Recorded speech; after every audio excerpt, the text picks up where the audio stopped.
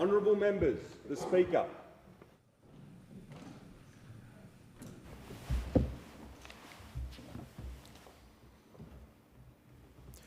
I acknowledge the Ngunnawal and Ngambri peoples, who are the traditional custodians of the Canberra area, and pay respects to the elders past and present of all Australia's Indigenous peoples.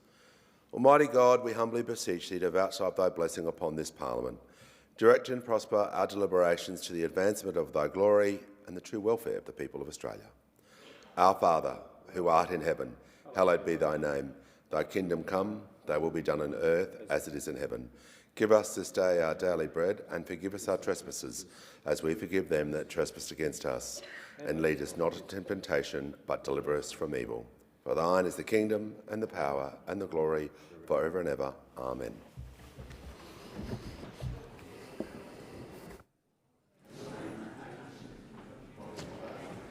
Order, if members can take their seats quickly and quietly. I'll give a call to the Treasurer. Thank you, Mr Speaker. I present the Treasury Laws Amendment, Tax Reform No. 2 Bill 2026 and the explanatory memorandum. Thank you.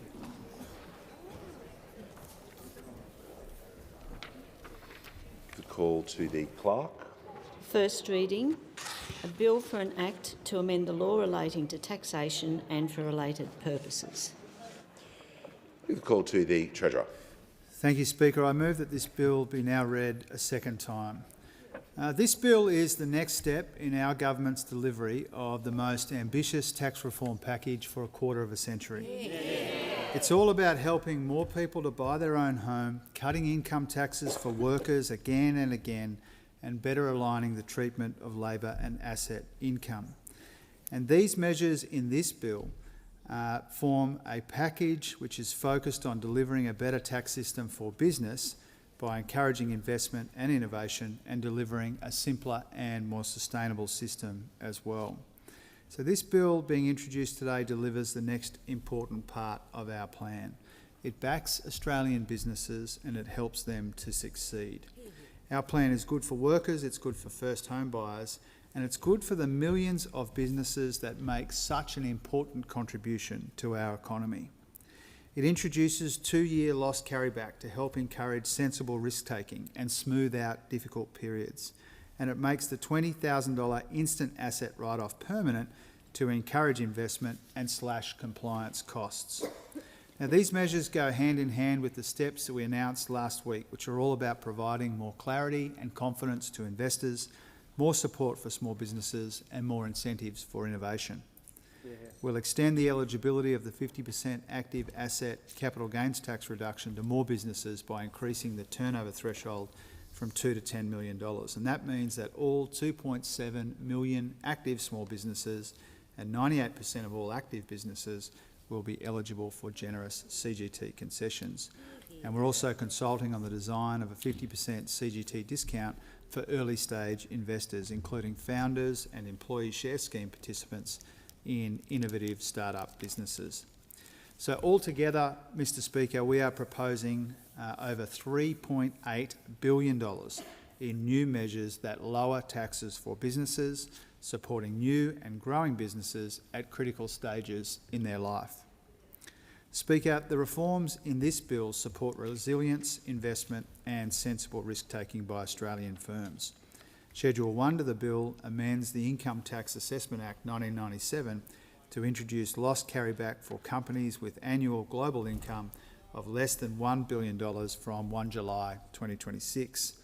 This enables eligible companies to carry back a tax loss and offset it against tax paid up to 2 years earlier, generating a refundable tax offset. Schedule 1 applies to revenue losses only and is subject to a company's franking account balance, ensuring refunds are appropriately limited to prior tax paid. OECD research shows that loss carryback is an effective policy to improve the neutrality of the tax system and increase the resilience of companies to adverse shocks. By allowing losses to be recognised against earlier profits, loss carryback will be particularly valuable for established businesses that have been profitable in recent years but are experiencing a temporary downturn. It will also support otherwise profitable small companies that incur a tax loss because they have invested in new assets, including those that are eligible for the permanently extended instant asset write-off, and I'll come to that in a moment. This is all about improving cash flow and helping firms remain resilient through periods of adjustment or broader economic shocks. Loss carryback is expected to benefit up to 85,000 companies each year, mostly small businesses, with the largest impacts in construction, manufacturing, professional and scientific services, finance and insurance, and wholesale trade. Speaker, the government is also making the instant asset write-off permanent to give small businesses the certainty that they need and deserve to invest. This is all about backing small businesses, cutting compliance costs, and helping them to invest with confidence. Schedule 2 to the bill amends the Income Tax Assessment Act 1997 and the Income Tax Transitional Provisions Act 1997 to permanently extend the $20,000 instant asset write-off from 1 July 2026. Up to 4.1 million businesses with aggregated annual turnover of less than $10 million will be able to immediately deduct eligible assets costing less than $20,000 from the 1st of July 2026. The $20,000 threshold will continue to apply on a per asset basis, so small businesses can instantly write off multiple assets. Assets costing $20,000 or more can be placed into the Small Business Simplified Depreciation Pool and depreciated at 15% in the first income year and 30% each income year thereafter. The lockout rules, which prevent small businesses from re-entering the simplified depreciation regime for 5 years if they opt out, will continue to be suspended until 30 June 27 so that small businesses can take advantage of the measure. The permanent $20,000 instant asset write-off is estimated to reduce ongoing compliance costs for small business by around $32 million per year. It's part of our plan in the budget to cut red tape and compliance costs by $10.2 billion a year. Mr. Speaker, the final schedule in the bill, Schedule 3, provides an income tax exemption for income derived in respect of employment with the PNG Chiefs Limited, the new PNG-based National Rugby League franchise. This exemption seeks to ensure that income tax exemptions legislated by the Papua New Guinean government for players and staff of the PNG Chiefs Limited will operate as intended.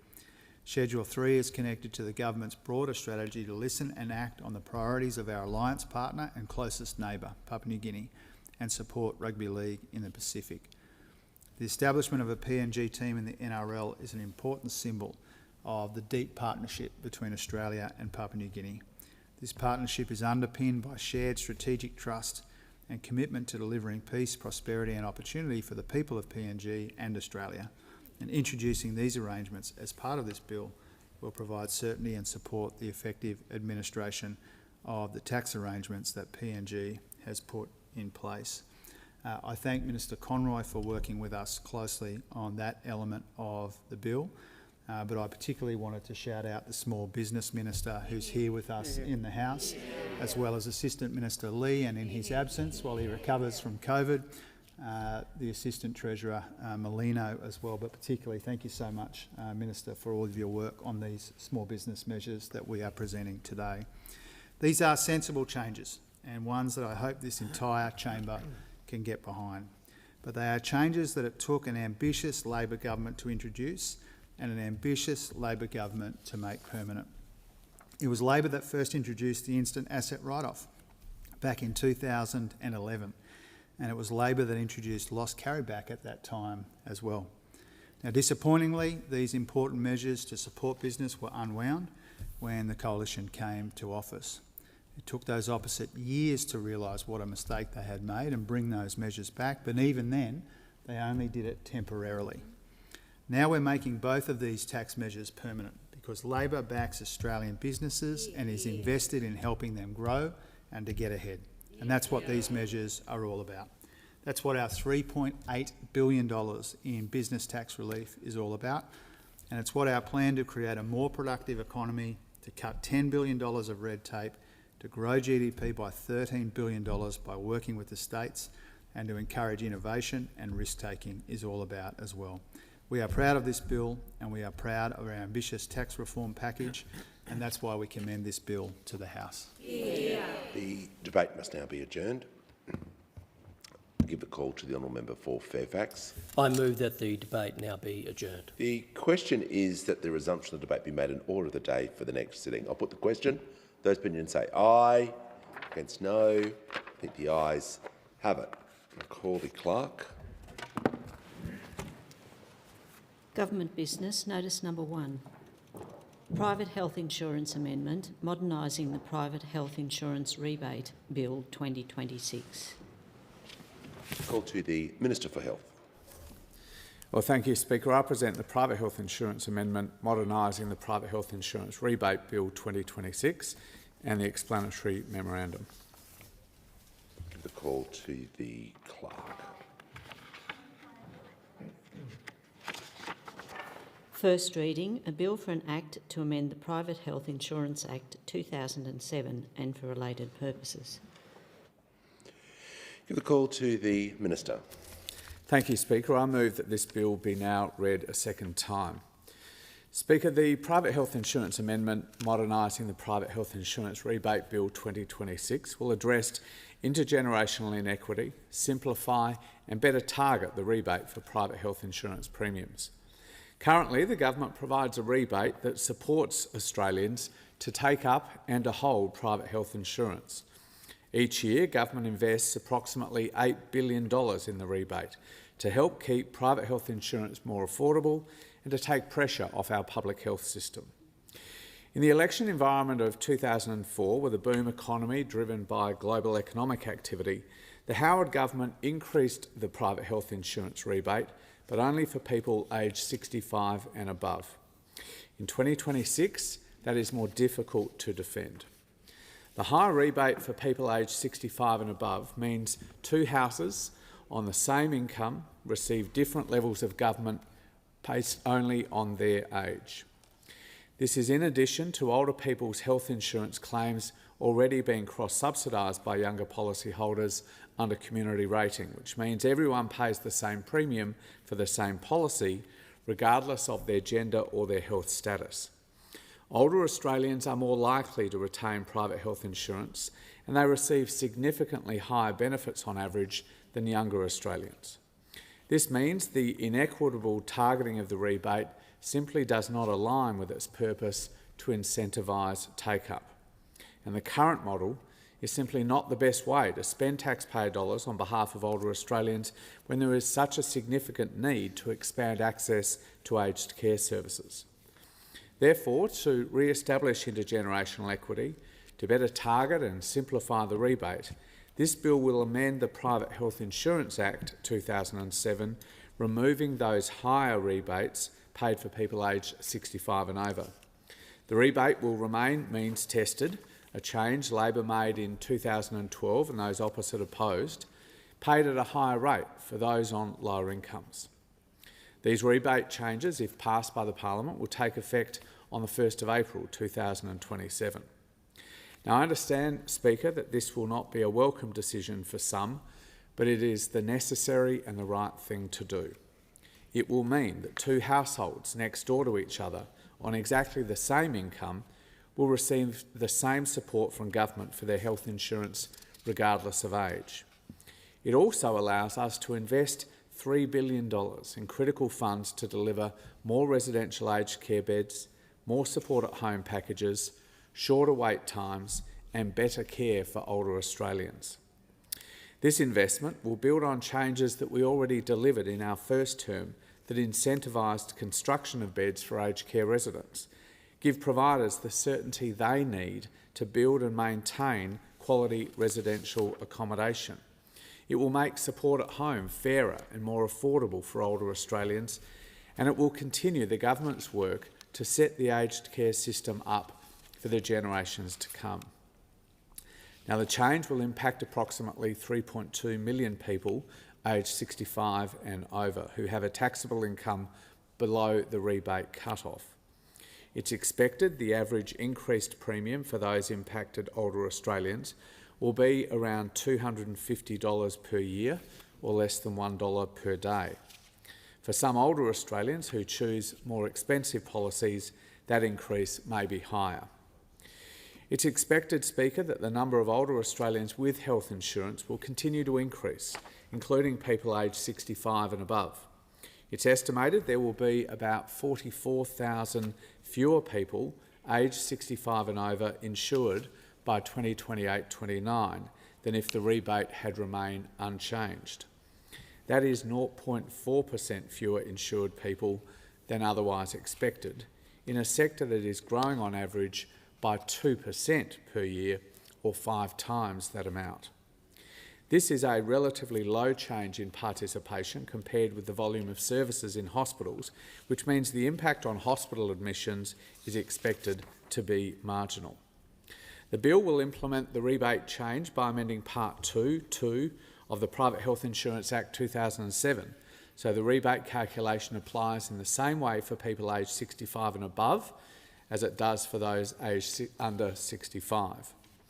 The bill will also make a technical amendment to the Age Discrimination Act 2004, removing a reference to an exemption previously required for the discriminatory operation of those high rebates for older Australians, protecting the Commonwealth, as they did at the time, from legal action from younger Australians based on the obvious differential treatment based on age.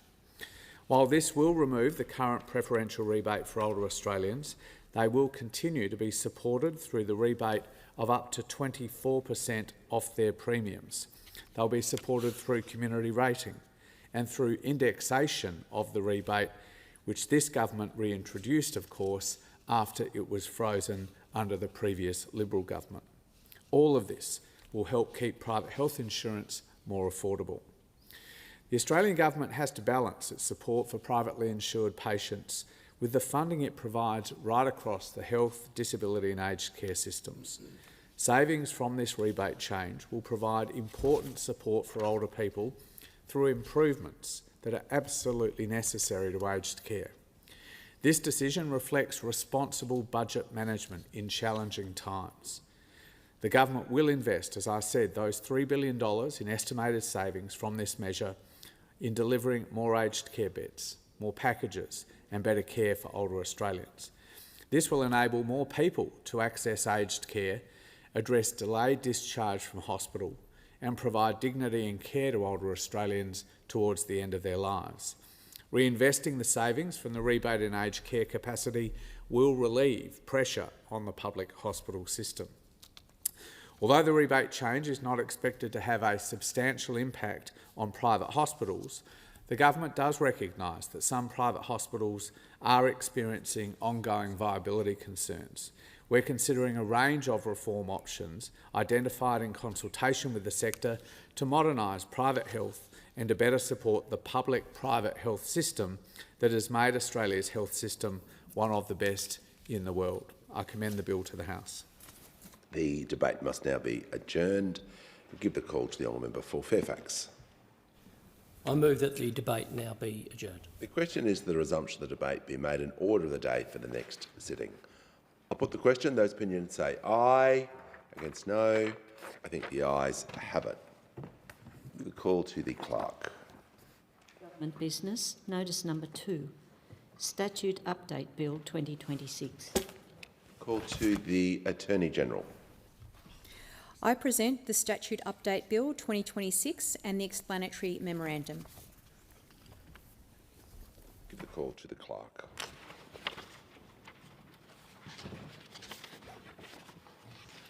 First reading, a bill for an act to make minor and technical amendments of the statute law of the Commonwealth to repeal certain obsolete acts and for related purposes.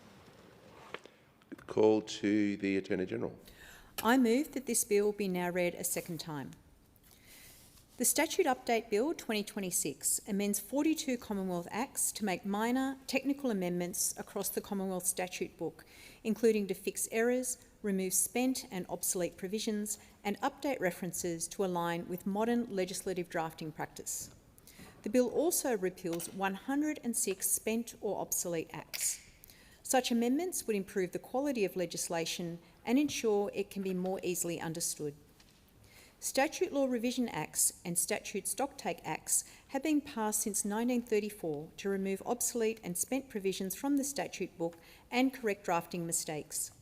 They are traditionally non-controversial and are essential to keep the Commonwealth Statute Book accurate and up-to-date.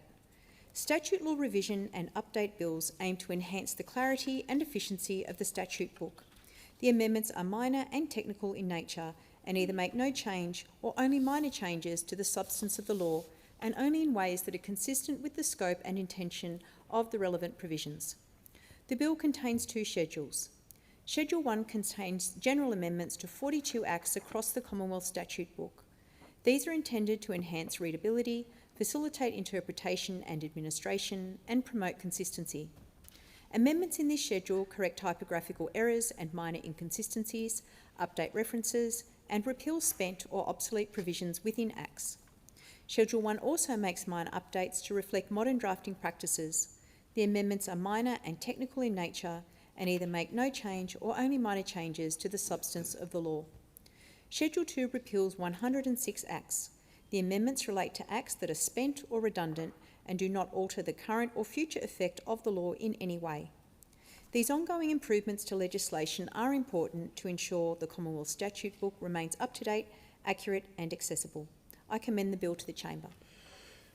The debate must now be adjourned. I give the call to the honourable member for Fairfax.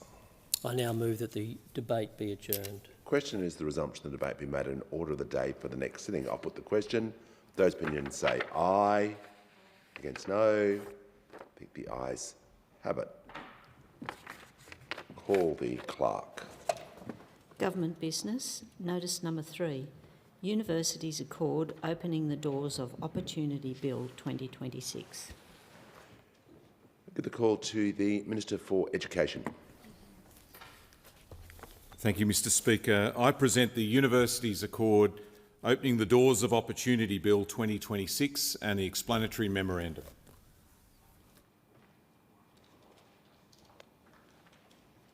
I give the call to the clerk. First reading, a bill for an act to amend the law in relation to higher education and for related purposes. I give the call to the Minister for Education. Mr Speaker, I move that this bill be now read a second time.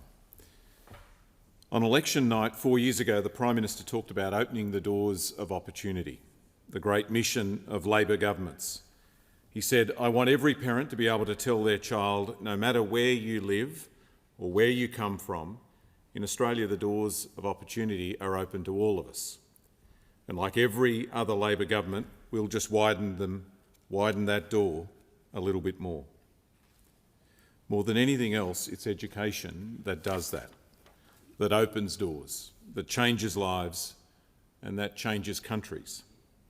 And that's what the changes we're making to the education system are all about.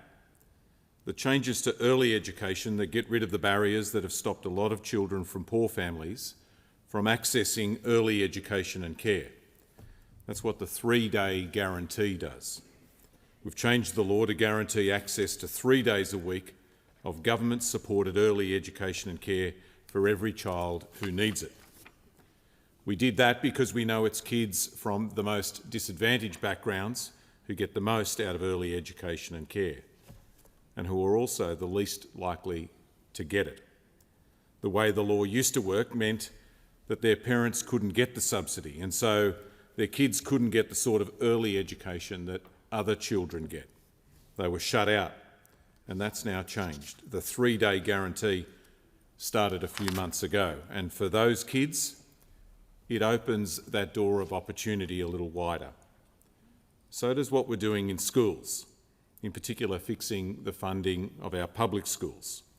These are the schools that do a lot of the heavy lifting, that play an outsized role in educating the most disadvantaged children in this country, the children who are the most likely to start behind or to fall behind, the children who need our help the most, and these are also the schools that are the most underfunded until now, until this government, until the agreements that we've struck with every state and territory.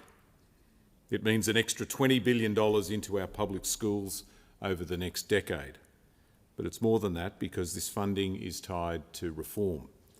the sort of reform that's needed to help more children to catch up, to keep up and to finish high school. That's what things like evidence-based teaching, phonics checks, numeracy checks and small group tutoring are all about. They all help to open those doors of opportunity wider. And that's what this bill does too. Today, close to 50% of Australians in their 30s have a university degree, but not everywhere. It's about half that if you grew up in a poor family or in the regions. It's even less in the bush. Basically, young people who grow up in poor families or outside our big cities are less likely to get a crack at uni than other Australians. And if they start it, they're less likely to finish it. I want to change that. The Universities Accord says that we need to change that. The Accord is the biggest review of our higher education system since Bradley almost 20 years ago, and it's a blueprint for the next 20 years. What it says is that by 2050 we're going to need a workforce where 80% have a TAFE qualification or a university degree, and that the only way to do that is if we break down the barriers that stop so many young people from poor families, from regional Australia and from the bush from getting to university. That's what this bill is about. It's the 7th Accord bill that I've introduced. The first 6 created the Student Ombudsman, paid prac, fee-free university-ready courses. They cut student debt by 20% and changed the indexation and repayment rules for help loans and established the Australian Tertiary Education Commission. This bill implements 2 more important changes recommended by the Accord. The first will help more people from poor families in the regions and the bush to get into university. In simple terms, if you get the marks or you've got what it takes, you'll get a place, a Commonwealth-supported place. We've already done this for Indigenous students. We passed that legislation in 2023. This will do the same sort of thing for all students from poor families and from the regions and from the bush. It's part of the new managed growth funding system created by this bill. There are more Australians at university today than ever before, and it's going to continue to grow. Next year, there'll be 16,000 more places for more students in the system. The year after that, there'll be another 16,000. The year after that, another 16,000. In 2030, this increases to 19,000 additional fully funded Commonwealth-supported places. Over the next decade, we expect to fund an extra 230,000 commencing students at university. This bill gives the ATEC the tools it needs to manage all of that growth, to grow the system where it's needed. As part of this, it'll end the hunger games that exist at the moment where, in the desperate competition for students, some universities enrol students they don't get Commonwealth funding for, something that the Accord said is undermining the whole system. This is how the bill works.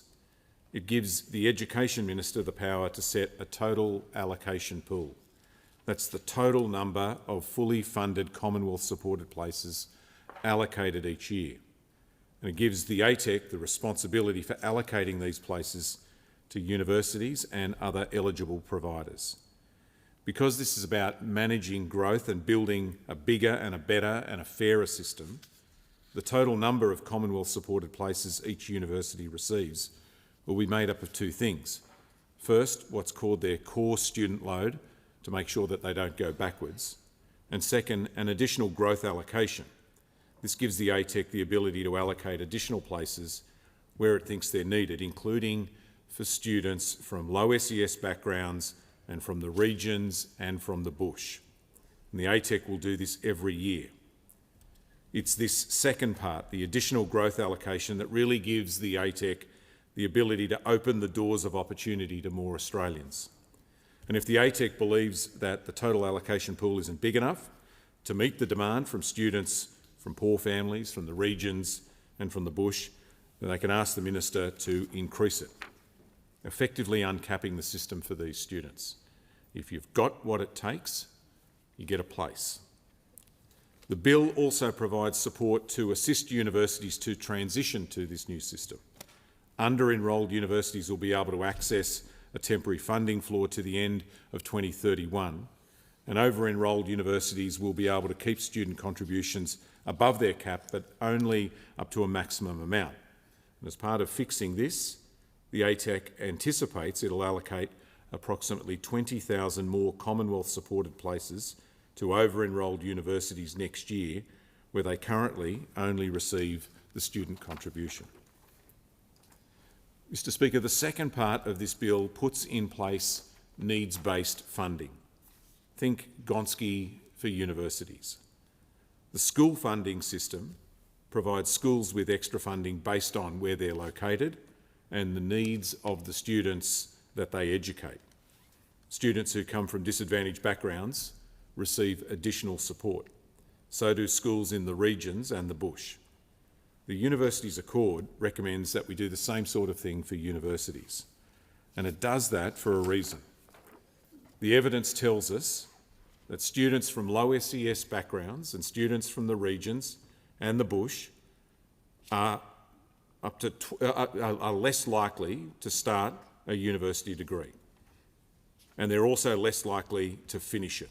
The data indicates they're up to twice as likely to drop out after their first year at university than other students. That's why needs-based funding is important. It'll provide funding for things like tutoring, mentoring and other academic support, and direct financial assistance like scholarships and emergency grants. There were previous programs like HEP that did this, but funding for those programs was capped. This is different. Like needs-based funding for schools, this will be demand-driven. The more students a university has that meet the criteria, the more funding they'll receive. The more students there are at a regional campus, the more funding that university will receive as well. To give you an idea what this will mean in practice, under the old HEP, the average amount provided to universities per student last year was $600. Under this new needs-based funding system, it'll be more than double that. The bill sets the base equity amount at $1,535 and the base regional amount at $1,398. And both of those will be indexed each year. It's not just extra funding, though. It's what it will be used for that helps more students who start a degree to finish it. It's real reform. Deputy Speaker, the bill does one more thing. It sets out a framework for the ATEC to exercise its existing power to allocate international student numbers. As members would know, the government currently manages international student numbers through an annual national planning level. Under the national planning level, the government sets indicative allocations of new overseas student commencements that may start at individual universities. These indicative allocations are used to guide the visa processing work of the Department of Home Affairs. There is currently no statutory cap on international students, and this legislation does not change that. But we are putting the power to set international student allocations for higher education providers into the hands of the independent ATEC. In other words, where the government sets a national planning level, the ATEC will allocate the places to individual universities and other higher education providers. The Minister will do this by making an international allocation pool determination, setting out the overall number of planned commencements. The Minister's determination may also require ATEC to take into account government priorities, such as student housing and market diversification, when they make their allocations. However, it will be the ATEC that makes the decision about allocations to universities in consultation with the universities through the process for negotiating mission-based compacts. This change responds to feedback from our universities. They told us that this power to set individual allocations within the national planning level should be exercised by the independent ATEC, and I agree. To help the ATEC with this work, the ATEC will be given access to international student and provider information collected under the ESOS Act. The National Student Ombudsman will also be provided with access to this information, and the bill also enables information collected by the Ombudsman and TEXA to be shared with the ATEC to inform their work. Deputy Speaker, this is an important bill. It's the engine the ATEC can use to bring the Accord to life, to make the big structural changes the Accord talks about, and to open the doors of opportunity. Talent is everywhere. It's opportunity that's not, and this bill will help to change that. It'll mean more young people from poor families and from the regions and from the bush get a crack at university, and that they get the support that they need when they get there. It'll change lives. For universities, it means more students and more funding. For the whole system, it means an extra $3.6 billion over the next decade. Is it everything that we need to do? No.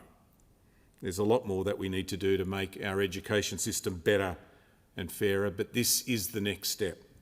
It'll help to open the doors of opportunity wider, and I commend this bill to the House. The debate must now be adjourned. Member for Fairfax. I move that the debate be now adjourned. The question is that the resumption of the debate be made in order of the day for the next sitting. All those of that opinion say aye. To the contrary, no. I think the ayes have it. And Clerk. Government business. Notice number 4.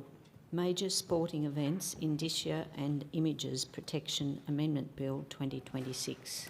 Minister for Sport.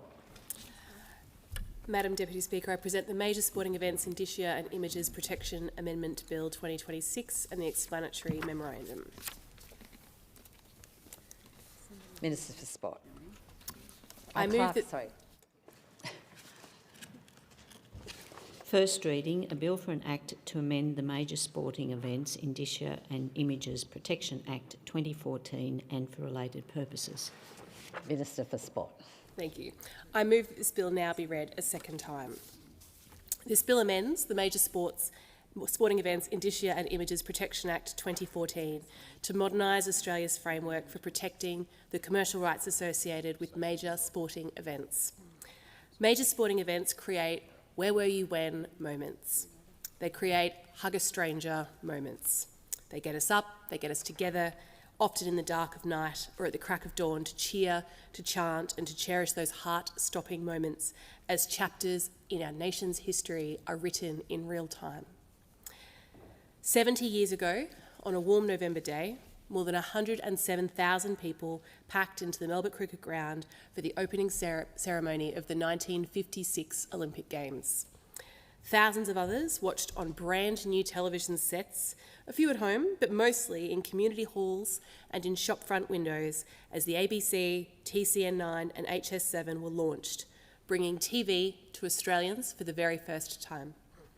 The Sydney 2000 Olympic and Paralympic Games wrote new chapters. Kathy, Thorpe, Louise, Gazy, the awesome foursome.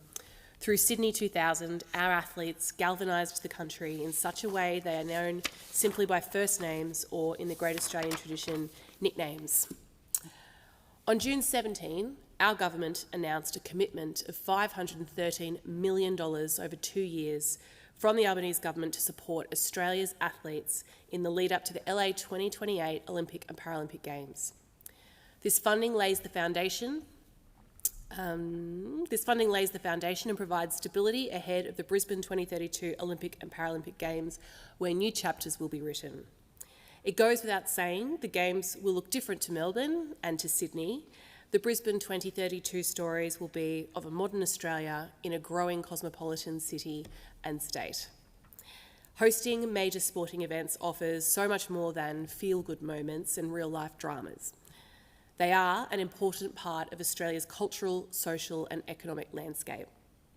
Major sporting events provide opportunities to showcase Australia to the world, drive tourism and trade, connect us with our Pacific neighbours and beyond.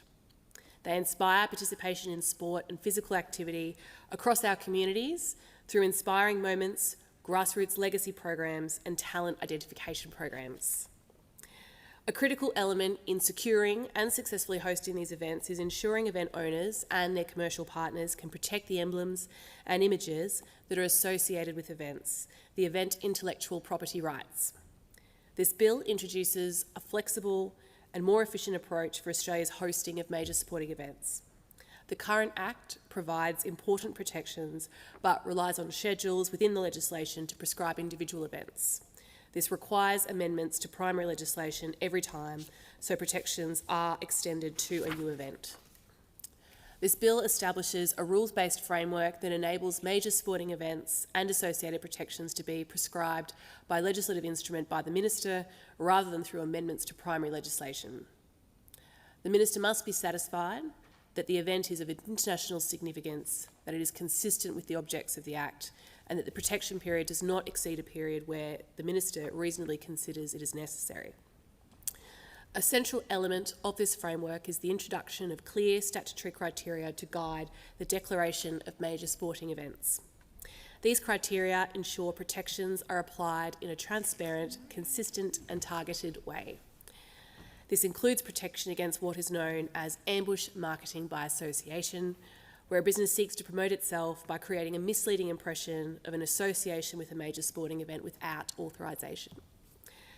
When fans pay good money to pull on jerseys, t-shirts, scarves or hats to support a major event, they need to know they're wearing the real deal.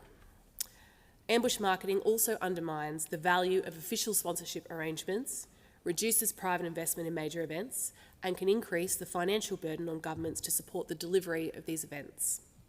Under this framework, key elements of protections, including the declaration of major sporting events, the identification of authorising and event bodies, the specification of protected indicia and images, and applicable protection periods will be set out in rules made under the Act.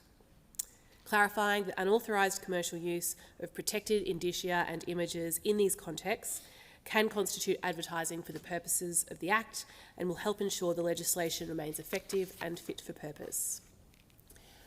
Since 2022, more than $189 million has been delivered by the Albanese government in support of major sporting events here in Australia. The 2023 FIFA Women's World Cup brought Sam and Courtney and Mackenzie and Mary onto our pitches, into our living rooms and pubs. Tilly's is the most recognisable national team nickname in our sporting lexicon, and the field of dreams they played on in 2023 has genuinely inspired a new generation of Australians to play the round ball game, so many of these girls and women. Along with event delivery partners and international sporting bodies, we are working to ensure future events are supported by the highest standards of integrity. This bill will improve responsiveness to an evolving major event calendar, reduce the need for repeated legislative instruments and amendments, and ensure protections can be implemented in a timely and proportionate manner. Importantly, appropriate safeguards will remain in place. Rules made under the Act will be legislative instruments subject to parliamentary scrutiny, including disallowance, and the declaration of major sporting events will be guided by clear statutory criteria set out in the Act. In addition, the bill removes outdated provisions relating to historical events. The framework maintains a balanced approach to the protection of rights. Restrictions will apply only to unauthorised commercial use of protected indicia and images. Existing exemptions will continue to apply, including for the purposes of reporting, criticism, review and the provision of information. In the past 4 years, the Albanese government has committed to support more than 15 major sporting events here in Australia. And Australians can be proud of the impact that those events have had so far. Not only did the 2022 FIBA Women's Basketball World Cup inspire the legendary Lauren Jackson to return to the court, but it prompted the expansion and reach of the She Hoops initiative for women and girls, created and fostered by Lauren herself, along with some of her incredible Opals teammates. The community legacy of other recent events includes a 30% growth in multicultural participation in entry-level cricket programs following the 2022 T20 Men's Cricket World Cup, more than 50,000 kids taking part in the Ausbike program, increasing after the 2022 World Cycling Championships, a program designed to increase children's bike riding confidence, safety knowledge and enthusiasm for riding. I touched earlier on the power of the 2023 FIFA Women's World Cup, and the numbers don't lie.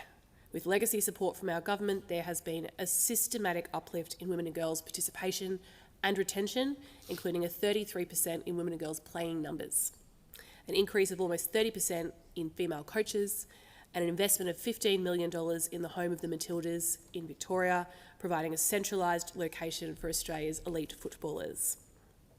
Driven by this growing demand, the Albanese government invested $200 million in the historic Play Our Way program. There are almost 300 community projects as part of our Play Our Way that are improving facilities, creating programs and enabling the purchase of equipment to enable more girls and women to play and stay in sport. Recently, 4.78 million Australians tuned in to SBS, our national multicultural broadcaster, to watch the Socceroos defeat Turkey. Thousands more gathered in city squares and community football clubs and pubs around the country. These are Australians from all walks of life, different backgrounds, different languages, different lives, yet united, not divided and not seeking to divide.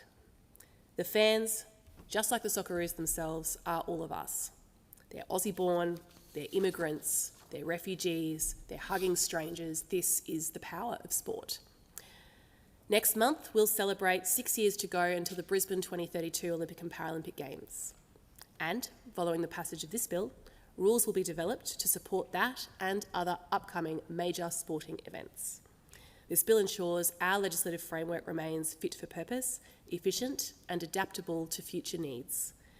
It reflects the Albanese government's commitment to deliver incredible major sporting events and the chance for every Australian to benefit from their legacy and to unearth their own "where were you when" moments. I thank the House. The debate must now be adjourned. Give the call to the member for Fairfax. I move that the debate now be adjourned. So the question is that the resumption of debate be made an order of the day for the next sitting. All those of that opinion say aye. To contrary, no. I think the ayes have it. And I call on the clerk. Government business, notice number 5, Defence Legislation Amendment, RCDVS Implementation and Related Measures, number 2, Bill 2026. Minister for Veterans Affairs. Thank you, Deputy Speaker. I present the Defence Legislation Amendment RCDVS Implementation and Related Measures number 2 Bill 2026 and the explanatory memorandum. Clerk. First reading, a bill for an act to amend the law relating to defence, veterans affairs and military rehabilitation and compensation and for related purposes. Minister for Veterans Affairs. Thank you, Deputy Speaker. I move that this bill be now read a second time. I'm pleased to present the Defence Legislation Amendment, Royal Commission into Defence and Veteran Suicide Implementation and Related Measures number 2 Bill. This bill reflects the government's ongoing commitment to responding to the Royal Commission into Defence and Veteran Suicide. On 9 September 2024, the Royal Commission delivered its final report, making 122 recommendations. The government agreed to or agreed in principle to 104 of those recommendations. This bill directly implements 15 of those recommendations and supports a further 20 recommendations focused on strengthening health and wellbeing outcomes, improving suicide prevention and information sharing, supporting defence families, enhancing transition and continuity of care, and modernising governance and accountability arrangements. Broadly, the reforms in the bill support the health, wellbeing and safety of current and former ADF members and their families. Prioritising these matters is both defence and the Department of Veterans Affairs in supporting information sharing for these purposes, establishing more robust frameworks for defence health services, enhancing family supports and ensuring people who have been imprisoned for serious violence and sexual offences can never serve in the Defence Force.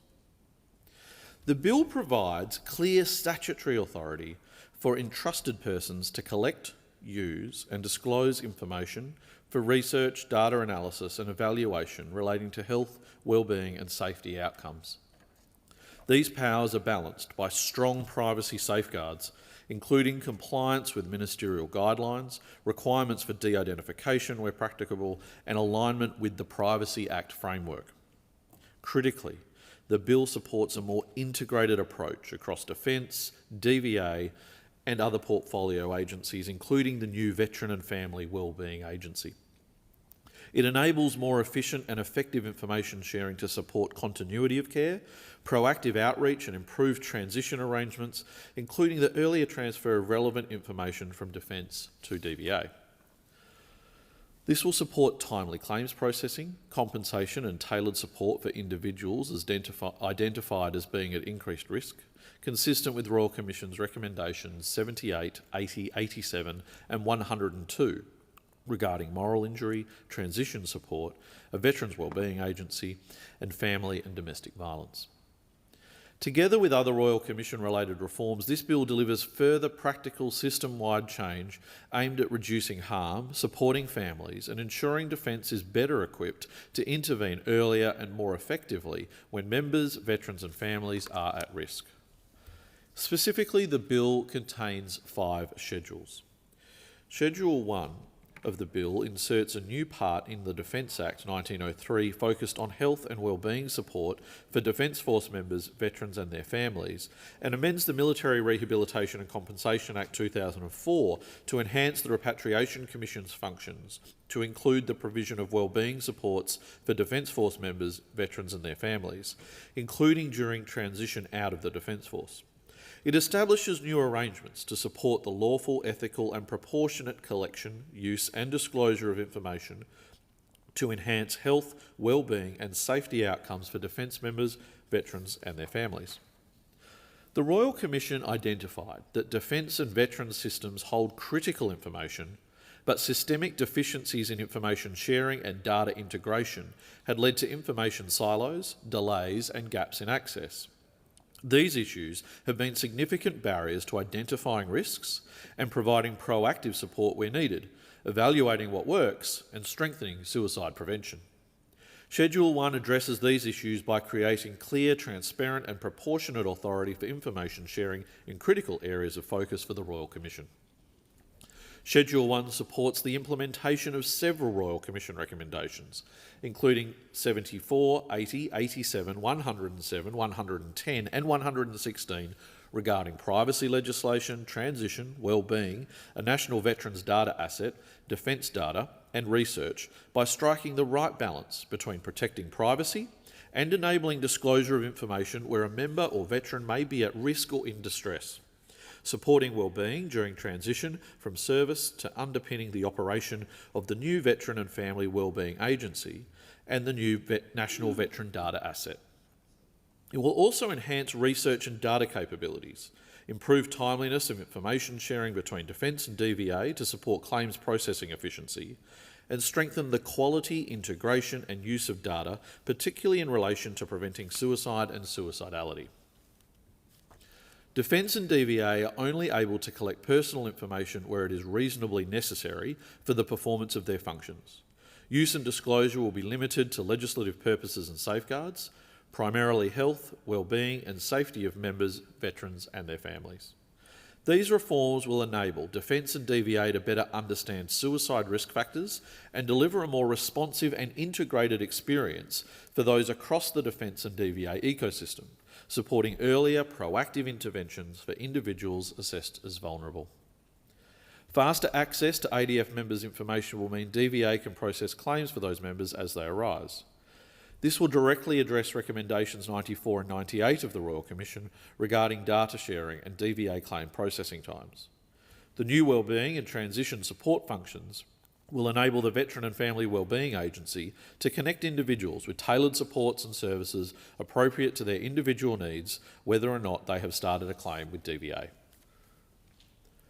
Schedule 2 modernises and clarifies the legislative framework for Defence Health Services in direct response to several Royal Commission recommendations, including recommendations 67, 68, 76, 78, 113 and 116, regarding clinical governance frameworks, beneficial disclosures, postvention, moral injury, continuous improvement and research.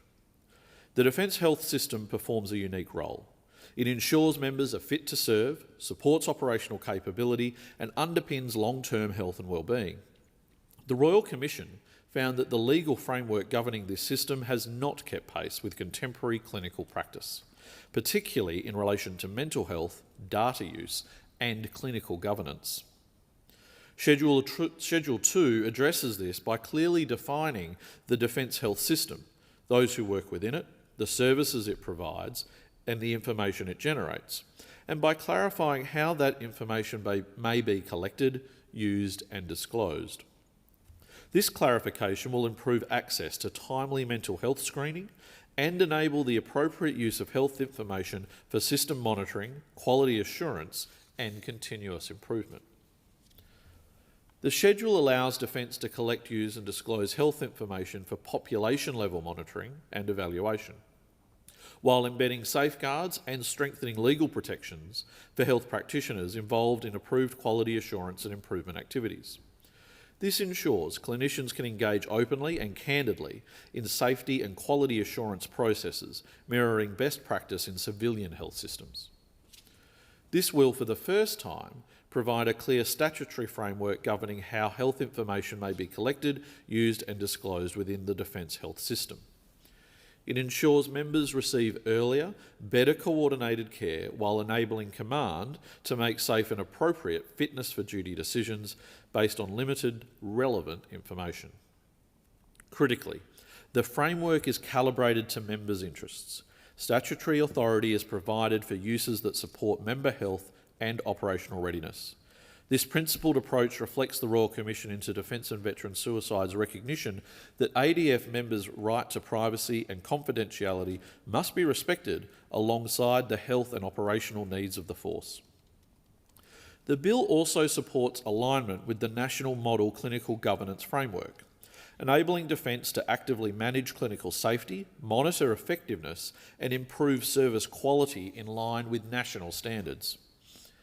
These arrangements for Defence health services align with civilian settings and are tailored to the unique requirements of the ADF. For example, key decisions about which health conditions to monitor, what quality assurance activities to undertake, and how state and territory requirements apply in the Defence Health System are decisions made by the Surgeon General of the Australian Defence Force, as the ADF officer with responsibility for delivery of the Defence Health System. These reforms respond directly to the Royal Commission's finding that data relevant to suicide, suicidality and health is often fragmented or unavailable when needed. Schedule 3 of the bill strengthens legislative support for Defence families, recognising their critical role in the health, wellbeing and safety of Defence members. It gives effect to Royal Commission recommendations 102 and 103 regarding family and domestic violence and support for Defence families by improving support, communications and services provided to Defence families, including through the Defence Strategy for Preventing and Responding to Family and Domestic Violence. The Royal Commission identified a clear nexus between family and domestic violence and suicide risk, and emphasised the need for Defence to address family violence as part of its broader suicide prevention framework.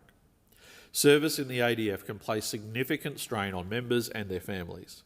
Family and relationship breakdowns, particularly when compounded by the pressure of service life, can increase the risk of harm, including suicidality, for serving and ex-serving members. Schedule 3 responds by ensuring systems are in place to communicate directly with families about available services, payments and supports.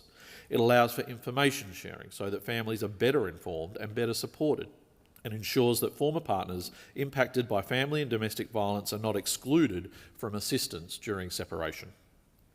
In practice, this will enable provision of a payment or benefit to a former partner in relation to family or domestic violence to assist the safe separation of the former partner and the member. Schedule 4 introduces clearer and fairer end-of-service provisions to strengthen integrity, accountability and procedural fairness within Defence. It implements Royal Commission Recommendation 22 by establishing more transparent and consistent arrangements for mandatory end-of-service where members are convicted of certain offences while preserving appropriate safeguards and review mechanisms.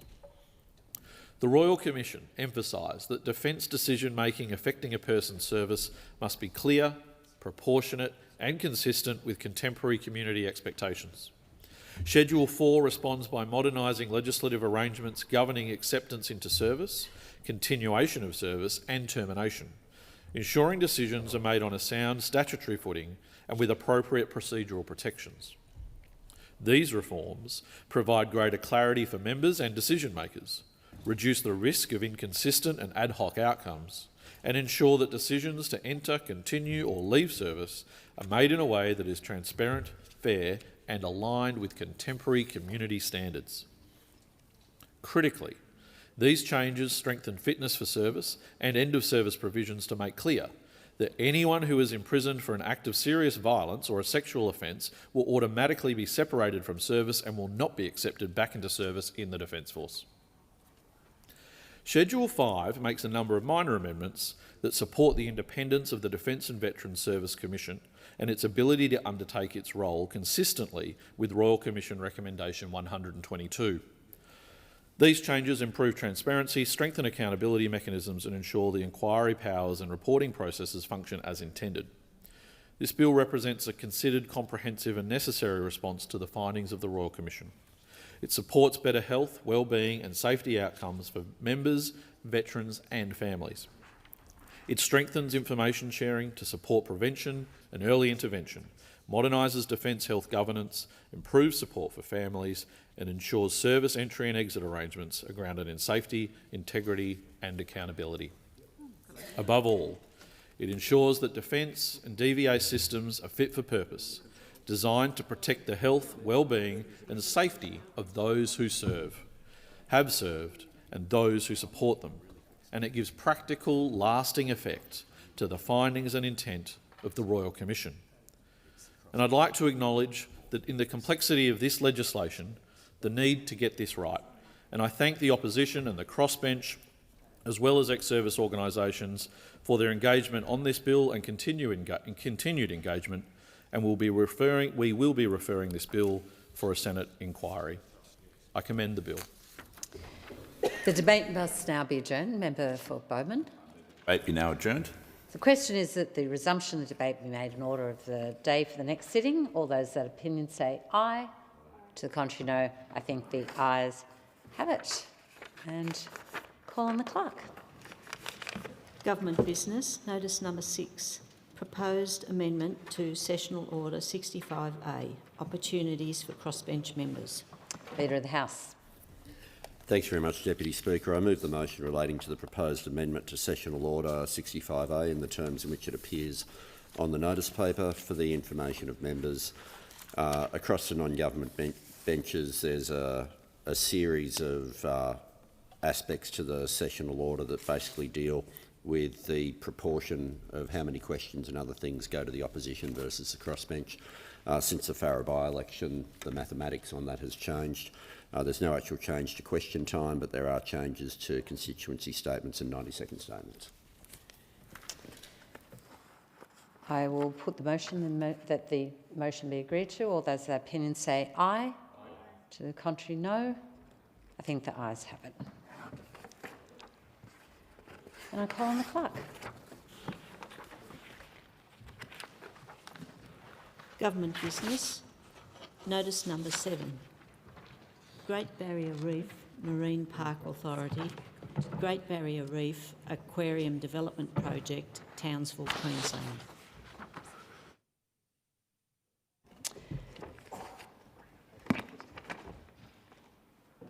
Assistant Minister for Productivity, Competition, Charities and Treasury. Thank you, Deputy Speaker. I move that in accordance with the provisions of the Public Works Committee Act 1968, it is expedient to carry out the following proposed work, which was referred to the Parliamentary Standing Committee on Public Works and on which the committee has duly reported to Parliament. Great Barrier Reef Marine Park Authority, Great Barrier Reef Aquarium Redevelopment Project, Townsville, Queensland. The Great Barrier Reef Marine Park Authority seeks Parliament's approval to redevelop the Great Barrier Reef Aquarium, the National Education Centre for the Great Barrier Reef at 236 Kelleher Place, Townsville, Queensland. This project is a key deliverable of the Townsville City deal signed in 2016. The scope of works includes significant architectural works and redevelopment of the existing building, living and thematic exhibitions, filtration and life support systems, remediation of dilapidated structural, electrical, mechanical services and civil foundation works. The estimated total cost of the works is $161.1 million, excluding GST. The proposed works were referred to the Public Works Committee on 25 November 2025. Following its inquiry, the committee recommended that the House of Representatives resolve that it is expedient to carry out the proposed works. Subject to parliamentary approval, construction and major works are scheduled to commence in the 2026-27 financial year, with reopening scheduled for 2029. On behalf of the government, I would like to thank the committee, ably chaired by the member for Macon, for undertaking a timely inquiry. I commend the motion to the House. Thank you. I put the motion brought forward by the Minister be agreed to. All of those opinions say aye. Aye. The contrary, no. The ayes have it. I call the clerk. Government business. Notice number 8. Department of Defence, 9 Molonglo Drive Project, Brindabella Park, Australian Capital Territory.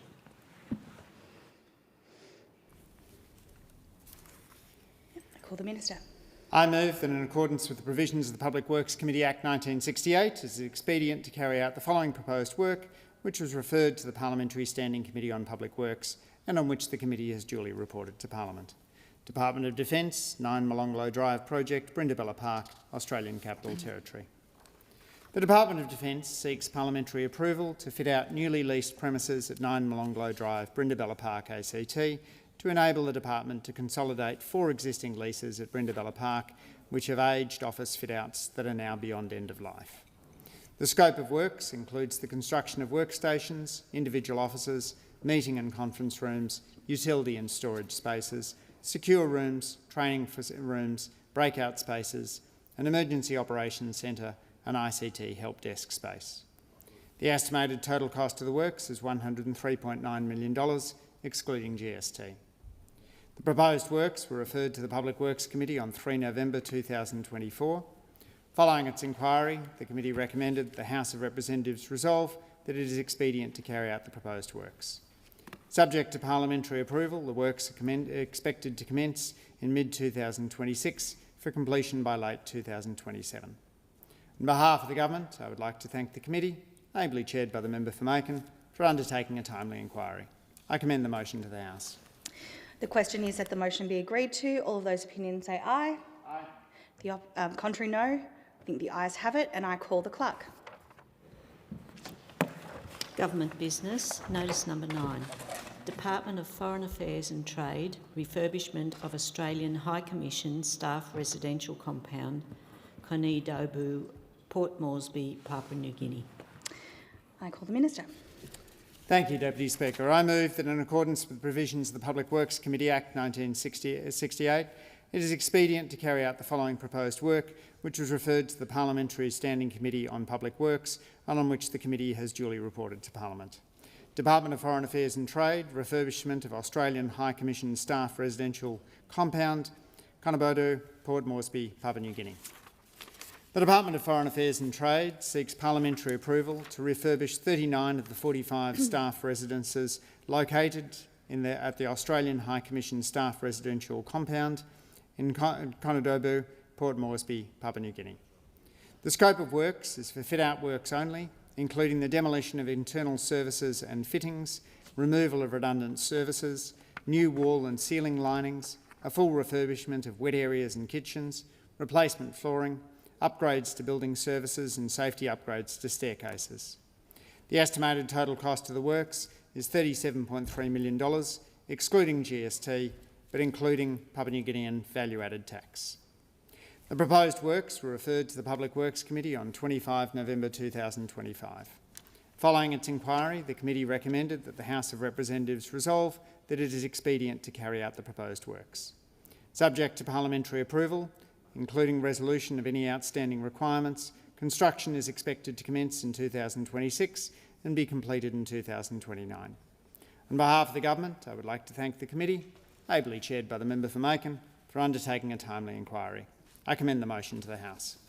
Thank you. And the question is that the motion be agreed to. All of that opinion say aye. Aye. To the contrary, no. I think the ayes have it, and I call the clerk. Government business. Notice number 10. Department of Infrastructure, Transport, Regional Development, Communications, Sport and the Arts. proposed fit-out of new leased premises at 1 City Hill, Canberra City. I call the Minister. Thank you, Deputy Speaker. I move that in accordance with the provisions of the Public Works Committee Act 1968, it is expedient to carry out the following proposed work, which was referred to the Parliamentary Standing Committee on Public Works and on which the committee has duly reported to Parliament. Department of Infrastructure, Transport, Regional Development, Communications, Sport and the Arts, proposed fit-out of new leased premises at 1 City Hill, Canberra City. The Department of Infrastructure, Transport, Regional Development, Communications, Sports and the Arts seeks parliamentary approval to fit out levels 1 to 6 in new leased premises at 1 City Hill, Canberra City. The proposed work will comprise predominantly open plan and modular workstations, meeting and breakout areas and support facilities. The work will conform to the department's operational requirements, including physical and electronic security, with high security zones and secure lift lobbies to each floor. The total project cost is estimated to be $46.4 million, excluding GST. The proposed works were referred to the Public Works Committee on 25 November 2025. Following its inquiry, the committee recommended that the House of Representatives resolve that it is expedient to carry out the proposed works.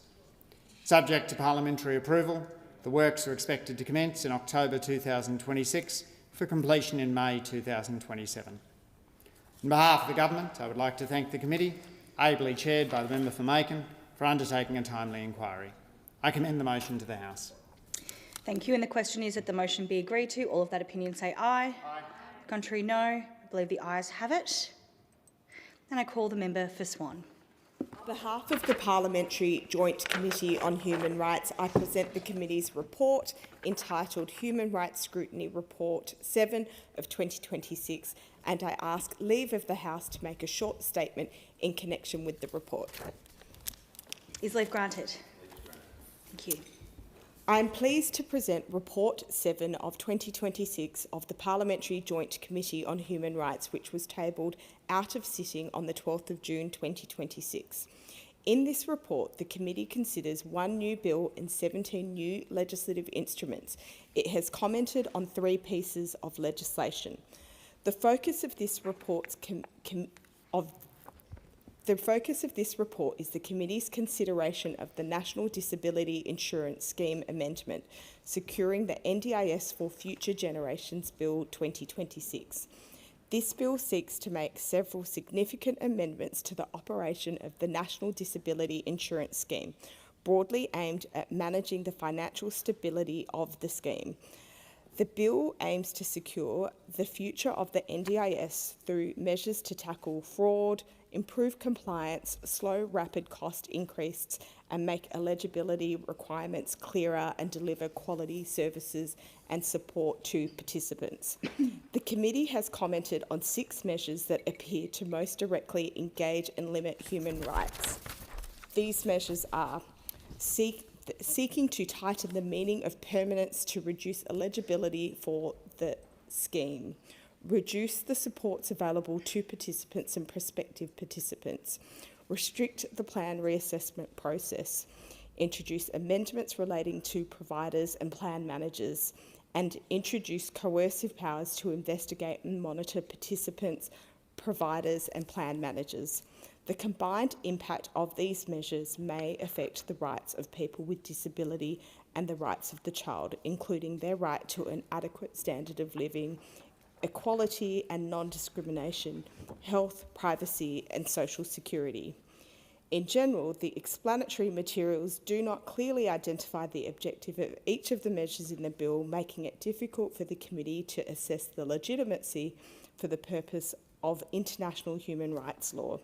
The committee also has questions about whether the measures would be effective to achieve the objectives and whether the measures represent a proportionate limitation on human rights. The committee is therefore seeking further information from ministers to assess the compatibility of the measures in the bills with human rights. I hope the NDIS is and will remain the government's largest social program outside the age pension and the centrepiece of a comprehensive suite of support for people with disability. Given its significance, it's important that the Parliament carefully considers both the policy objectives of these measures and their implications for human rights. I encourage all members to consider the committee's report closely. With these comments, I commend the Committee Scrutiny Report 7/2026 to the House. Thank you. And I call the member for Bendigo. Thank you, Deputy Speaker. On behalf of the Joint Standing Committee on Treaties, I present the committee's report 233, Agreement on the Social Security between Australia and the Oriental Republic of Uruguay, and ask a leave of the House to make a short statement in connection with the report. Is leave granted? Member for Bowman. Leave is granted. Thank you. Thank you, and thank you, Member for Bowman. We miss you on the committee. So, Deputy Speaker, I rise today to make a statement on behalf of the Joint Standing Committee on Treaties Report 233 into the Social Security Agreement between Australia and the Oriental Republic of Uruguay. Australia and Uruguay share a friendly and cooperative bilateral relationship grounded in mutual respect and common interests. It is also supported by practical cooperation through agreements such as the social security arrangements. This agreement that the committee considered is an important development in our bilateral relationship with Uruguay and will provide tangible benefits to people who have lived and worked in both countries. During the inquiry, the committee heard that the agreement is expected to make 290 additional people eligible for the age pension. This will also occur by allowing periods of Australian residence and Uruguayan insurance contributions to be counted together, enabling individuals to access entitlements on a proportional basis. This ensures that people receiving appropriate recognition for their working lives, regardless of the country in which those contributions were made in. Furthermore, this agreement allows people entitled to certain Australian and Uruguayan benefits to continue to receive these when they move overseas. This means that individuals entitled to the Australian age pension can continue to receive the age pension even after moving to Uruguay. The agreement also provides clarity for business and employees undertaking temporary work across borders by determining which country the system applies. This aims to prevent double contributions and lowers administrative complexity and offers clarity. By doing so, this agreement will reduce barriers to doing business across both countries and strengthens Australian business connections to Uruguay. This agreement is Australia's 33rd bilateral social security agreement of this nature and our second with Latin America. The committee is satisfied that the agreement is consistent with past agreement and reflects a balanced and reciprocal approach.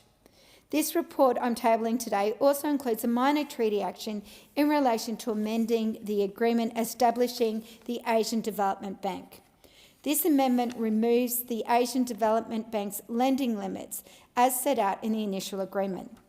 Removing the limit will boost the bank's financial capacity and maximise development impact. This supports Australia's commitment to growth and stability in the Asia-Pacific region. The committee would like to thank the Department of Social Security, Treasury and the Department of Foreign Affairs and Trade for their engagement throughout the inquiry that we held. I'd also like to thank fellow committee members for their contributions and to all those who participated in the inquiry. The committee supports the agreement on the social security between Australia and the Oriental Republic of Uruguay and recommends that binding treaty be actioned. The committee also recommends that the minor treaty action be taken in relation to the amendment to the agreement to establish the Asian Development Bank. Deputy Speaker, on behalf of the committee, I recommend this report to the House. Thank you very much, and I call the clock. Government business. Order of the day number 1. Health legislation amendment, improving choice and transparency for private health consumers Bill 2026. Resumption of debate on second reading and on the amendment moved by the member for Wentworth, to the amendment moved by the member for Mackellar, to the amendment moved by the member for Kooyong. The original question was that this bill, call the member for Bowman. I draw your attention to the state of the House. Okay. For quorum? Quorum required. Ring the bells.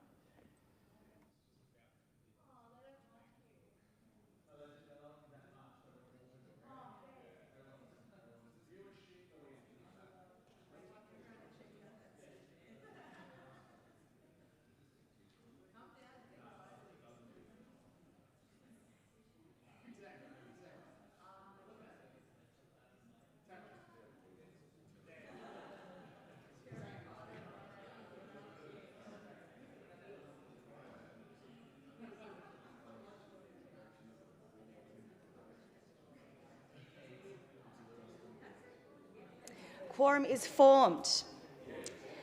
The original question was that this bill be now read a second time. To this, the honourable member for Kooyong moved as an amendment that all words after that be omitted with a view to substituting other words. The honourable member for Mackellar has moved as an amendment to that amendment that all words after whilst be omitted with a view to substituting other words. The honourable member for Wentworth has moved a further amendment. The question is that the amendment moved by the honourable member for Wentworth be agreed to, and I call the member for Hunter. Hear, hear. Thank you, Speaker. And it's an absolute pleasure to do this speech in front of so many of my colleagues. And I am standing here today in support of the health legislation amendment improving choices and transparency for private health consumers Bill 2026. At its core, Speaker, this bill is about something pretty simple. It's about making sure Aussies know what they are going to be paying for their health care. It's about giving people confidence in their private health insurance. And it's about making sure the system is fair. Because right now, for too many people, it unfortunately is not. And Speaker, while we're focused on making the system fairer and more transparent, those opposite have been very clear about their views on Medicare. They have argued the system is unsustainable and that more of the burden should fall onto individuals. Speaker, I've spoken to plenty of people across the Hunter who have walked out of a GP appointment with their referral to a specialist only to hesitate. Not because they don't want the care, but because they don't know what it's going to cost them. That uncertainty is a real problem. We know that more than 800,000 Australians have delayed or missed specialist care because of cost. And that is not just a number. That is people putting off treatment, and that is conditions getting worse. That is families worrying about bills instead of focusing on getting better. And Speaker, as somebody who serves as Special Envoy for Men's Health, I see this play out in a very real way. Blokes are already less likely to go see their doctor. They already tend to put things off. If you add in cost uncertainty on top of that, it becomes another reason to delay, another reason to say, I'll deal with this later. I've had men in my electorate tell me straight up they did not follow through with a specialist appointment because they were worried about getting hit with a bill they just couldn't afford. Tim, a young bloke from Curry, told me he was referred to a cardiologist. He had a young family, a mortgage and raising bills. He asked what it would cost. He couldn't get a straight answer, so he waited. And that's not good enough. Speaker, healthcare should not come with that kind of guesswork. Alex from Morisset needed a knee procedure after years of working on the tools. He had private health insurance. He thought it was covered, but when he started asking questions, he realised that there was multiple gaps. Different fees for the surgeon and the anaesthetist, the hospital. He said it felt like trying to price a job without a quote. That's the reality that people are dealing with. So, Speaker, I will give you another example. I spoke with Pete from Cessnock, who had just been diagnosed with prostate cancer. Like a lot of men, he had not been for regular checkups. When he finally did, it was serious. He did the right thing, he got the referral. He was ready to act, but when the question came of how much it would cost, what is covered, what is not, he told me he felt overwhelmed. Not just by the diagnosis, but the financial uncertainty that came with it. He said to me, I just want to focus on getting better and not having to worry about the bill. And Speaker, this is a kind of uncertainty that is not accidental. When more of the burden is pushed onto individuals, people are expected to navigate the costs on their own. This is exactly what happens. Confusion, delay, and people missing out on care. And that's exactly why transparency matters so much. And that's exactly why this bill is actually trying to fix this. It improves transparency. It gives the Australians access to clear, comparable information about what medical services actually cost. Through changes to the law, it allows the Medical Cost Finder website to publish real data on what specialists charge and what out-of-pocket costs patients can expect. Importantly, this information will not rely on doctors voluntarily uploading it. We tried that and it simply didn't work, Speaker. Out of thousands of eligible specialists, only a handful chose to share their fees. That is not transparency. That is a system that leaves patients in the dark. This bill fixes it by using data we already have. Medical data, hospital billing data, insurer data. It brings it together and makes it available so people can compare costs and make informed decisions. Because we believe in strengthening Medicare and helping people navigate the system.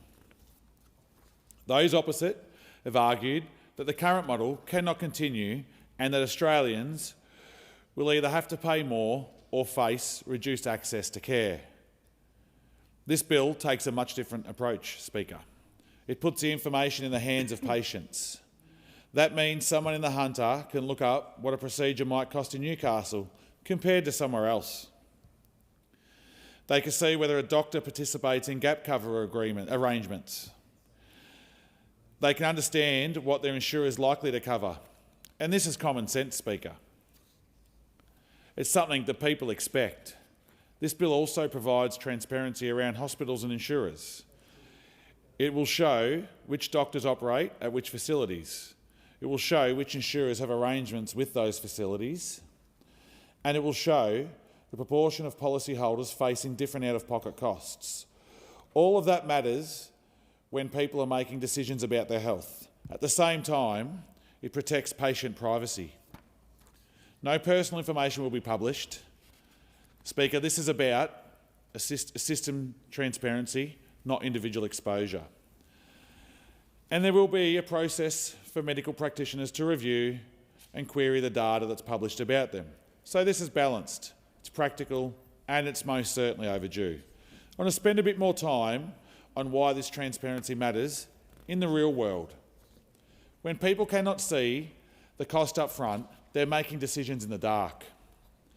They might pick the first specialist they're referred to without knowing that there are more affordable ones right near them. They might assume their insurance will cover more than it actually does, or they might avoid care altogether. That's not a system working for patients. Speaker, with better information, people can ask better questions. They can ring around, they can compare, they can make a choice that suits their situation that's empowering for patients. And it also encourages fair pricing across the whole system, because when fees are visible, there is more pressure to keep them at a reasonable cost. And that benefits everyone, Speaker. I've spoken to a family in Singleton whose teenage daughter needed a specialist consultation. They were trying to do the right thing, following the medical advice they were given, and get Olivia the care she needed. But they were given very little clarity on the cost. They rang 3 different clinics and got 3 very, very different answers. They ended up delaying the appointment while they tried to work out exactly what they could and couldn't afford. That delay should not happen, Speaker. Another local, a retiree, Jane from Branxton, told me she felt embarrassed about asking about the costs when speaking to a specialist office. She said she felt like she was being difficult just for wanting to understand how that bill worked. No one should feel that way. Speaker, transparency should be the norm, not something people have to push for. This bill helps change that culture. It sends a clear message that patients have the right to know, and it makes that information easier to access. The second part of this bill deals with something that has been chipping away at the confidence in private health insurance. That's a practice known as product phoenixing. It sounds technical, but it's pretty straightforward. An insurer closes a product and then opens a very similar one at a higher price or with reduced value. And they avoid proper scrutiny in this process. That is not fair on consumers. That is not fair for the people of the Hunter. People think they are comparing apples with apples, but they are not. It undermines trust, and this bill closes that loophole. Speaker, it requires insurers to seek approval for premiums, not just when they change an existing product, but when they also introduce a new one. And when they make changes that reduce the cover or the benefits, it brings those decisions under proper oversight. It also strengthens the process around premium approvals. It formalises the premium round. It introduces a clearer public interest test. It allows the minister to ask more information and require insurers to justify their applications.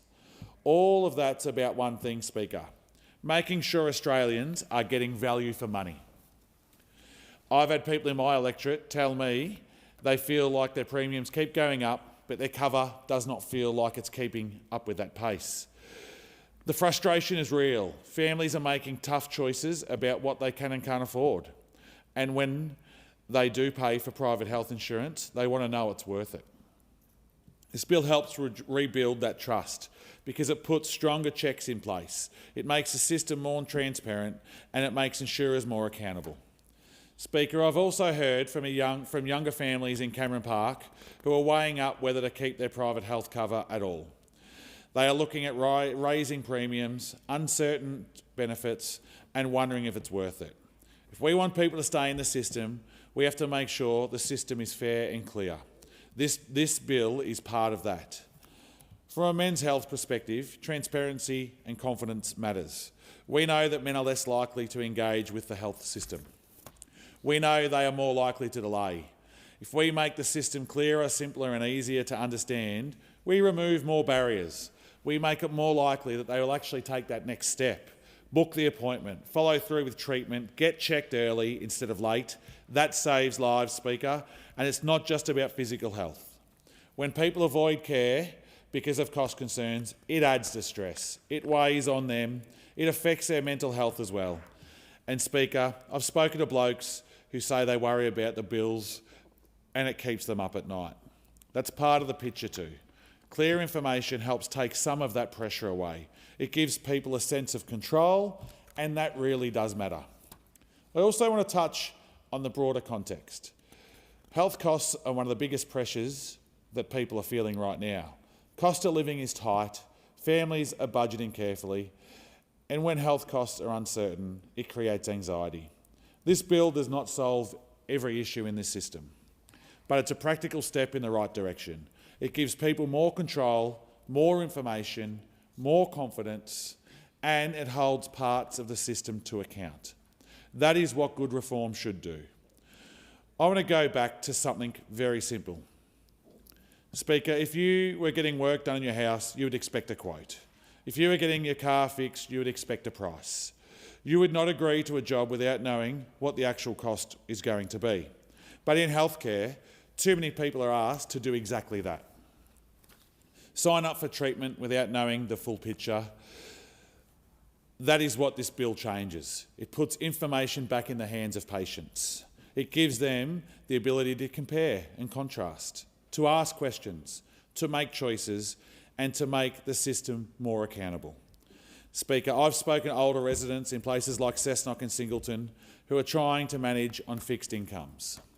They tell me they worry about needing a specialist care because they are not sure what it will cost them. That uncertainty should not be there. Healthcare should be about getting better, not about guessing what the bill is.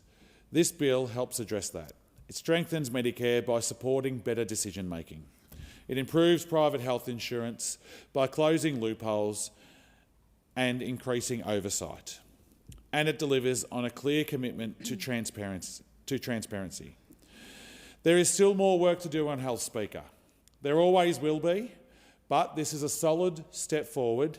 It is practical, it focuses on the consumers, and it responds to real issues that people are facing. Speaker, somebody who spends a lot of time talking to people about their health, especially men, not always engaging early, I know how important it is to remove barriers. Cost uncertainty is a barrier. Lack of information is a barrier, and this bill tackles both of those. It also sends a broader message about the kind of health system that we want in this country. One that is fair, one that is clear, and one that actually puts patients first. Because at the end of the day, that is what this is all about. It is about patients. It is about helping people get the care they need when they need it, without unnecessary stress or confusion. And Speaker, that is something that everyone in this House should support. And I really hope that those opposite do get on board and support this. Because at the end of the day, the people in the Hunter and the people all around Australia want to actually see us work together. They want an opposition that works with us in government so that we can make Australia a better and fairer place. And that is why this bill is so important, and that is why I support this bill, and I commend the bill to the House, Speaker. Thank you. Thank you. The question is that the amendment moved by the honourable member for Wentworth be agreed to, and I call the member for Bean. Thanks, Deputy Speaker. I also rise today to speak to the health legislation amendment improving choice and transparency for private health consumers Bill 2026. Now, Deputy Speaker, it would not shock anyone in this House that I believe the Morrison government made many mistakes and missteps in their term of government. Whilst a lot of time could be spent discussing those that made major headlines, one that did not receive as much attention was their failed price disclosure tool, Medical Cost Finder. Deputy Speaker, the Morrison government spent $24 million setting up the Medical Cost Finder website, which they claimed would use Medicare data to display the cost of common medical services alongside the fees that individual specialists voluntarily shared to the website.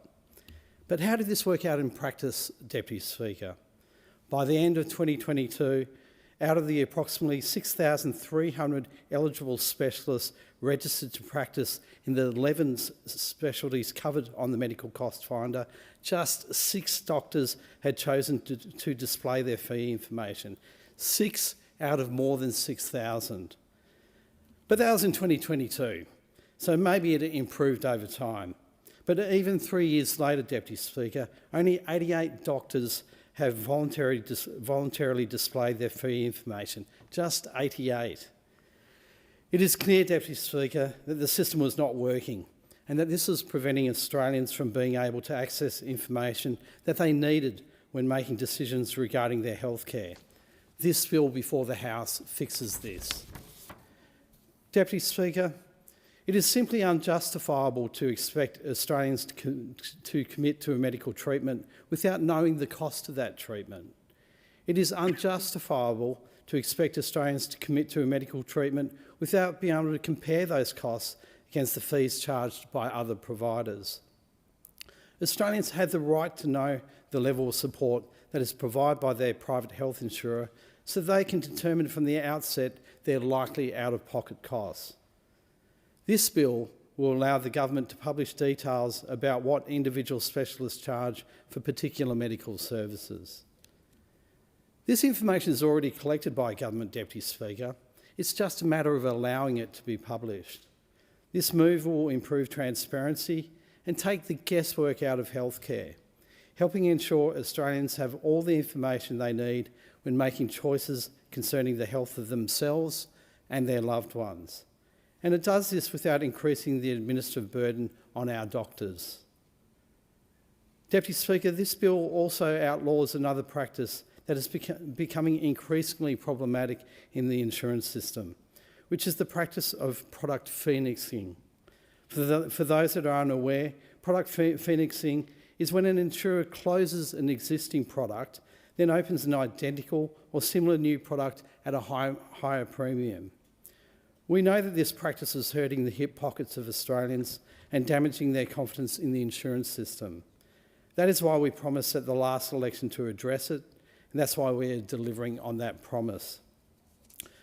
Deputy Speaker, not only does this provide more protections to Australians, it also provides them assurance that our insurance system is working as it should and it's there to support them.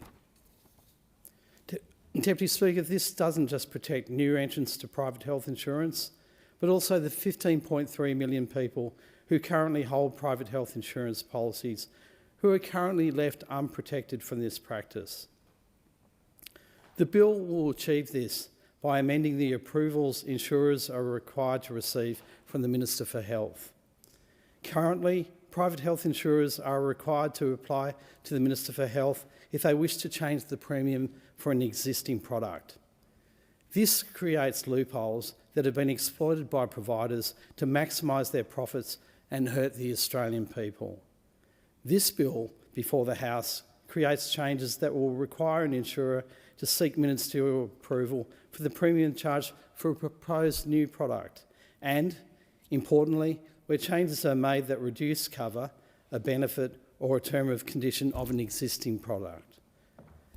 We know, Deputy Speaker, that the cost of medical and hospital services is a key driver of health inflation for consumers, which ultimately feeds into higher out-of-pocket costs and higher private health insurance premiums. And we know, Deputy Speaker, that fees can vary widely across specialists, even for the same procedure in the same part of Australia. And we know that this is hurting Australians. That is why we promised to address this issue, and that is why we are delivering on this promise and advocating the passing of this bill. On this side of the chamber, Deputy Speaker, we are dedicated to working for the Australian people to ensure that our healthcare system is strong and transparent, accessible for all. If only that was the case for everyone in this chamber, though, Deputy Speaker. Can we really be shocked that we are still here cleaning up the mess of the previous government when they have members on their front bench who still believe that our Medicare system should be privatised, stripping Australians of the quality health care that they deserve? When they have members on their front bench who are committed to talking down Australia and Australians? When they have members of their front bench that are willing to bet against the Australian economy and people? Deputy Speaker, the member for Goldstein has gone on record in this House declaring that Australia runs an illness system, not a healthcare system, stating it is a system designed to keep people ill, to feed the benefits of the unions and the people that they are paid to represent, and to maintain the political control of the Australian Labor Party. Deputy Speaker, he is more obsessed with grand political conspiracy theories and union bashing than he is the healthcare of the Australian people. The only thing that the member champions in healthcare is the privatisation of Medicare. But Deputy Speaker, on this side of the House, we will champion all aspects of our public healthcare system. That's why I'm proud to stand for this bill. In more specifics, this bill will amend the Health Insurance Act 1973 and the Private Health Insurance Act 2007 to allow for the publication of information about medical practitioners and their billing, including names, locations, fees charged by location, and their utilisation of gap cover arrangements with insurers, where insurers pay a medical practitioner more if they agree to charge no or fixed out-of-pocket costs. Allow for the publication of information about hospitals, including medical practitioners who provide services at the facility, and insurers that have gap cover or contracting arrangements with the facility, and allow for the publication of information about insurers, including proportion of policyholders who experience different gap cover arrangements and the out-of-pocket costs under those arrangements. Deputy Speaker, transparency and honesty in our medical system are crucial so that Australians and people in my community are able to make fully informed healthcare choices. Honesty in our system and in how we talk about our system matters. Unfortunately, not everyone in this House would seem to agree with that. The member for Goldstein has in this House declared that there are no bulk bill doctors in this capital city for people. He has come here and claimed that people in my home, in my community, do not have these services. This is a blatant falsehood, Deputy Speaker. I'll not stand here and say that there is not more work to do on the bulk billing rates in my community, but to exploit the concerns of my community, which he is a stranger to, for his own political gain and narrative is unacceptable. I'll stand here with every opportunity I have, be honest about the challenges we face and fight for my community, not exploit them and the constituencies of others to suit my own narrative. Deputy Speaker, the member for Goldstein has gone on record in this House saying, let's be honest about healthcare. And I agree, Deputy Speaker, let's be honest about it. Deputy Speaker, there is only one side of this chamber that is committed to fighting for Australians' right to access affordable and accessible healthcare. It's not just this bill that proves it. We've made record investments into Medicare and bulk billing, which has worked to ensure that bulk billing rates Australia-wide are now over 81%, and that 97% of Australians live within a 20-minute drive of a registered Medicare bulk billing practice. Deputy Speaker, the Albanese government has made record investments in our healthcare system, reaching new agreements with the states and territories to deliver record funding into the hospital system. Here in the ACT, it will mean an additional $557 million boost to hospital funding, alongside additional funding of $75 million to assist with the challenges of being a smaller jurisdiction. This is a part of a package that is worth over $4 billion in the ACT, Deputy Speaker. And Deputy Speaker, 12 months after the Albanese government's landmark $792.9 million women's health package, we are seeing real and impactful changes being delivered. This includes the first PBS listing for new contraceptive pills in more than 30 years, the first PBS listing of new menopausal hormone therapies in over 20 years. More than 6,700 women with endometriosis have accessed treatment at PBS prices, saving $4.9 million on 26,000 scripts in the past year. And women undergoing in vitro fertilisation are receiving earlier and more affordable access to a form of fertility treatment, with more than 46,000 women with specific low levels of reproductive hormones accessing 273,000 scripts in the past year. And Deputy Speaker, the Albanese government has delivered the largest cut to the cost of medicines in the history of the PBS, with the maximum cost of a general script falling from $42.50 to $30 in January 2023, and now it's to $25. Deputy Speaker, this Albanese government has established 1,800 Medicare because life isn't 9 to 5, and neither should access to health advice. And Deputy Speaker, in my community, the Albanese Labor government has invested in and established the Medicare Urgent Care Clinic in Woden, the Tuggeranong Medicare Mental Health Centre in Tuggeranong. Just a moment, member for Bean. I call the member for Lyne. Okay, quorum required. Ring the bells. Jeez.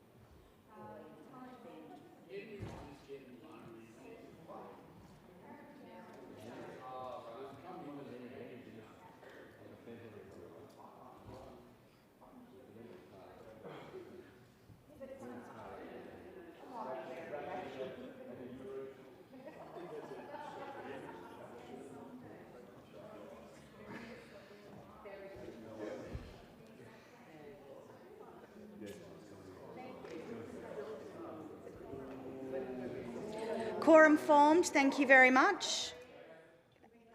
And I call the member for Bean to resume. Thanks, Deputy Speaker.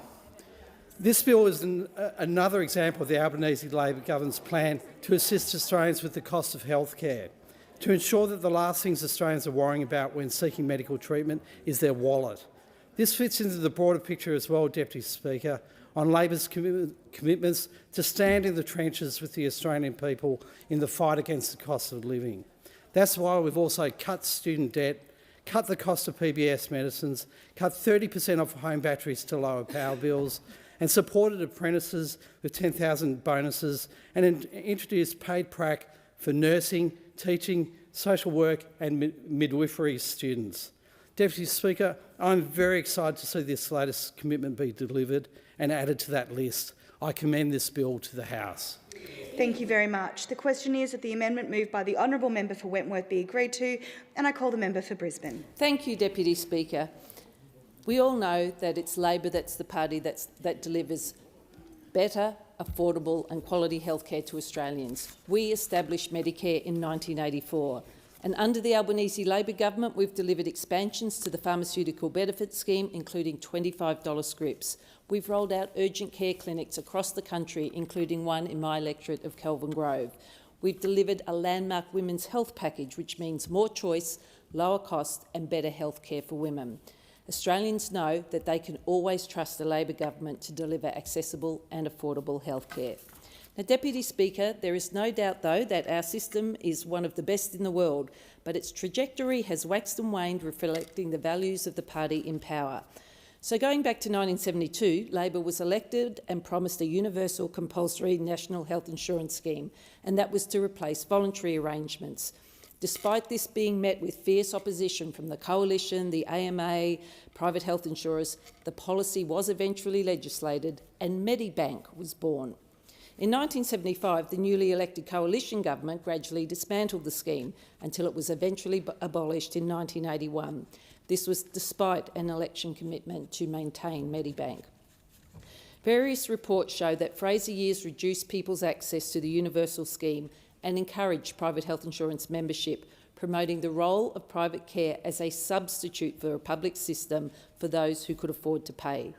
The ideology was to support private funding and the provision of health care, and that the government's role was to provide a safety net reserved for the disadvantaged, which saw means testing reintroduced and rebates payable for medical services reduced.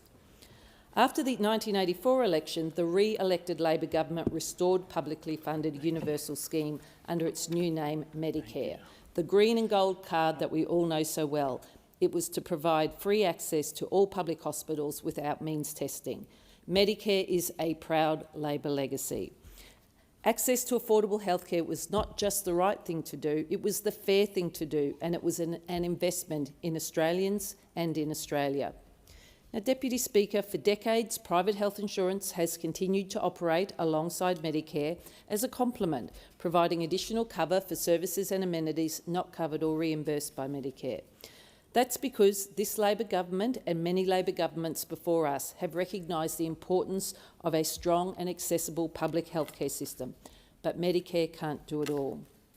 Private health insurance aims to fill gaps, and for many it's about minimising the time you have to sit on a public hospital waiting list.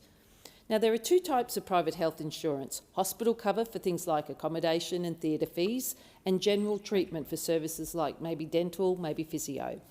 Many insurers often combine hospital and general cover. But most private health insurers let you know you can choose your own surgeon or other specialists and have treatment in a private hospital or as a private patient in a public hospital. Insurers can tell you what they'll pay for and how much you'll pay. This will help Australians choose a level of cover that suits your needs and your budget. But often costs can be hidden, leaving us consumers vulnerable to exorbitant specialist fees. So this healthcare legislation amendment, improving choice and transparency for private health consumers bill, will help transparency in the private insurance area. It will enable Australians to make informed decisions about their healthcare and their private health insurance. It will also provide clarity on individual medical practitioner fees and out-of-pocket costs. Deputy Speaker, this bill also protects consumers by prohibiting phoenixing, closing a loophole that allowed private health insurers to discontinue a product and reintroduce an identical one at a higher price or with reduced value without ministerial oversight. Now, Schedule 1 of the bill aims to enhance consumer transparency by requiring clearer information on expected medical fees and likely out-of-pocket costs for private health. An increasing number of Australians are not taking up referrals from their general practitioner to see a specialist due to cost. In fact, in 2024, data says that almost 9% of people delayed or missed specialist care. That's over 800,000 people, and that the decision was made because of costs. That's simply not good enough. It leads to poorer health outcomes for Australia and higher costs in the long run. The most common cause of out-of-pocket costs is medical specialist fees.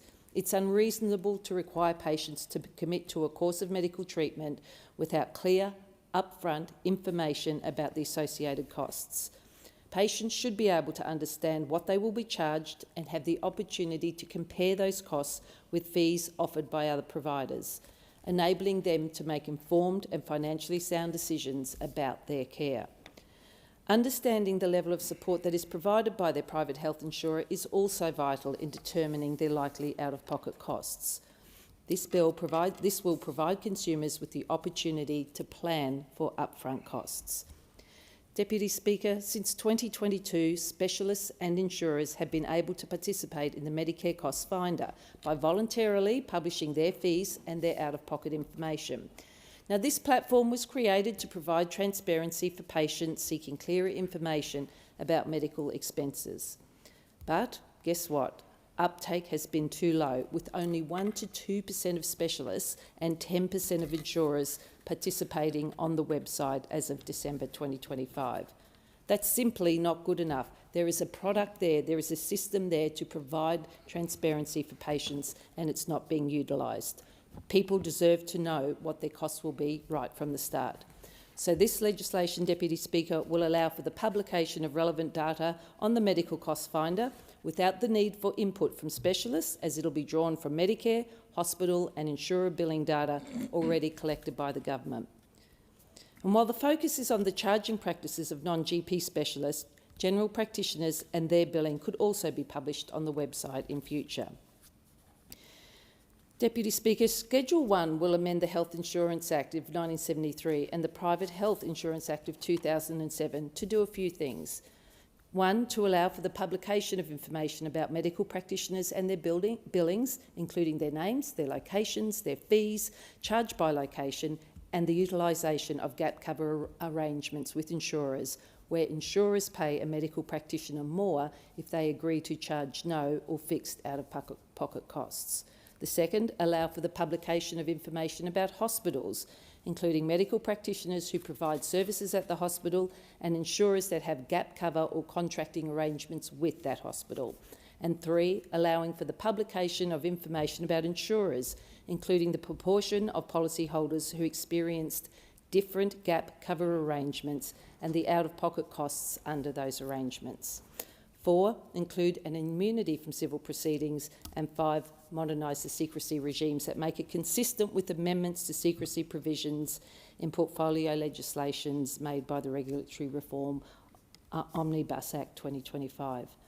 Importantly, Deputy Speaker, the amendments will continue to protect the privacy of consumers. No patient information will be published. Now, Deputy Speaker, the Department of Health, Disability and Ageing is establishing an internal review process for medical practitioners to inquire or to request the department to review the fee information that is published about them. Without passage of this schedule, Australians will continue to have uncertainty about the potential costs of their treatment, and that's just not fair.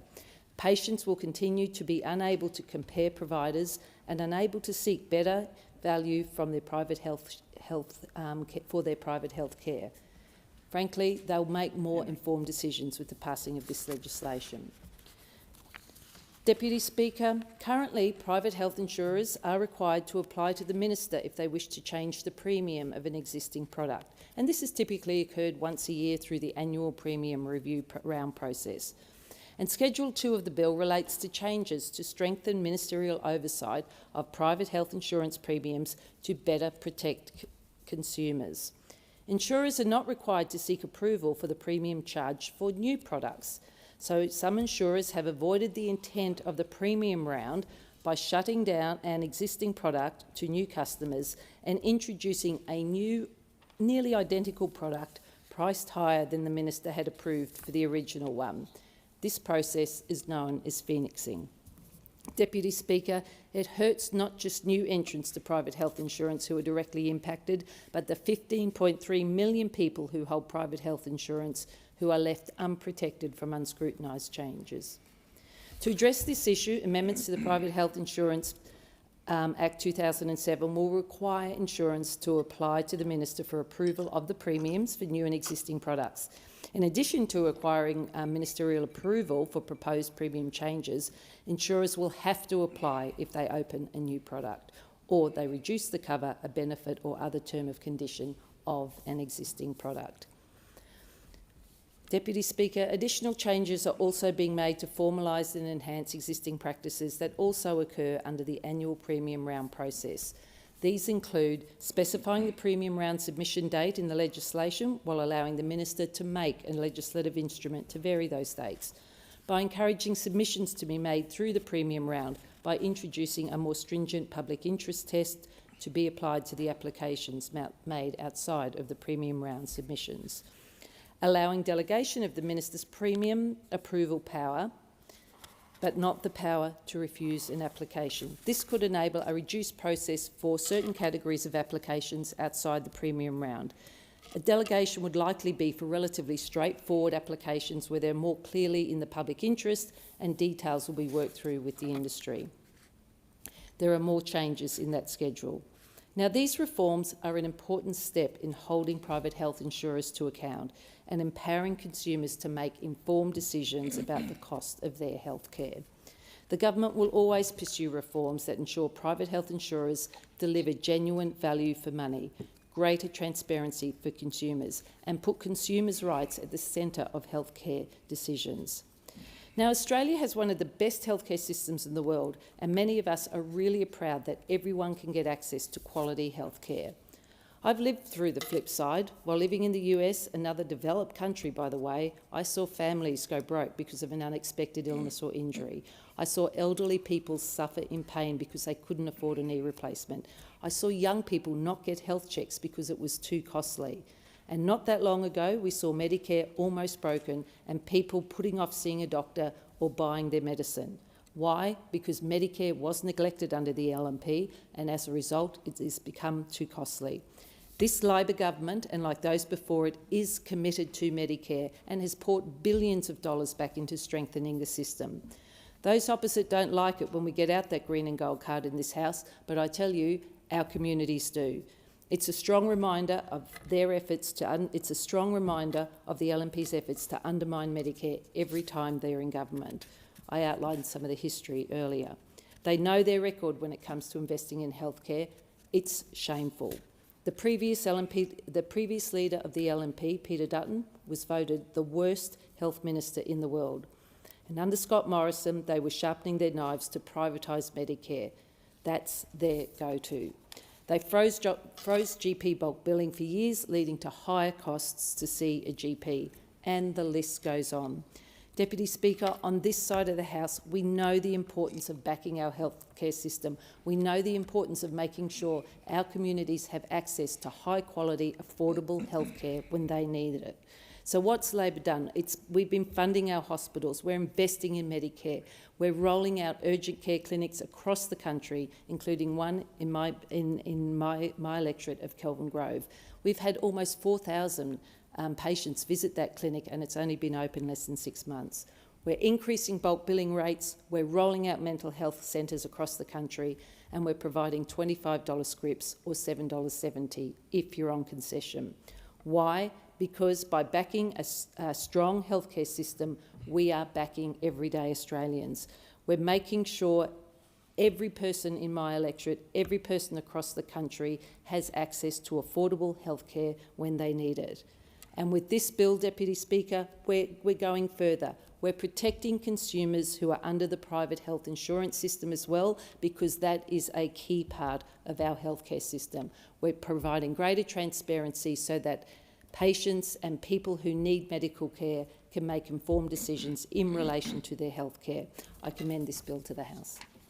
I do thank the honourable member for her contribution, and before I hand the member for Macomb the call, I see the member for Bowman seeking the call. Thank you, Deputy Speaker. I call your attention, or draw your attention to the state of the House. Is quorum required?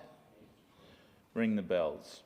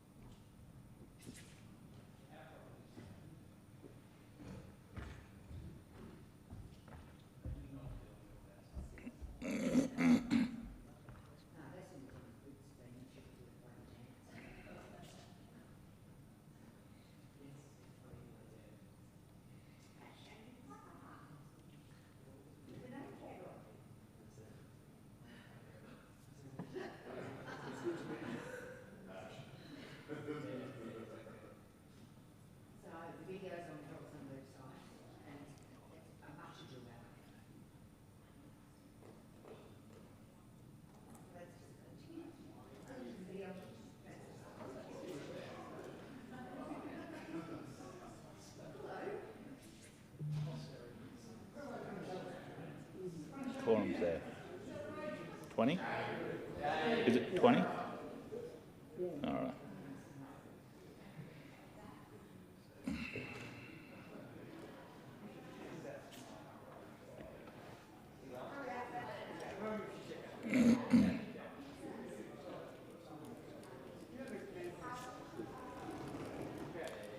I thank honourable members. Quorum is now present.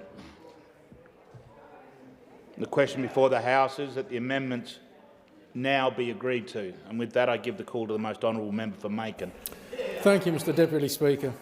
Mr Deputy Speaker, this legislation, the Health Legislation Amendment Improving Choice and Transparency for Private Health Consumers Bill 2026, delivers on the Albanese Government's election commitment to ensure greater transparency in costs charged by medical specialists, rebates provided by health insurers, and outlawing product phoenixing. It is also legislation that ultimately will assist with cost of living pressures that Australians are experiencing, because the legislation will help people make informed decisions about their health care and their private health insurance needs. This will be done through the Medical Cost Finder website, which will publish individual medical practitioner fees and insurers' out-of-pocket data for common medical services. Mr Deputy Speaker, one of the most frequent grievances I hear from people in my electorate is the fees charged by medical specialists, the low rebate paid by Medicare, or the private health insurance rebate that they get, and therefore the out-of-pocket costs paid by the patient. Whilst the medical specialists, the private health insurers and Medicare each blame each other for the often exorbitant out-of-pocket costs, there is general agreement across the community that some medical specialists are simply charging too much for their services. And with respect to that, I quote directly from a press release issued on the 17th of October 2025 by Private Healthcare Australia, which I believe exposes the staggering increase in some medical bills. And the press release says, and I quote, Between 2018-19 and 2023-24, the median out-of-pocket medical fees charged by doctors, including surgeons, anaesthetists and assistant surgeons, had surged for many procedures. Some of the biggest price rises have occurred for deep brain stimulation surgery for Parkinson's disease, up from a median out-of-pocket cost of $790 to $6,000. Biliopancreatic diversion surgery for major weight loss, now $5,650 compared to $50 in 2019. Double knee replacement surgery more than tripled from $1,910 to $4,750. Kidney removal due to a tumour tripled from $1,110 to $3,510. Prostate surgery more than doubled from $1,830 to $3,900. Spinal surgery fusion increased from $700 to $2,640. The release goes on to say, Australian Prudential Regulation Authority, APRA, data shows average out-of-pocket fees for hospital episodes have risen by 65% since 2020. And then goes on further to say, doctors are entitled to charge fairly, but fees that double, triple and increase up to 9 times in a few years are unsustainable. Patients end up facing massive bills or waiting years for treatment in the public system. Neither Medicare nor private health insurance can keep pace without pushing up taxes and premiums. And the last part of the press release I quote is this part where the release says, and I quote again, studies by the Australian Bureau of Statistics, La Trobe University and Patients Australia show up to 20% of Australians are delaying or skipping specialist appointments due to cost. The Grattan Institute estimates over 1 million people each year miss out on seeing a specialist because they cannot afford it. End of quote. Mr. Speaker, those figures confirm why this legislation is so important and welcome, and it's a step in the right direction and it will help patients. In particular, I refer to Schedule 1, which the Minister also referred to in his second reading speech, and I note the member for Brisbane in her contribution just a few moments ago also referred to Schedule 1, because Schedule 1 is effectively the summary of what is going to happen with respect to ensuring that people have access to the information that they need. And again, I will read directly from the Minister's speech. Schedule 1 will amend the Health Insurance Act 1973 and the Private Health Insurance Act 2007 to 1. Allow for the publication of information about medical practitioners and their billing, including names, locations, fees charged by location and their utilisation of gap cover arrangements with insurers, where insurers pay a medical practitioner more if they agree to charge no or fixed out-of-pocket costs. Secondly, allow for the publication of information about hospitals, including medical practitioners who provide services at the facility and insurers that have gap cover or contracting arrangements with the facility. Thirdly, allow for the publication of information about insurers, including the proportion of policyholders who experience different gap cover arrangements and the out-of-pocket costs under those arrangements. And fourthly, include an immunity from civil proceedings. Excuse me. Mr. Deputy Speaker, importantly, with these changes and with the additional information that will be provided on the Medical Cost Finder site, no patient information will be published and the privacy of consumers will continue to be protected. Mr. Deputy Speaker, having that information available to people, I believe, is critical in ensuring that they can make the choices that they need to make in order to make a decision that is in their best interest. And the government is certainly trying to bring down medical costs for people across the country, and we have done so through a number of measures.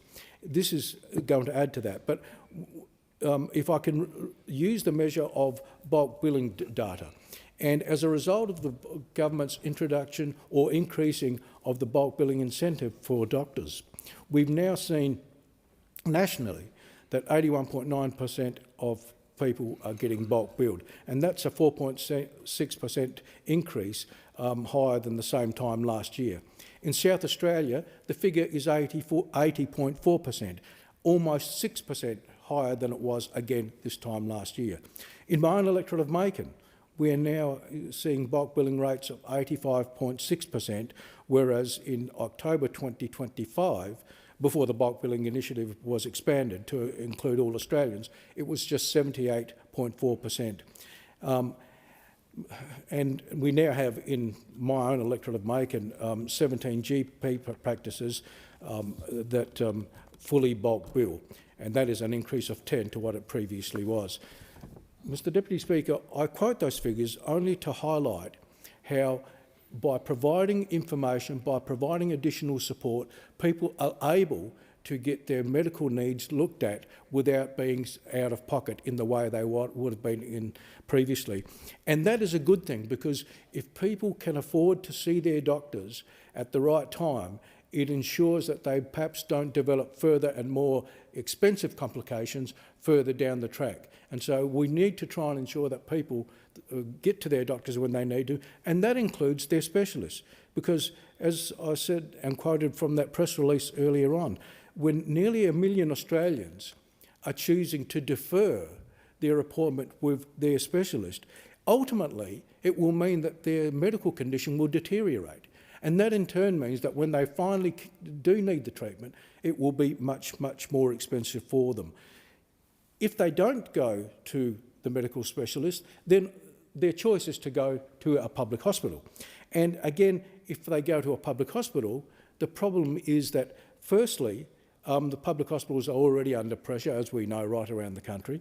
But secondly, they will very likely have to be put on a waiting list, which again means that they're not only suffering for a long period of time, but by the time they come to getting the treatment that they need, again, the costs might have gone up as well. And so it's a lose-lose situation for everybody if we can't get to those people who need medical attention treated at the time that they are first diagnosed with the treatment that they need. In fact, Mr Deputy Speaker, I suspect that as a result of this legislation, some people who are already on elective surgery waiting lists, which, by the way, in some cases, people are waiting for a year or more for the surgery or the treatment that they need.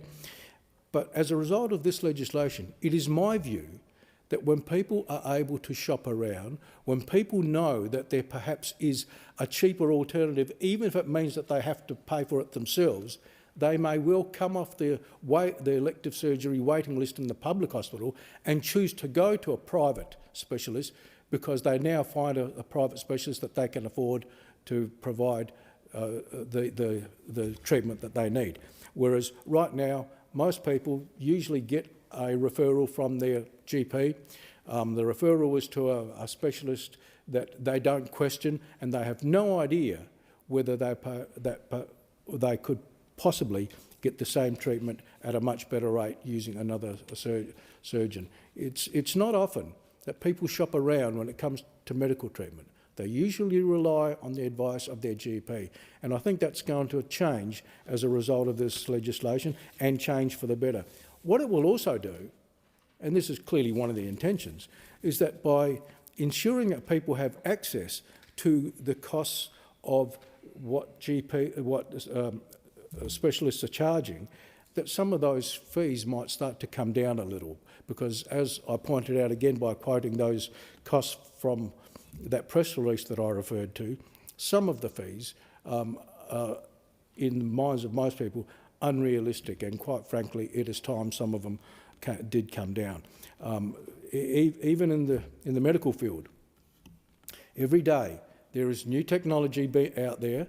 And yes, sometimes it's expensive, but the new technology allows for much more efficient procedures, and as a result of that, you would think that perhaps the costs would come down of those procedures. But that isn't always necessarily been the case. People just get used to charging a certain fee, and then they continue to do so, even though they might be able to deliver the same treatment at a much reduced fee because of the new technology that is around. So again, this is all about bringing prices and costs down to the consumers. And in my view, that is a good thing. It is a good thing because people will be able to not only save money, but perhaps afford to pay for treatment that they need to get. The other matter relating to all this is obviously the issue of the private health insurers and the practice by some of phoenixing, where they drop a particular type of cover, pretending that it's no longer available, but then reintroduce it in a different format and charge a lot more money for doing so.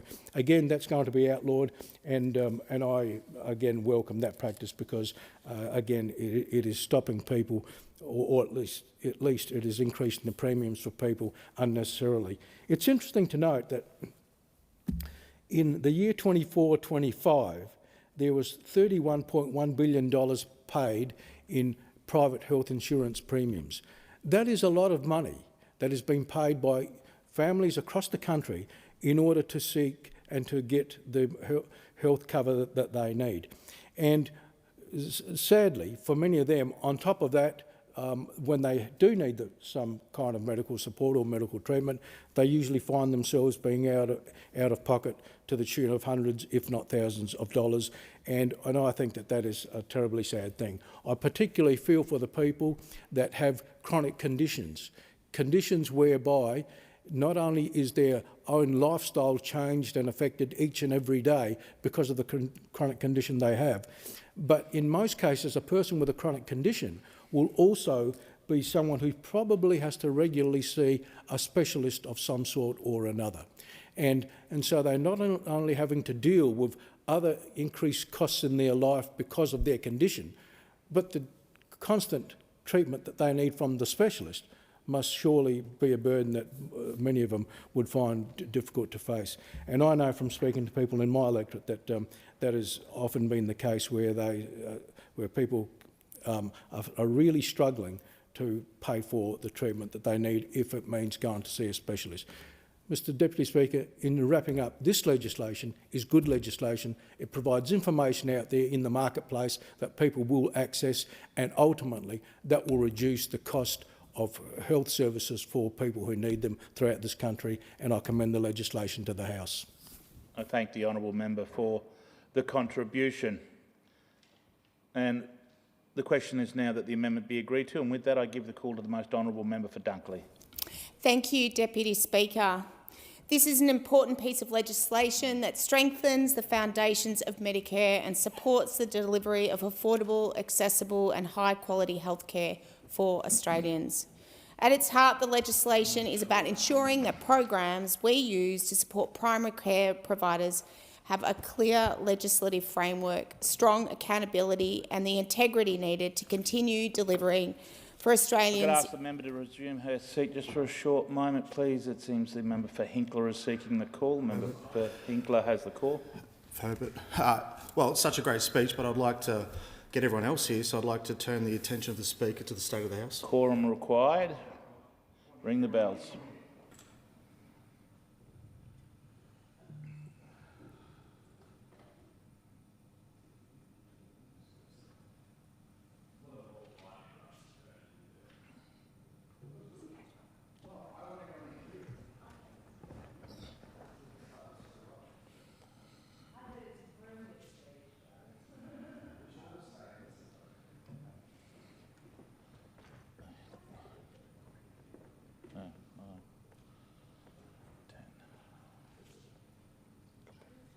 No.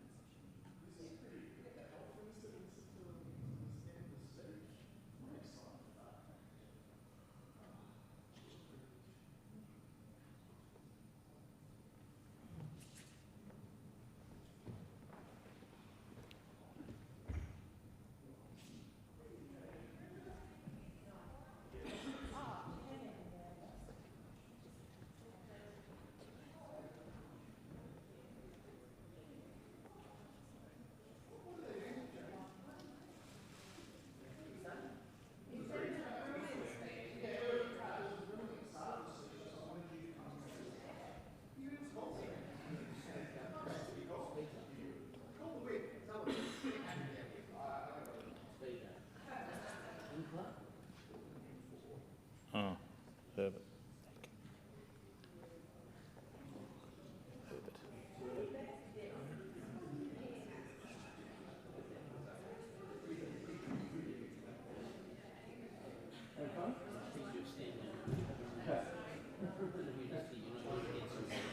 I thank honourable members. Quorum is now present, and with that, the question is that the amendment be agreed to, and in continuation, I return the call to the honourable member for Dunkley. Thank you, Deputy Speaker. The Albanese Labor government has made no secret of our commitment to strengthening Medicare. We came to government with a clear understanding that Medicare is one of Australia's greatest achievements. It reflects our values as a nation that every Australian should be able to access healthcare when they need it, regardless of their income, their postcode or their circumstances. But we also recognise that Medicare had been under significant pressure. Australians were finding it harder to access bulk billing services. General practices were struggling with rising costs. And families were increasingly worried about the cost of seeing a doctor.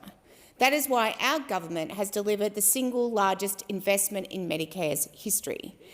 Our record $8.5 billion investment is strengthening Medicare, supporting patients, training more doctors and nurses, and helping more Australians so they can access affordable care close to home.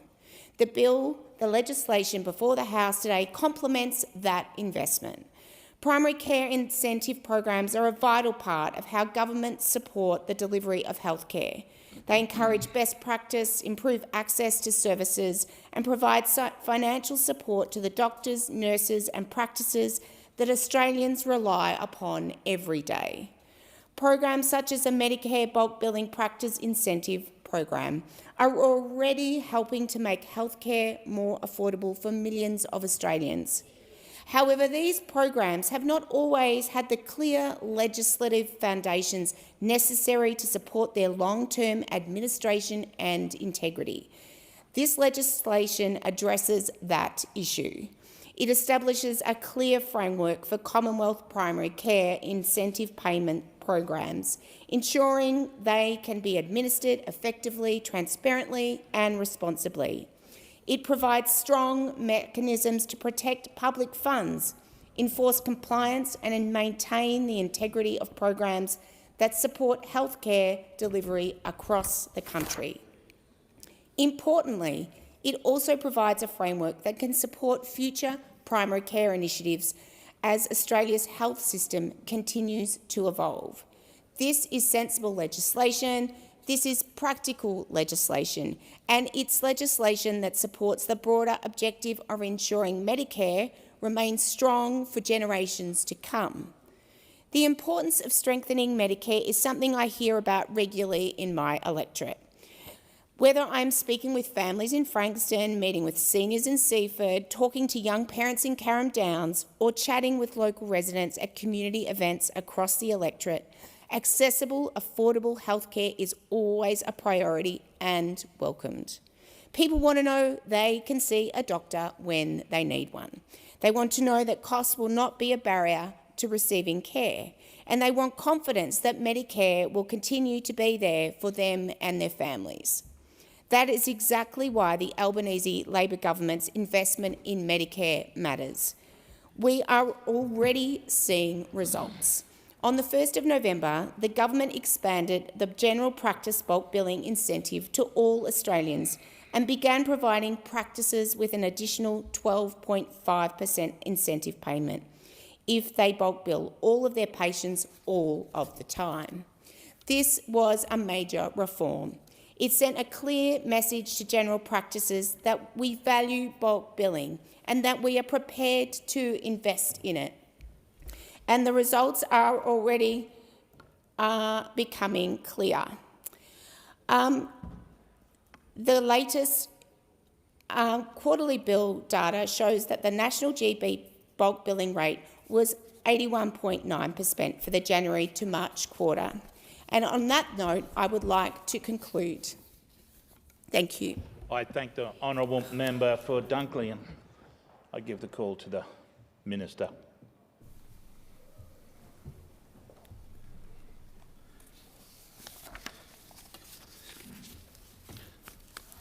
So thank you. Yeah, I'm just trying to find my papers. Thank you, Deputy Speaker. And I want to thank the member for Dunkley for her contribution and all members for their contributions to the debate on this bill.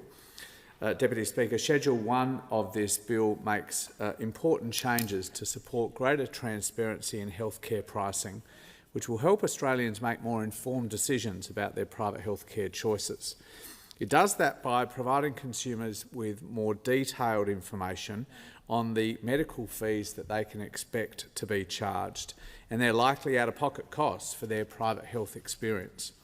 Currently, consumers have more information, frankly, about routine goods and services in the community than they do about healthcare choices, choices that can have a profound impact, obviously, on their quality of life, but also on their finances.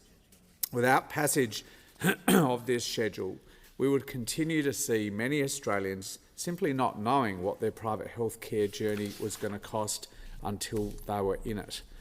Right now, they're unable to easily compare the costs of alternative providers and therefore unable to make an informed choice about their healthcare. Schedule 2 strengthens ministerial oversight of private health insurance premiums, ensuring that consumer interests are better protected, allowing insurers to close an existing product and open an identical or very similar new product at a higher premium without ministerial scrutiny presents an unacceptable risk to private health insurance customers and needs to be stopped. This practice, commonly known as phoenixing, is something that I warned insurers about over some period of time and indicated to them that if I didn't see a cessation of that practice by the industry itself, we would do exactly what we are doing now, Deputy Speaker, and that is legislate. This will be achieved by requiring ministerial approval not just for proposed premium changes, which happens with the premium round every year. It will also be required when an insurer proposes to open a new product or reduces certain coverage, benefits or terms and conditions of an existing product. Changes are also being made to formalise and enhance the process for the approval of premiums. The arrangements are substantially aligned with how the annual premium round has been managed over recent years. I want to thank the member for Kooyong for her contributions to this debate in particular and for her commitment to holding specialists to account over the fees that they charge patients. The first part of this bill, not the phoenixing part, but the first part around informed consent, is essentially the implementation of an election commitment, Deputy Speaker, we made last year, and that was to make the medical costs finder effectively mandatory. To his credit, my predecessor, Greg Hunt, introduced the medical cost finder with the ambition of providing consumers with the information about what medical specialists in their community would charge for particular procedures. He did that on a voluntary basis, expecting that specialists would upload and disclose the fees that they were going to charge. When we came to government in 2022, of the thousands and thousands of specialists covered by the medical cost finder, 6 had uploaded their fees, not 600 or even 6%, just 6 of the thousands and thousands covered.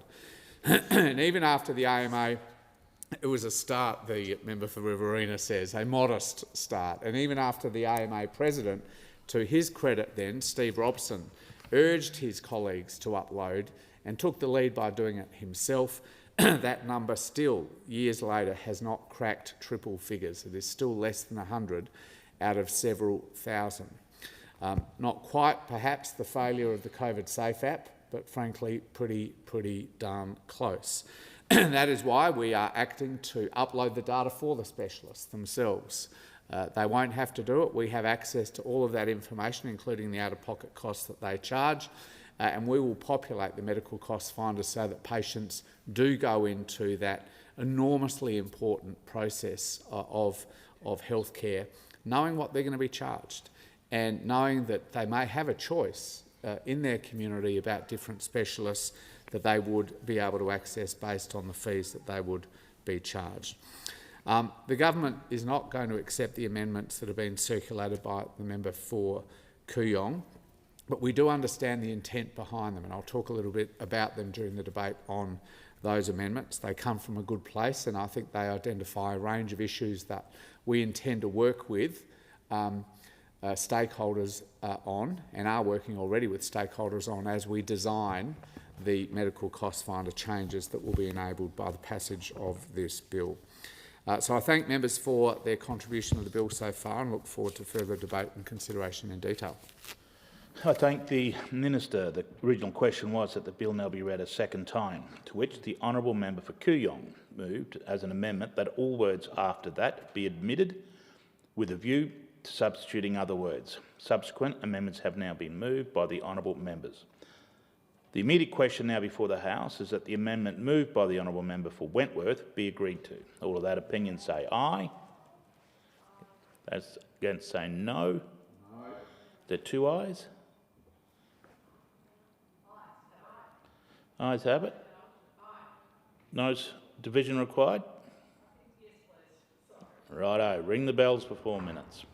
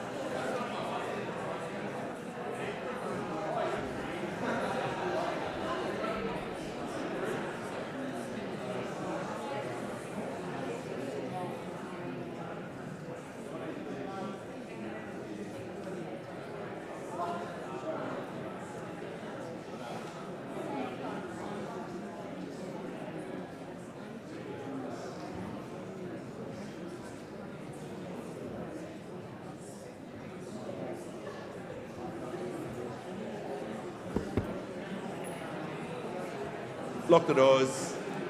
The question is the amendment moved by the honourable member for Wentworth be agreed to. The ayes will pass to the right of the chair and the noes to the left. I appoint the honourable members for Wentworth and Indi as the tellers for the ayes, and the honourable members for Werriwa and Bean as tellers for the noes. Member for Calare, if you may resume your seat, or thank you.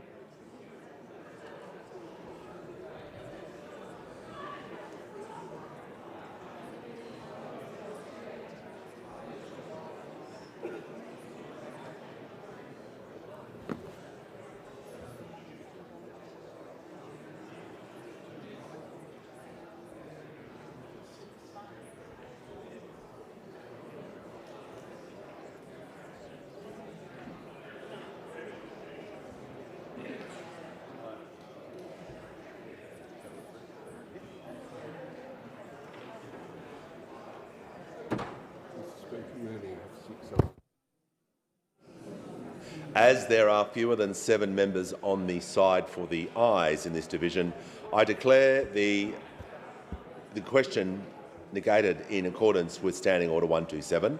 The names of those members who are in the minority will be recorded in the votes and proceedings.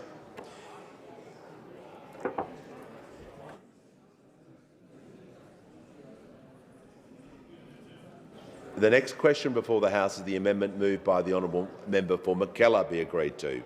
I'll put the question. Those opinions say aye. Against no. I think the noes have it. Division required. Ring the bells for 4 minutes.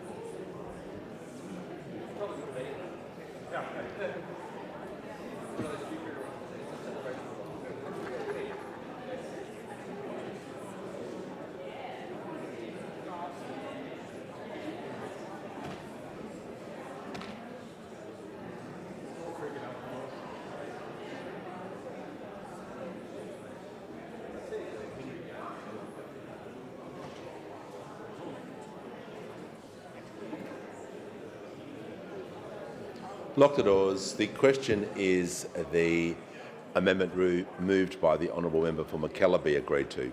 The ayes will pass to the right of the chair and the noes to the left. I point the honourable members for Wentworth and McKellar as tellers for the ayes, and the honourable members for Werriwa and Bean as tellers for the noes.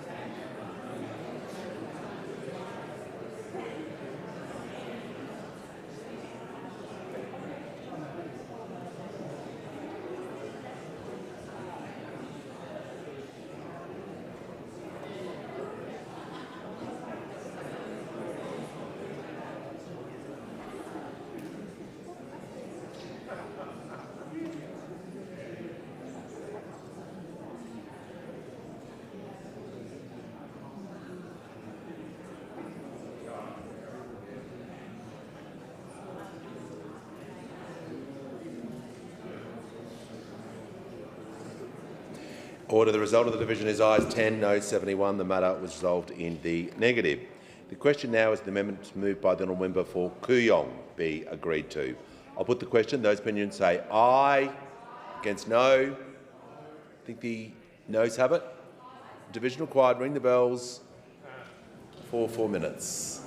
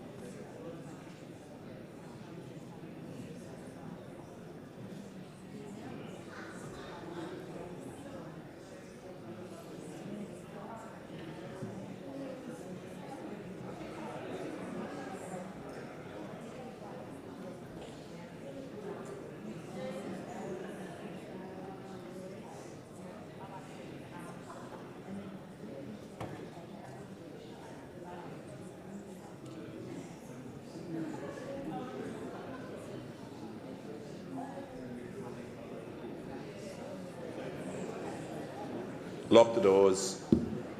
The question is the amendment moved by the honourable member for Kooyong be agreed to. The ayes will pass to the right of the chair and the noes to the left. I appoint the honourable members for McKellar and Wentworth as tellers for the ayes and the honourable members for Werriwa and Bean as tellers for the noes.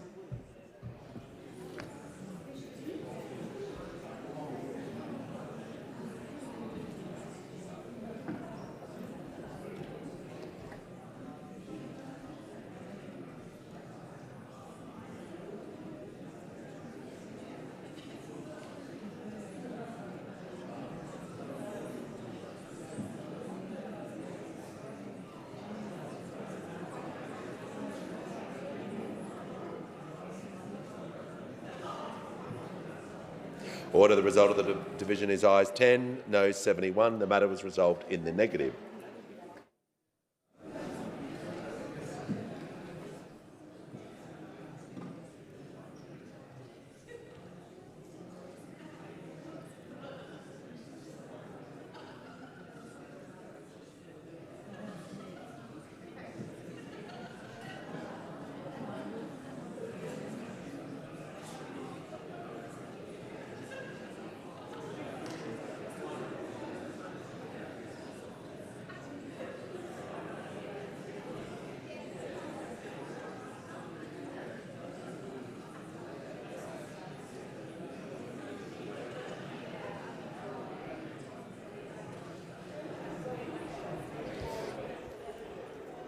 Order. The question now is that this bill be now read a second time. I'll put the question. Those opinions say aye. Against no. I think the ayes have it. I'll ask members to return to their seats as quickly as quietly as possible. I call the clerk. Second reading, a bill for an act to amend the law relating to health and for related purposes. The House will consider the bill in detail, and I understand it's the wish of the House to take the bill as a whole. The question is that the bill be agreed to. And I give the call to the honourable member for Kooyong. Thank you, Speaker. I seek leave to move amendments to the health legislation amendment improving choice and transparency for private health consumers Bill 2026. Yep, you're seeking leave to move those amendments in your name. Speaker. I 1 am. to 6. I'll just ask the minister. Leave is granted. The member may proceed to move those said amendments. Thank you, Minister. I move amendments 1 to 6 as circulated in my name together. Speaker, I seek leave to move amendments to the health legislation amendment improving choice and transparency for private health consumers Bill 2026. Australians deserve clear, accessible information about the true costs and quality of medical care. For much too long, we've been forced to navigate a system in which price signals have been opaque and quality indicators virtually invisible. These amendments will strengthen the government's bill such that patients and practitioners have meaningful transparency, information asymmetry is reduced, and we can potentially create downward pressure on specialist fees. Firstly, Amendment 1 explicitly allows the publication of median fees, interquartile ranges and information on fees that exceed a new high fee threshold. Patients need to know more than just an average single fee. That's what the government is proposing under this legislation. Patients need to know what a physician or surgeon's typical costs look like, but they also need to be able to identify those doctors who bill a lot more than their peers. Publishing distributional price information will help patients recognise unusually high fees, to compare specialist fees more readily and, in time, could shift demand away from those outliers who bill excessively. Amendment 2 broadens the information that may be published under this bill to include quality indicators, things like complication rates, readmissions, repeat procedures and patient-reported outcomes. Many people innocently assume that when it comes to medicine or even the law, higher fees signal higher quality. But the evidence and my experience as a doctor does not support that assumption. The quality of specialist service varies, sometimes significantly, but not in the way that fee structures imply. Publishing quality indicators will empower patients to choose medical practitioners on their merits and provides the system with an important signal that quality matters just as much, in fact even more, than fees.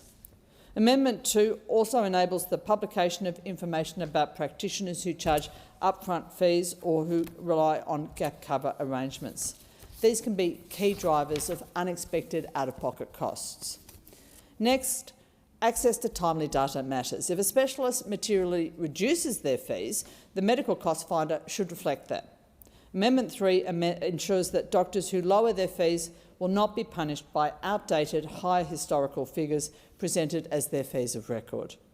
Amendment 3 will create a culture in which specialists can be confident about adjusting fees downward, knowing that the system will recognise, reflect and reward those actions. Deputy Speaker, the legislative objective of this bill centres on transparency. In my view, the bill must not allow fee figures or the high fee threshold to be determined behind closed doors. Amendment 4 therefore requires the Minister to publish, through legislative instrument, the method used to calculate those figures. The medical sector should be able to see, to understand and, when necessary, to scrutinise how the system assigns a fee against the services that they deliver. An opaque methodology would undermine trust, and it would contradict the transparency that this legislation is designed to deliver. Finally, transparency is meaningful only if its effects are monitored. And Amendment 5 introduces an annual reporting requirement on trends identified in the pricing and billing data. This would enable a Parliament to monitor whether or not this legislation is working, whether specialist fees are moderating, and whether the millions of Australians who access specialist care every year are actually and genuinely benefiting from the information that will be available to them as a result of this legislation. By embedding these amendments in the primary legislation, we will give those millions of patients greater certainty. Together, these amendments strengthen the bill's legislated objective of empowering consumers, of improving transparency and fairness, and of restoring confidence in a private health system that has to work for patients, not against them. I thank the member for Kooyong. The question is the amendments be agreed to, and I call the Minister. Well, thank you, Deputy Speaker, and I thank the member for Kooyong for her contribution to this debate generally and for these amendments. I know the amendments moved by the member for Kooyong are grounded in a great degree of goodwill and I think common purpose with the government about what we're seeking to achieve here, and deep experience through her time as a paediatric neurologist. We're not supporting these amendments, not because we don't share the intentions of the member for Kooyong, but because we have a different approach, really. What we're seeking to do here is pass legislation that enables us to set up the medical cost finder as a mandatory system, if you like, but for implementation, the finer detail about how this is designed and populated to be the subject of ongoing engagement with stakeholders, I think I indicated a little while ago. I note the members' proposed amendments support the publication of different types of specific information, including fee ranges, extreme fees, quality metrics, upfront fees, and some of the things the member just canvassed in her contribution. And I can assure her and other members that my department is engaging with stakeholders on the design and the implementation of the changes that are enabled through this bill. And that consultation process, in our view, is the appropriate mechanism to work through the details that the member Kooyong has canvassed in her amendment. On extreme fees, my department is working with patients, doctors and the private health sector to develop practical reform options that will improve how Australians access, navigate and afford specialist care, and that includes exploring options that address concerns over the very high fees charged by some specialists. I think the member called them outliers, and it's a description I've used as well, compared to their peers. And we see a slightly different trend out there compared to GPs, where the band of gap fees being charged is relatively consistent across the country, but there really is a wild variability, frankly, at the edges of fees being charged by non-GP specialists. On upfront fees, we agree that administrative fees, booking fees and split billing does negatively affect patients and also often leads to bill shock, frankly. Separate work is also underway on this issue to explore options that strengthen informed financial consent for consumers in this respect. On the utilisation of gap cover arrangements, this bill already addresses this under proposed section 324-5, subsections 2E of the Private Health Insurance Act. On frequency of data updates, we agree it is important for users to see up-to-date data to help guide their decisions about seeking specialist care, and my department intends to make frequent updates and will refresh as regularly as data availability and quality will allow. I do again want to thank the member for her support for this government's broad effort to improve choice and transparency for private health consumers. As I say, this is something we're engaging with a range of stakeholders, including obviously doctor representatives through the AMA and others, to make sure we get this detail right. I'd be more than happy, and frankly I think we would find value in the member being engaged in that process as well. So if she's interested, I'd be more than happy to continue to engage her with that. But we are not in a position to support the amendments moved by the member for Kooyong. I thank the Minister. The question is that the amendments be agreed to. All those in favour say aye. Opposed say no. No. Noes have it. Division required. Ring the bells for 4 minutes. Division required.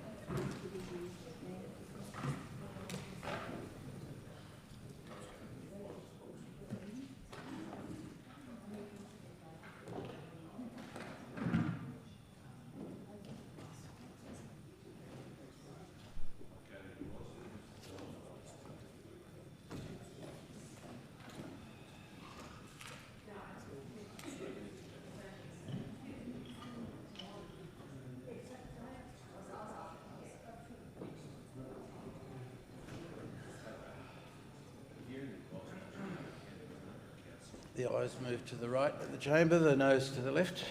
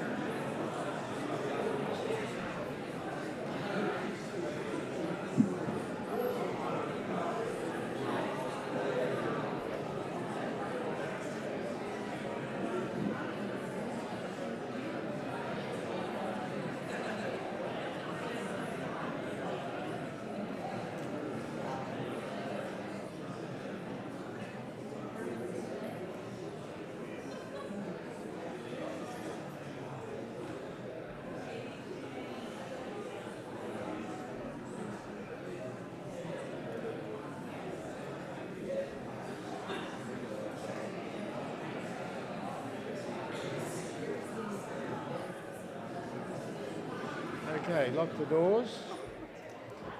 Ayes move to the right of the chamber, noes to the left. The question is the amendments moved by the member for Kooyong be agreed to. I appoint tellers for the ayes, the member for Mackellar, the member for Kooyong, and for the noes, the member for Bean, and the member for Werriwa.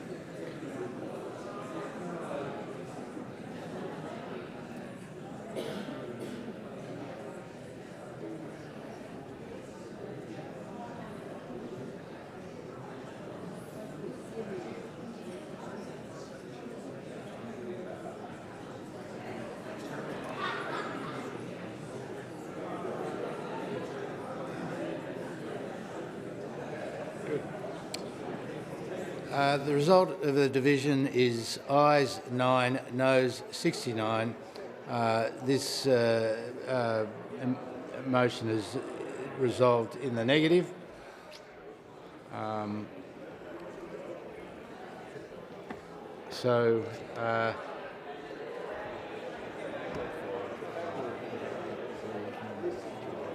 Sorry?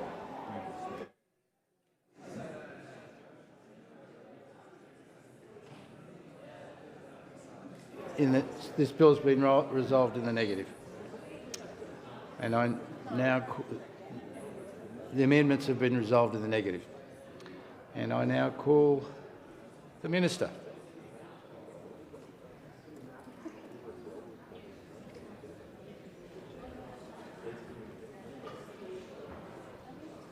Thank you, Deputy Speaker. I present a supplementary explanatory memorandum to the bill.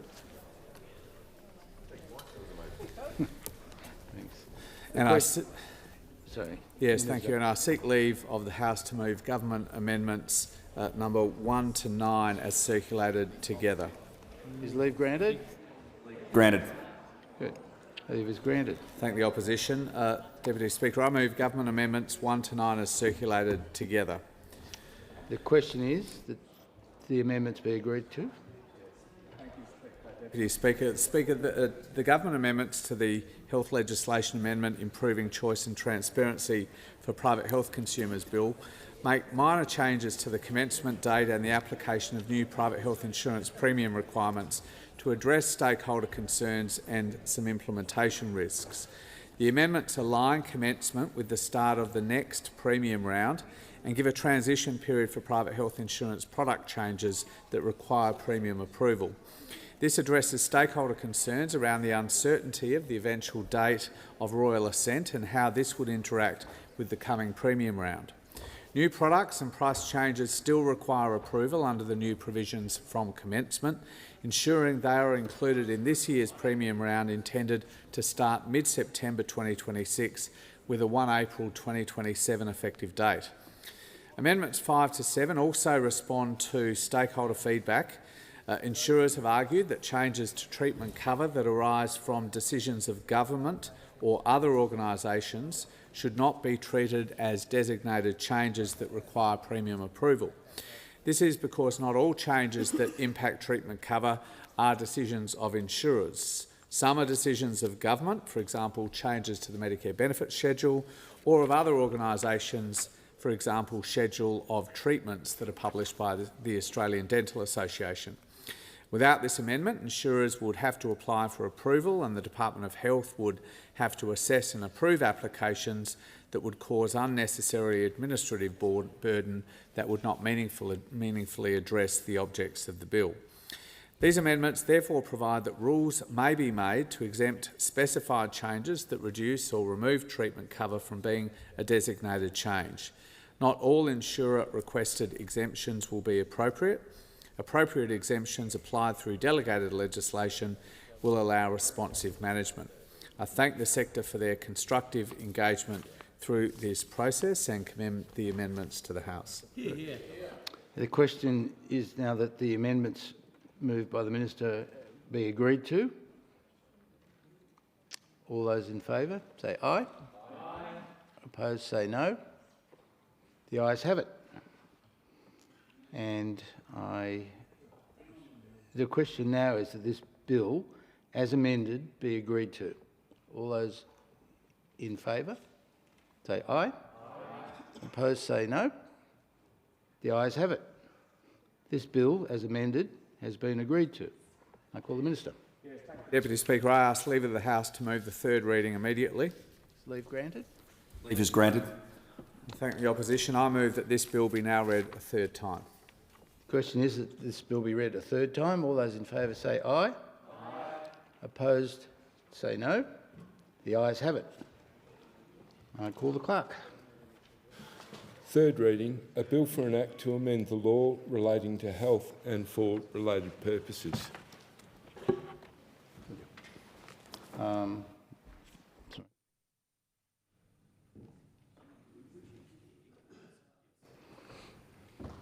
Government business, order of the day number 2, Aviation Consumer Protection Bill 2026, resumption of debate on the second reading.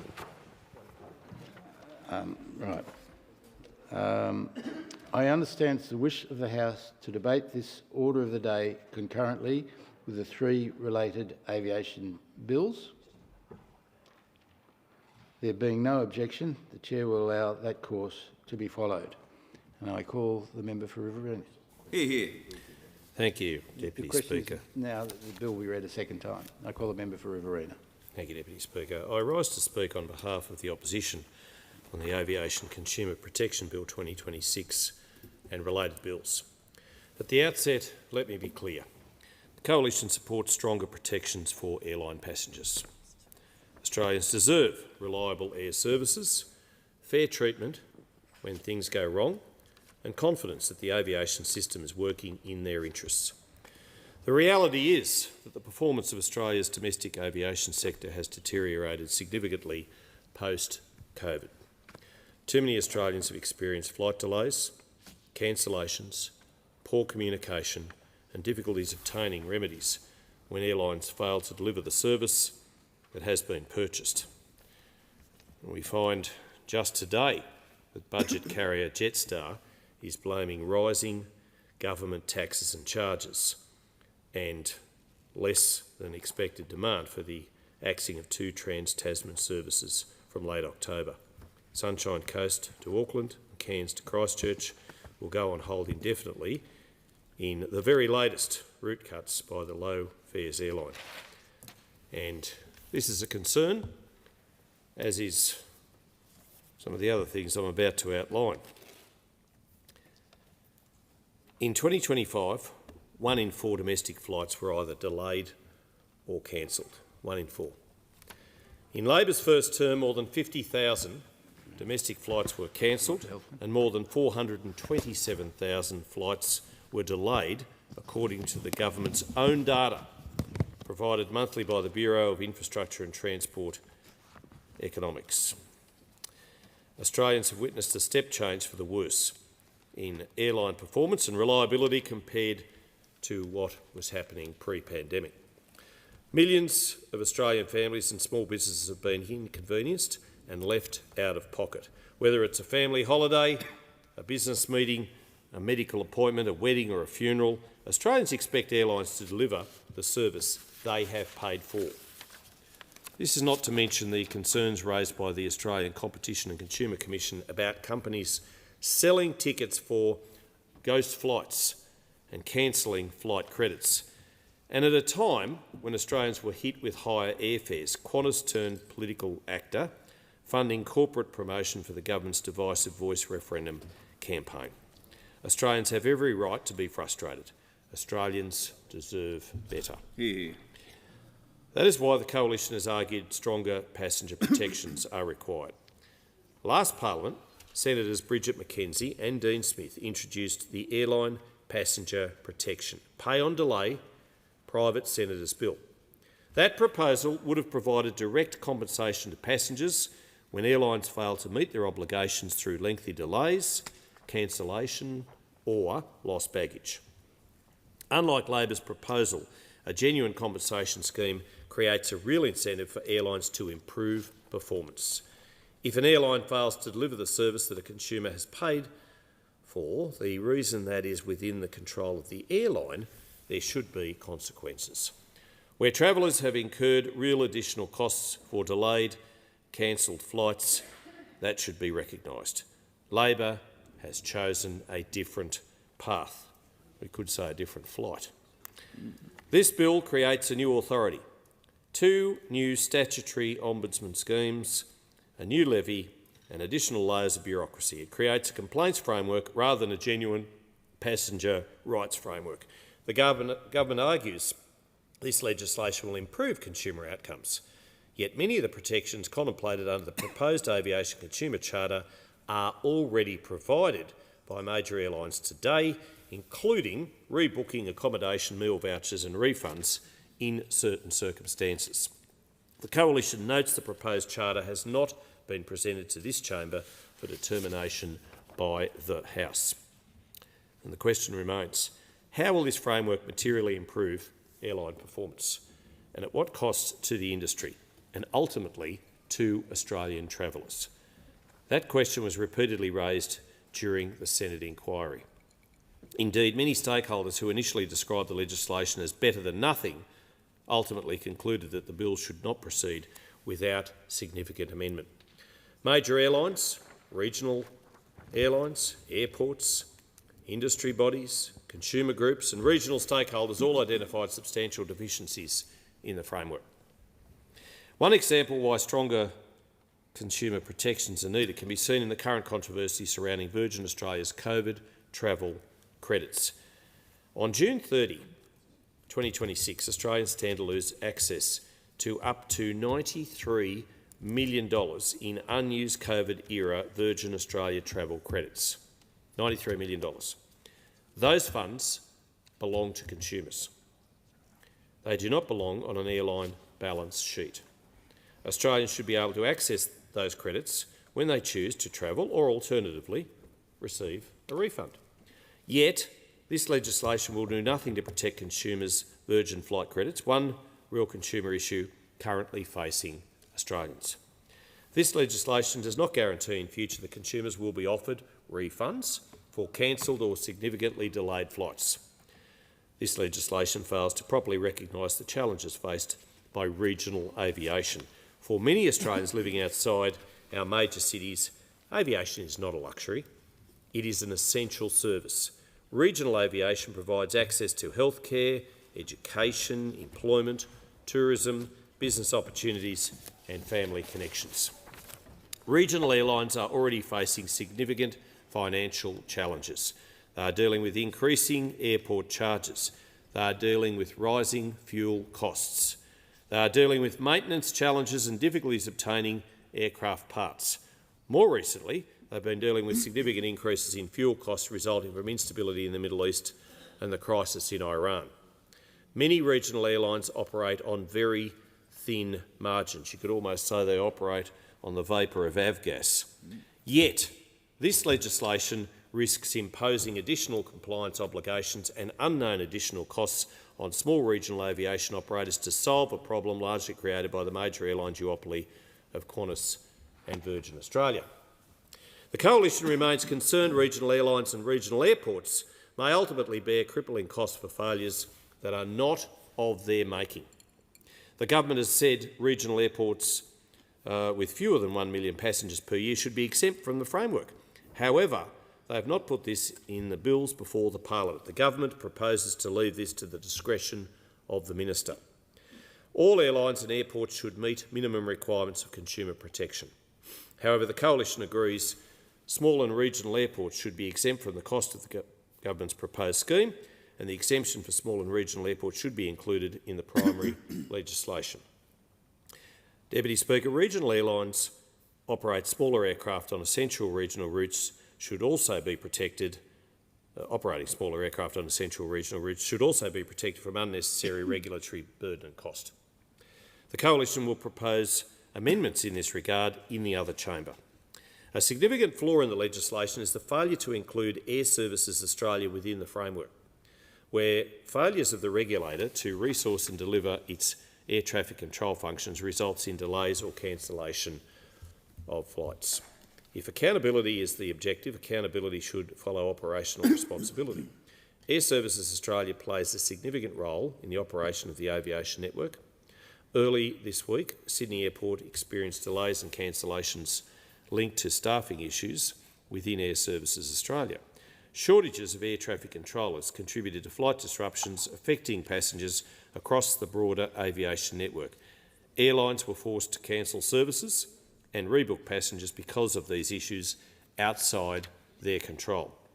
Australians understand if acts of God, severe weather events, cause delays to flights. Australians get that. They know that airlines cannot control the weather. Australians value the safety of our regulations, which ensures flights only occur when it is safe to do so.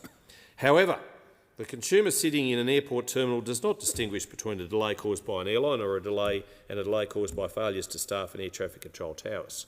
They do not. They simply know that they paid for a service and that they did not receive it. Yet under Labor's framework, airlines will be subject to obligations under the scheme, while Air Services Australia remains exempt.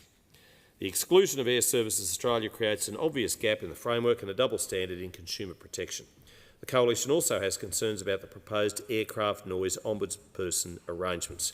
This bill proposes bringing the aircraft noise ombudsperson into the Transport Department itself.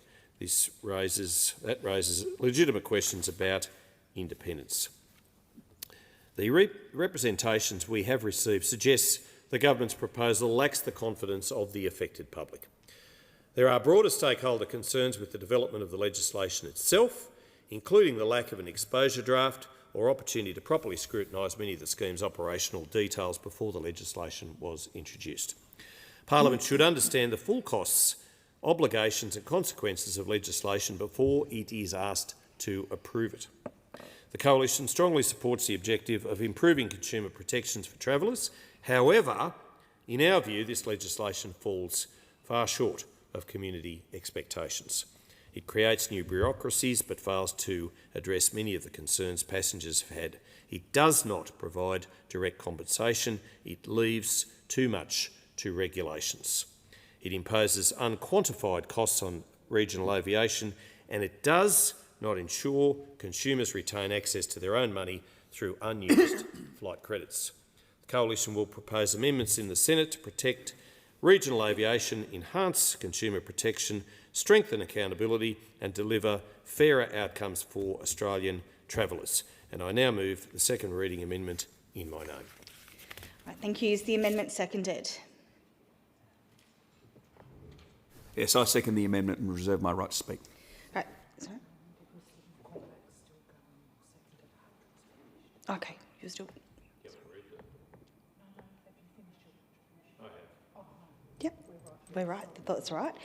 The original question was that this bill be now read a second time. To this, the honourable member for Riverina has moved as an amendment that all words after that be omitted with a view to substituting other words. The question now is that the amendment be agreed to. I'll ask that a quorum be called, given the state of the House. Quorum required. Ring the bells.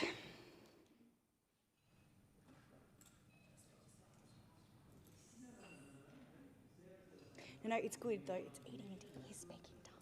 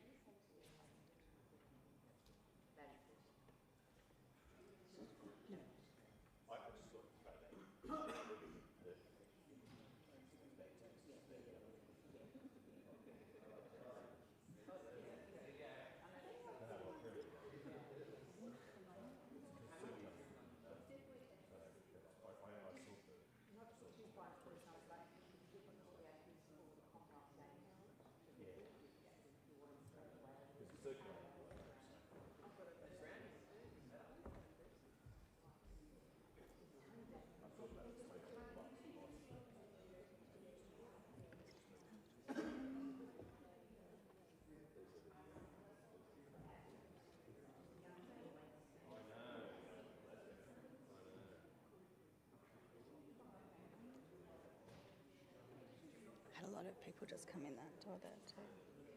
Yep. Right, quorum formed. Thank you very much. The original question was that this bill be now read a second time. To this, the honourable member for Riverina has moved as an amendment that all words after that be omitted with a view to substituting other words. The question now is that the amendment be agreed to, and I call the member for Melbourne. Thank you, Speaker. I rise today to speak in support of the Aviation Consumer Protection Bill 2026. Aviation matters in Australia in a way that is different to many other countries. We are a large island nation with vast distances between our cities, our regions and the rest of the world. For many Australians, flying is not a luxury. It is how people get to work, stay connected with family, get home for study, travel for medical care, attend funerals and reach holidays they have saved for month after month. In a city like Melbourne, we know how deeply air travel connects to daily life. We are a city of students, migrants, workers, families, artists, businesses and visitors. People fly in to study, attend major events, see families, build a future or simply come home. A delayed flight can mean missing a connection, a shift, a medical appointment, a funeral or a first day of a long-planned holiday. Poor information turns stress into confusion. Poor complaints handling sends people into circles. That is the heart of this bill. It is about what happens when things go wrong. It is about whether passengers are treated fairly, whether rights are clear, standards are real and accountability actually exist. Speaker, the current system has not been good enough. For too long, airline passengers have had to rely on voluntary industry arrangements and airline handling escalating complaints themselves.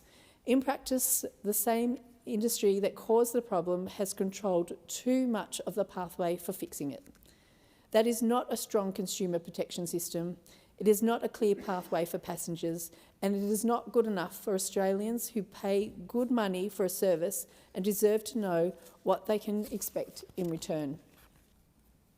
The Aviation White Paper released by the Albanese Labor government made this clear. It found that the industry-led airline consumer advocate had not delivered an effective complaint resolution service, and that government needed to establish a stronger and more effective body. The Albanese government is delivering the most significant reform to aviation consumer protection this country has seen. This bill establishes a new aviation consumer protection framework. It creates an independent aviation consumer ombudsperson, paves the way for an aviation consumer protections charter, establishes the Aviation Consumer Protection Authority to enforce that charter, and supports the continued work of an aircraft noise ombudsperson. And on that, I have seen the work firsthand that good advocacy leads to good legislation like this bill. The East Melbourne Group, a suburb association within my electorate, has raised with the real impact of aircraft noise on local residents. They have spoken about what it means for people living under flight paths, hearing the noise in their homes, in their streets, and in the quiet parts of daily life. That kind of local advocacy matters because this bill is about supporting people. It is not about punishing airlines or pretending aviation is simple. Weather events happen, global crises happen, technical issues happen. Many workers across aviation do difficult jobs to keep people moving safely. This bill recognises that reality, but it also says something simple. Complexity cannot be an excuse for confusion. When a flight is delayed, cancelled or disrupted, people deserve clear information. They deserve fair treatment.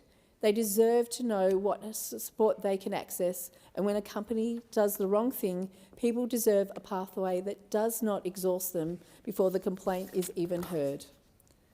The case for reform is strong. Research from the Behavioural Economics team of the Australian Government found that more than half of the flying public experienced a flight disruption in a 12-month period. Only around a third were satisfied with how that disruption was handled. This is a problem. Even more concerning, 82% said they did not receive any support when they experienced a disruption, and 81% said they were not informed of their rights. This is not just an inconvenience. That is a system leaving people in the dark. And when people tried to complain, their experience was not much better. Only 39% of people who made a complaint were satisfied with the outcome. Only 17% were satisfied with the complaint process overall. Because people can accept that travel is sometimes disrupted, what is harder to accept is silence, being bounced from one channel to another, or being told to check an app when what you need is a person, an answer, and a fair resolution. This is where the Aviation Consumer Ombudsperson matters. The Ombudsperson will provide a fair, accessible and independent external dispute resolution service for complaints about airlines and airports. If a consumer believes an airline or an airport has acted inconsistently with the Charter and they are not satisfied with how their complaint has been handled, they will be able to seek help from the Ombudsperson. The Ombudsperson will be able to investigate, compel information, recommend actions, help resolve disputes and make determinations requiring an airline or airport operator to resolve a complaint in a particular way. This bill also creates the framework for the Aviation Consumer Protections Charter. The Charter will set out minimum standards that aviation consumers can expect from airlines and airports. It will cover obligations when flights are disrupted, delayed or cancelled.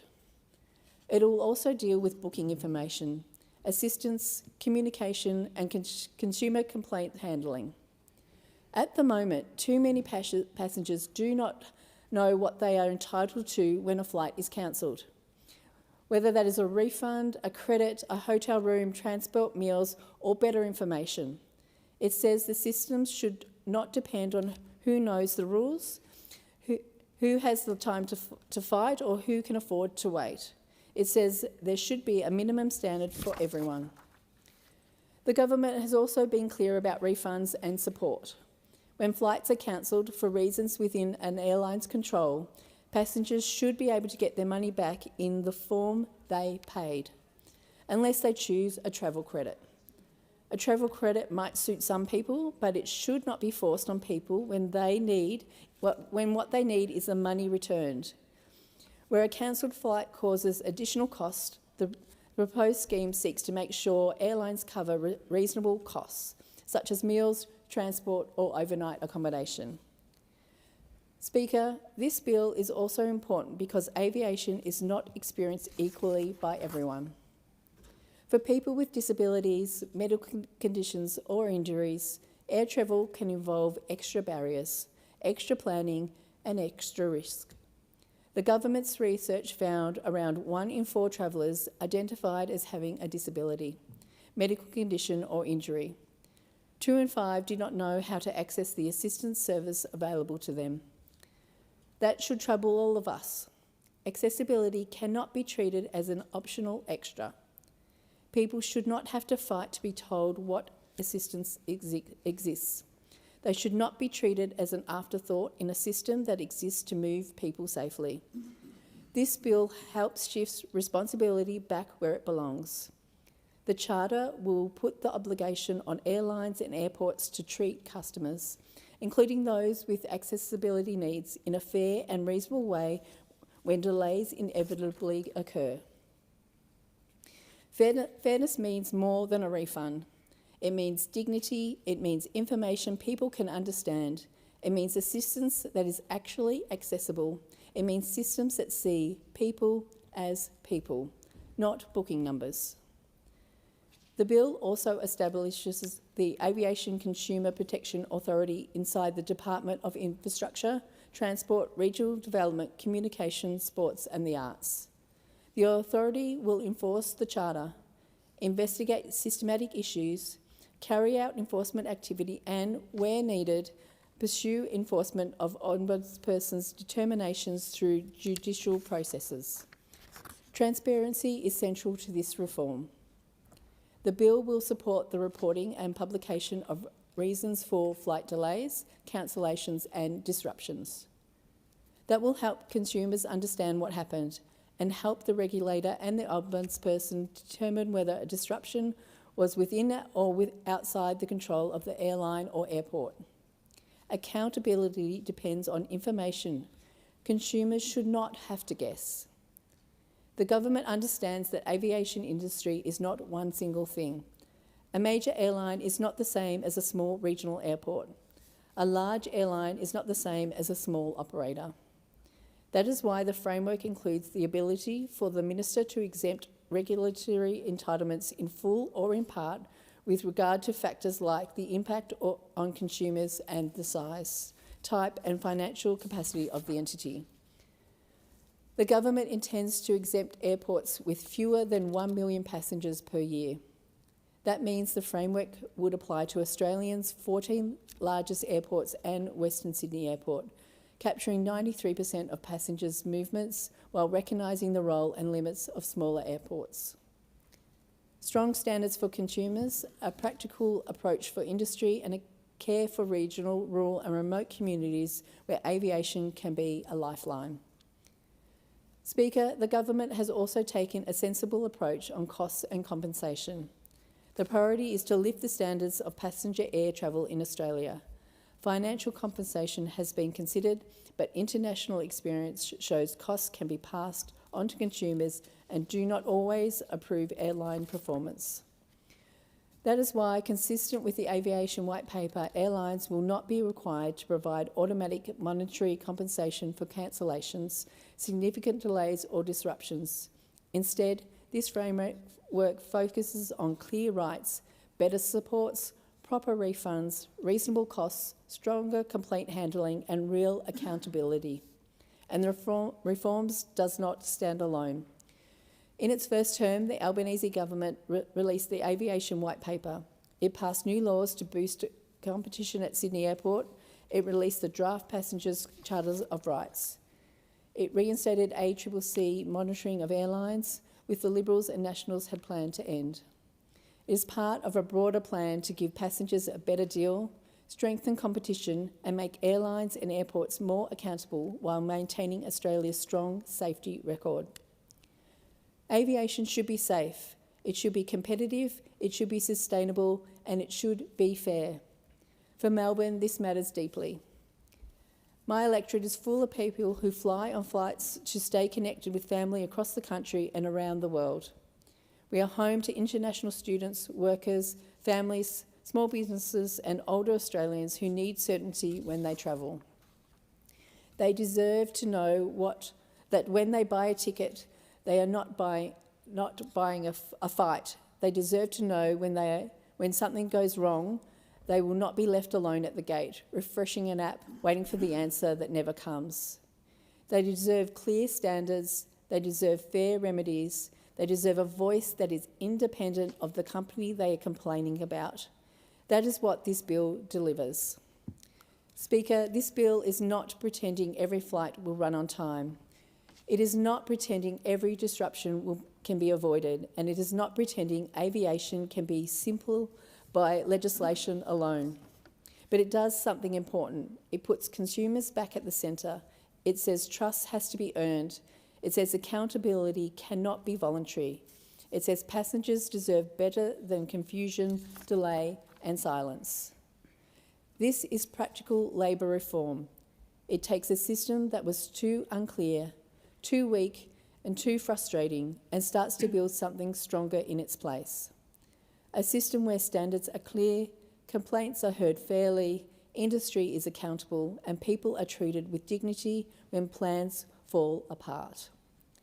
That is the kind of reform Australia expects from this Parliament and is the kind of reform the Albanese Labor government is delivering. Speaker, I am proud to support this bill. I am proud to support stronger protections for Australian travellers and I commend this bill to the House. Thank you. The question now is that the amendment be agreed to and I call the member for Indi.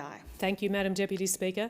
I rise today to speak on the 4 aviation bills being discussed in Cognate and I'll be offering some brief remarks. These bills create a new aviation consumer protection framework, delivering on commitments the government made in its 2024 Aviation White Paper. The main bill, the Aviation Consumer Protection Bill 2026, will establish a framework, although implemental detail will sit in regulations and instruments to be made later. This will include a new Aviation Consumer Protections Charter, which will set out minimum standards airlines and airports must meet for things like cancellations, delays, baggage, refunds, complaints handling and assistance for passengers with a disability. A new regulator, the Aviation Consumer Protection Authority, will enforce standards and take action against systemic or repeated failures with civil penalties for serious breaches. These penalties could total several millions of dollars. A separate body, the Aviation Consumer Ombudsperson, will run a dispute resolution scheme that passengers can use to resolve individual complaints, and every regulated airline and airport must join it. The initiatives included in the bills will be paid for by industry, not by taxpayers, through a levy on regulated entities set out in the Levy Bill and the Collection Bill. So, Madam Deputy Speaker, I welcome stronger consumer protections in the aviation sector. They're overdue, they're sorely needed. However, I am concerned about a lack of detail on exactly how the proposed framework will operate. Will exemptions for small council-owned airports, while exemptions for small council-owned airports are truly welcome, I'm concerned, though, about whether this could have unintended negative impacts for regional consumers. There's a reason regional Australians have a sceptical view. In regional Australia, we're too often the last to receive and the first to lose. Not too long ago, Qantas announced the discontinuation of its Albury-Melbourne route. This announcement came as a shock to the community and has real implications for medical specialists who travel to and from Albury-Wodonga to provide crucial healthcare services that are otherwise completely unavailable in our regional community. Now, I understand that profits may not be high for some regional routes, and the recent fuel crisis has undoubtedly had an impact. But when things are tough for airlines, it's almost always the regional routes that are the first to be cancelled. And this exacerbates the frustrations of regional people, including myself, that we're treated differently to those in the cities. And it's why I'm concerned that the Aviation Consumer Protections Framework, including the Consumer Protections Charter, will include a carve-out for regional airports and carriers. And while there are genuine reasons to treat our smaller council-owned airports differently to major international hubs such as Tullamarine or Kingsford Smith, it's not clear whether regional aviation passengers will be left with a lower level of consumer protection just because they're using a smaller airport. I'm also concerned that the bill proposes significant reforms to the aviation sector without a clear impact analysis.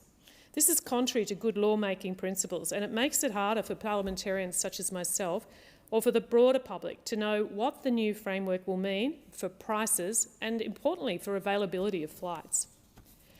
I'm hopeful the Consumer Protections Charter will improve protection for consumers and make the big airlines accountable to their customers. Too often, they've taken us for a ride before we can even get off the ground, and that needs to change. However, there are credible questions surrounding this bill and whether it will achieve its aim. I hope the government will work in good faith across the parliament to ensure these benefits from these bills will flow to all consumers, including those flying in and out of regional airports. Thank you, Deputy Speaker. Thank you. Call the member for Nichols. Deputy Speaker, I draw your attention to the state of the House. Quorum required. Ring the bells.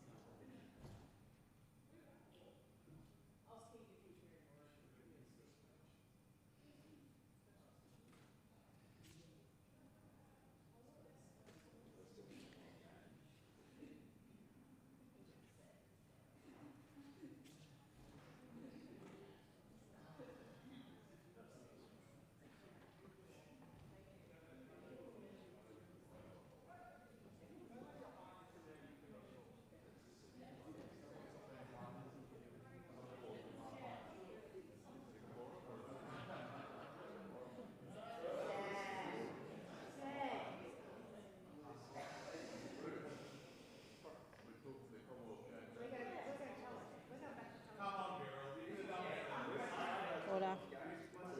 Quorum formed. Quorum formed. The question now is that the amendment be agreed to, and I call the member for Barton. Thank you, Deputy Speaker. I rise in support of the Aviation Consumer Protection Bill 2026 and the other bills itemised. And these bills together represent the most significant reform to aviation consumer rights here in this country in more than a decade. And for too long, Australian travellers have felt powerless when flights are being delayed, cancelled or disrupted. And for too long, people have been left stranded at airports, unable to clear information, unable to access assistance and unable to resolve complaints in a fair and timely way. And for too long, this system has effectively relied on airlines policing themselves. But Australians deserve better, Deputy Speaker. And the Albanese Labor government is delivering a modern aviation system that puts passengers back in the centre of this conversation. A system that is fairer, a system that is much more transparent, and a system that improves accountability across the aviation industry. And more importantly, a system that recognises that air travel is not a luxury for many Australians, it's an essential part of everyday life. And in my electorate of Barton, Deputy Speaker, the issue matters deeply because the Barton is located very close to Sydney Airport, which is one of the busiest aviation hubs in this country. And many residents in Barton work directly in aviation, tourism, hospitality, freight, logistics and airport services. And I've had the privilege to meet a number of those workers through door knocking and meet also wonderful United Workers Union members as well at Sydney Airport. Now, many families travel regularly to visit their loved ones overseas, and my community is a proudly multicultural community, and for many people in Barton, flying is not simply about the holidays or maintaining family ties, weddings, caring for ageing parents who might be living overseas, studying, working, conducting business. But when flights are disrupted, it has a real emotional and financial consequence to the people in my community. And anyone who has travelled in recent years knows that frustration Australians have experienced, hours of sitting in the terminals, last-minute cancellations, confusing communication, travel credits instead of refunds, passengers left to navigate really complicated systems with little clarity about their rights. And these reforms recognise that consumers deserve certainty and dignity when things go wrong. The Aviation Consumer Protection Bill establishes the legal foundations for a new consumer protection framework that will fundamentally improve the passenger experience here in Australia. And at the core of these reforms is the creation of the Aviation Consumer Protection Charter. And this charter will set out clear minimum standards that consumers can expect from airlines and airports. Importantly, Deputy Speaker, it will clarify what obligations airlines have when flights are delayed, cancelled or disrupted. And for the first time in Australia, there will be a nationally consistent framework outlining the minimum standards of treatment of passengers should receive. And that includes standards across communication, assistance, accessibility and support during disruptions. And this is major reform. It's one driven by evidence, and the government's preparing for takeoff study revealed that many Australians already knew through lived experience. More than half of the flying public experienced a disruption within a 12-month period. Over around 1/3 were satisfied with how it was handled. 82% of passengers said that they received no support during disruptions, 81% said they were not informed of their rights, and about 17% was satisfied with the complaints process overall. And those figures are quite staggering, and they demonstrate why these reforms are very necessary. And passengers should not need to become experts in aviation law. It's simply to understand what support they're entitled to. Consumers deserve clarity, transparency, and consumers deserve accountability, and that is precisely what these reforms will deliver. And the legislation will establish the Aviation Consumer Protection Authority, or the ACPA, and the role of ACPA will be able to monitor compliance, enforce standards, and ensure airlines and airports are meeting their obligations under this charter. And this is critical because standards without enforcement are meaningless.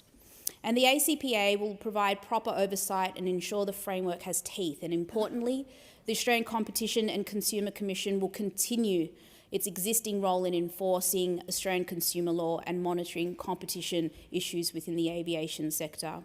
And that means misleading conduct and anti-competitive behaviour will still be scrutinised by the ACCC.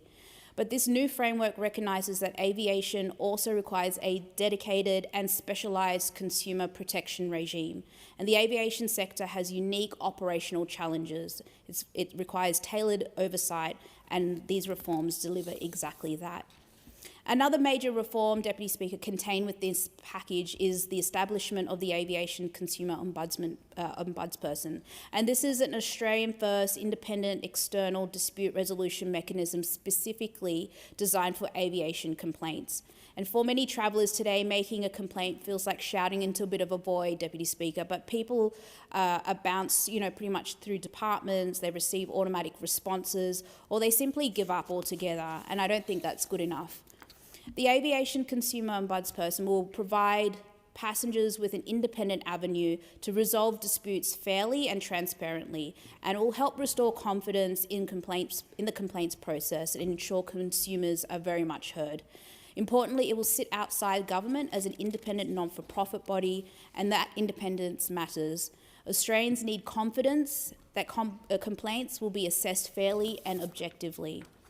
And the bill package also establishes the aircraft noise ombudsperson, and this is particularly important for communities living near major flight paths and airports. And again, this is highly relevant to the communities in and around my electorate of Barton, because I'm also the chair of the Sydney Airport Community Forum, and I know for many of my fellow parliamentarians in this chamber understand how this is an important issue regarding flight paths.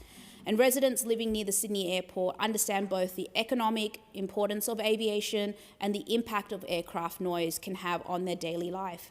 And communities deserve confidence that noise complaints are managed transparently and independently. The Aircraft Noise Ombudsperson will review how aircraft noise complaints are handled by Air Services Australia and the Department of Defence. And this reform strengthens trust and transparency, and it ensures communities are not simply ignored. And it reinforces that government can support both aviation growth and community amenity at the same time. Deputy Speaker, these reforms also recognise accessibility must be the centre of aviation consumer protection, and the Preparing for Takeoff study found that passengers with disabilities, medical conditions or injuries consistently experience poorer outcomes when travelling. Around 1 in 4 travellers surveyed identified as having a disability, injury or medical condition, and alarmingly 2 in 5 did not know how to access assistance services available to them. And that is unacceptable in a modern aviation system. Every Australian deserves to travel with dignity, and these reforms will help ensure airlines and airports provide fair and reasonable treatment to passengers with accessibility challenges or needs. And that matters enormously, Deputy Speaker. Aviation should be able to connect people, not exclude them.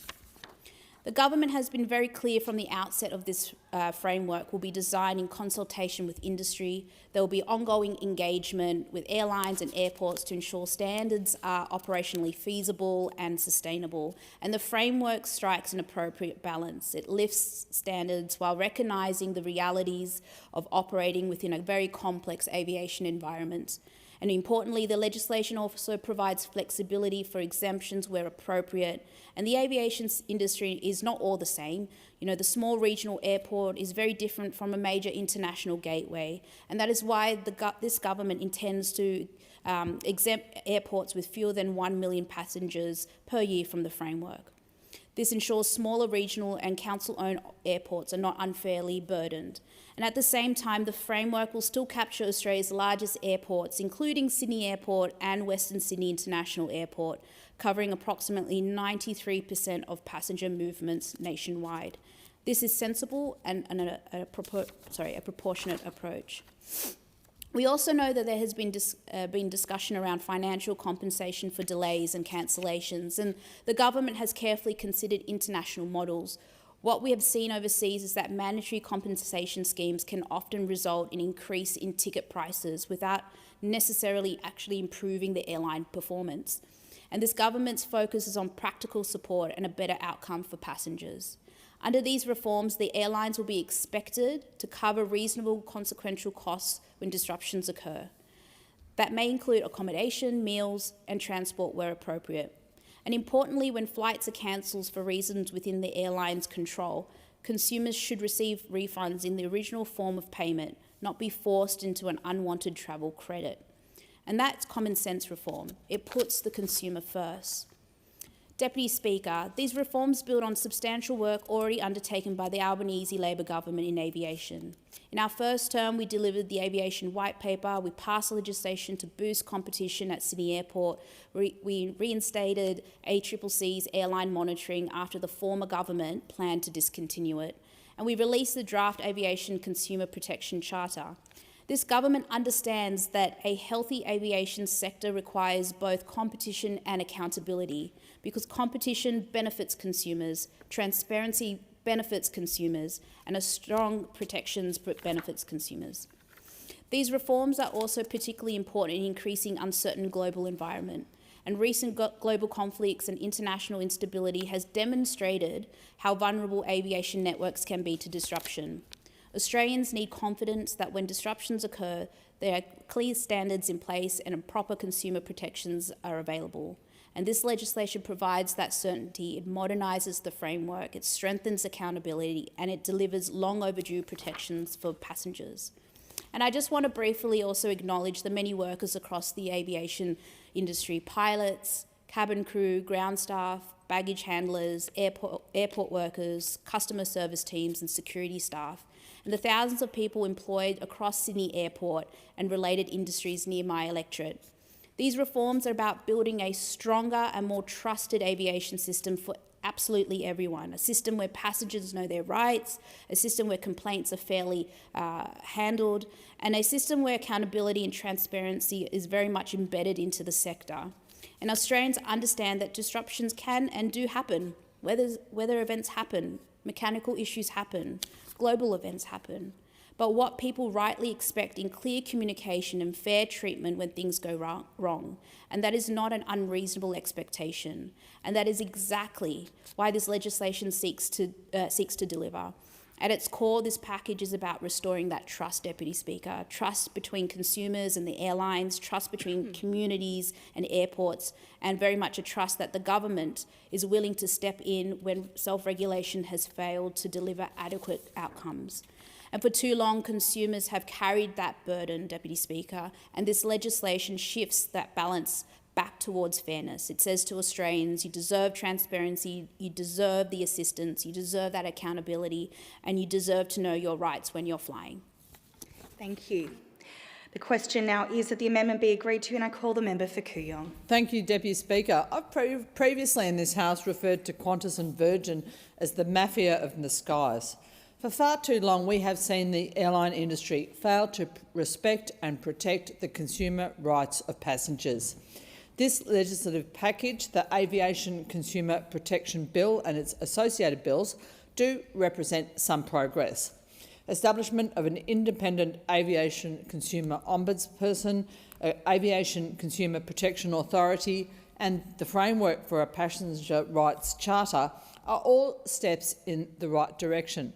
But the legislation still falls short of the changes which have been recommended both by experts and by the ACCC.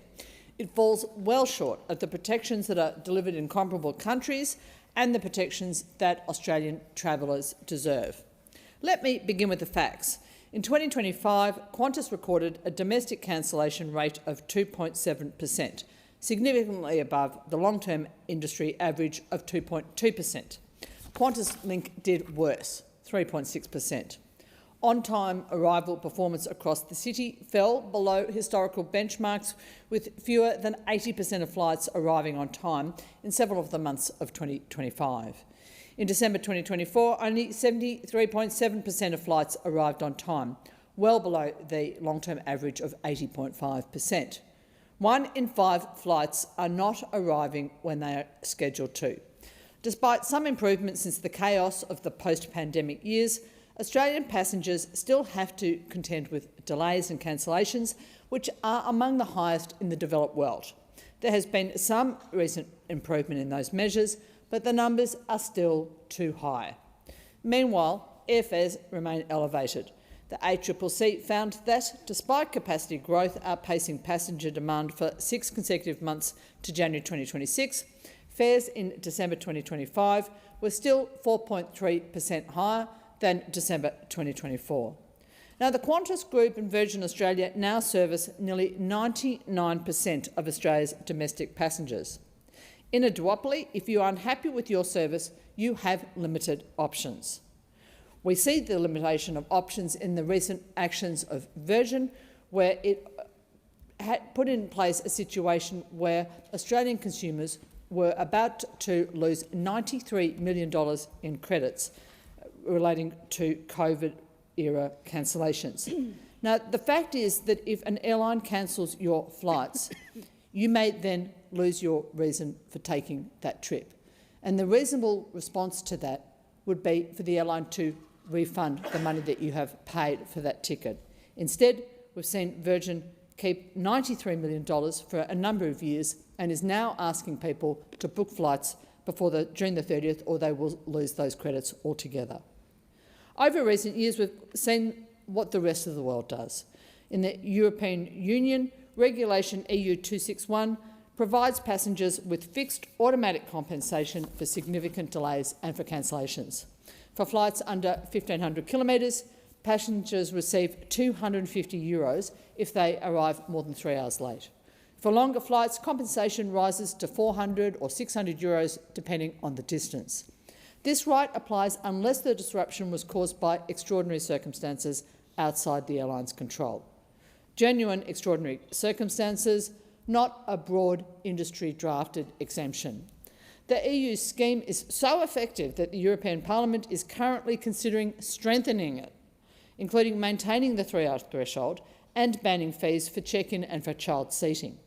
In Canada, passengers on large airlines receive between $400 Canadian for delays of up to 6 hours and $1,000 Canadian for delays exceeding 9 hours, with smaller carriers also carrying some liability. But in Australia, under this bill, a passenger whose flight is cancelled or significantly delayed still has to lodge a complaint with the ombudsperson, has to wait for it to be assessed, and has to hope for a favourable determination, a determination that is binding on the airline but not on the passenger. There is no automatic compensation. There's not even a fixed entitlement. The government hasn't even bothered to include a draft charter of passenger rights in the legislation. What should be the centrepiece of a new framework for customer protection in the aviation industry has been delegated to regulation and to consultation, which has been ongoing for years, but which is still not concluded. As the Law Council of Australia has said in its submission to the Senate inquiry, Parliament can't assess the adequacy of protections because their substantive content is absent from the legislation. So we've been asked to pass a framework with no content. Now, the government has argued that a European-style compensation scheme would drive up airfares and damage a competitive aviation sector. That argument has been made by airlines in every single jurisdiction that has contemplated reform. But in every jurisdiction that has actually implemented reform, turns out the airlines have survived. What the argument really reflects is the power of an industry which has benefited from inadequate regulation for decades. The ACCC itself, the government's own competition watchdog, has long called for stronger consumer protections for passengers in our commercial aviation industry. Choice has welcomed this legislation, but has explicitly noted that it falls short of EU 261. Even the government's own aviation white paper acknowledged that the scale of consumer dissatisfaction with the existing deeply inadequate state of affairs continues. It's worth asking why successive Australian governments, both Coalition and Labor, have consistently fallen short on this issue. To some extent, at least, the answer for that might lie in the nature of the relationship between our major airlines and the politicians who should be regulating them. Qantas, in particular, has cultivated deep and deliberate influence in Canberra for many years. Joe Aston's book, The Chairman's Lounge, and the parliamentary debate that it prompted in 2024 documented in detail how that influence has operated, through Chairman's Lounge memberships, extended to politicians across the spectrum, through upgrades, through access and proximity that is not available to consumer community organisations, to not-for-profit groups, or to ordinary constituents who might also appreciate the welcome attention of their representatives. Deputy Speaker, I'm not naive about this. I've experienced it myself. When I was first elected in 2022, I initially accepted Chairman's Lounge and Virgin Beyond membership. It seemed to come with the job, and let's face it, there are practical advantages to lounge access when you're travelling constantly between Melbourne and Canberra. But I relinquished that Chairman's Lounge membership in 2023 because I'd become concerned about the extent to which perks extended by the airlines to politicians could affect government decision-making. Airlines don't offer these things for no reason. Research in medicine has shown that even small gifts from pharmaceutical companies can influence doctors' prescribing patterns. The same dynamic applies here. When politicians are guests of the very industry that they are meant to hold accountable, we can't be surprised if that accountability falls short. On sitting days, there are almost 2,000 lobbyists in this building, between 10 and 15 for every member of the House and the Senate. Most are not on the lobbyist register because the existing lobbyist register is toothless. Ministers are still not required to publish their diaries. The airlines don't have to have a formal lobbying presence. They already built the access that they need through other means. And that's the context in which this bill has been developed. And that context could be held to explain why a government that has expressed genuine concern for passengers has nonetheless declined to legislate the automatic compensation that those passengers need and deserve. There are other significant gaps in this legislation. The bill excludes services not directly paid for by consumers, meaning that inter-airline connections and code-share arrangements may fall outside its scope. It has limited coverage of third-party intermediaries, such as booking agents. And its broad exemption powers risk creating the same loopholes that have allowed airlines elsewhere to avoid accountability. During the COVID recovery period, complaints to the airline customer advocate rose by 138%, even as passenger numbers fell very sharply. Most of those related to Qantas and Jetstar's refusal to offer cash refunds. That body, the Airline Customer Advocate, resolved fewer than half of those complaints. That's what happens when a complaints mechanism is funded and controlled by the industry that it is meant to police. We shouldn't replicate that model with a different letterhead. I do want to briefly acknowledge what the bill does achieve. An independent ombudsperson with binding determination powers is meaningfully better than an industry-funded body. A new Aviation Consumer Protection Authority with enforcement capability is better than voluntary compliance. These are genuine improvements on the status quo. The Minister has claimed this to be the most significant aviation consumer protection reform ever introduced by an Australian government.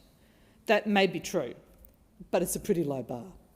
For too many years, through the pandemic, through Qantas selling tickets on already cancelled flights, through its illegal sacking of ground workers, through flight credits that passengers couldn't use, Australian consumers have long been left exposed by aviation consumer protections in this country.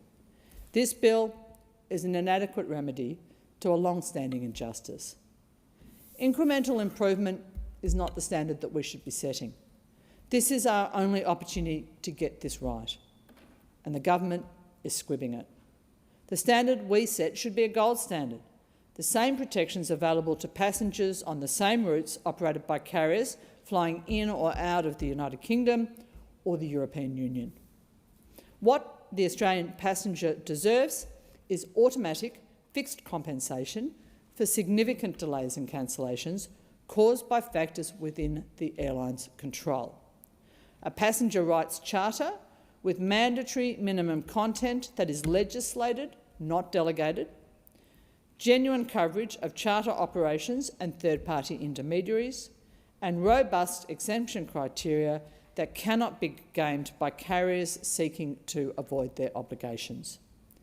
Australians deserve to know, before they board a plane or before they wait for hours in the airport, what they're entitled to when things go wrong. Not after a complaint process that might take months, not subject to the discretion of an ombudsperson whose caseload will quickly become unmanageable if this scheme does not change behaviour. They should know that now, automatically, as a right. That's what the rest of the world provides, and that's what this parliament should deliver. And with that, Deputy Speaker, I move the amendment as circulated in my name. Thank you very much. Is the amendment seconded? Deputy Speaker, I second the amendment moved by the member for Kooyong and, of course, reserve my right to speak. Thank you very much. The original question was that this bill now read a second time. To this, the honourable member for Riverina moved as an amendment that all words after that be omitted with a view to substituting other words. The honourable member for Kooyong has now moved as an amendment to that amendment that all words after notes that be omitted with a view to substituting other words. The question now is that the amendment moved by the honourable member for Kooyong to the amendment moved by the honourable member for Riverina be agreed to, and I call the member for Dixon. Thank you, Deputy Speaker. I rise to speak on the Aviation Consumer Protection Bill 2026 and the related bills. Australia is a big country and we are a long way from almost everywhere, including very often from each other. That makes aviation more than a convenience for Aussies. It is how we travel to see our family and friends, how those in regional and remote communities get to see specialists and specialist services in major town centres, and it's how our businesses work across states, how families separated by thousands of kilometres get to sit together around the same table at Christmas. We rely on flying in a way that not many other countries do. So when things go wrong, when a flight is cancelled, when a family is left stranded at a gate with kids in tow, when your luggage with a week's worth of clothes doesn't arrive, it matters. And for far too long, the deal for travellers when things go wrong has not been good enough. That's why the Albanese Labor government is delivering the most significant reforms to Australia's aviation sector in over a decade. Until now, when a complaint could not be sorted out, travellers have largely been left relying on the airlines to resolve the issue themselves. And most of us are all too familiar with how this arrangement ends up playing out. When your flights are delayed or cancelled or travel is disrupted, you're often left with no choice but to wear it. Too many people have been left frustrated, out of pocket, and with nowhere independent to turn for a resolution. And recently, we saw exactly how badly this can go. The conflict in the Middle East has caused major disruptions to flights and to fuel, and real uncertainty for Australian travellers. We've seen passengers unsure of what to do next and unsure of what they are even entitled to do when a flight is cancelled. Our airlines have done a great deal of difficult work to get Aussies home safely during that conflict, and that work is appreciated. But this moment has outlined something important. Australians who rely on aviation deserve clear protections and a clear understanding of their rights, especially when the unexpected happens. This is what this bill delivers. It is the most significant reform to aviation consumer protection this country has seen, and it flows directly from our aviation white paper. Our plan to protect passengers while keeping our aviation sector competitive and keeping our proud safety record intact. Let me set out what these bills actually do. First, they establish a new aviation consumer ombudsperson, an independent body that will work with travellers, airlines and airports to resolve complaints. If an airline or an airport has not done the right thing and a traveller is not satisfied with how their complaint has been handled, they will have somewhere genuinely independent to go. The ombudsperson will be able to investigate, to compel information and to determine how a complaint should be resolved. And most importantly, it will be free for the consumer to use to pursue a remedy to their complaint. Second, the bills establish an Aviation Consumer Protections Charter. The Charter will set out minimum standards that travellers can expect from airlines and airports, standards for what should happen with bookings, with check-in and boarding, with baggage, with complaint handling and with the assistance people are owed when flights are disrupted, delayed or cancelled. For the first time, the expectations of airlines and what is owed to customers will be made plain and clear. Third, the bills establish the Aviation Consumer Protection Authority. The authority will be a dedicated regulator within the department to enforce the Charter and to take on the systemic problems in the sector, not just one complaint at a time. Where the ombudsperson helps the individual traveller, the regulator looks at the bigger patterns to make sure the industry is held to account if necessary. This framework is about meaningful protection for passengers while keeping aviation competitive, affordable and sustainable, including the regional routes that so many of our regional and remote communities depend on, in particular my state of Queensland. There is a balance, and these bills achieve that balance. On top of that, these bills also make changes to deal with aircraft noise, an issue that matters enormously to the people I represent in Dickson.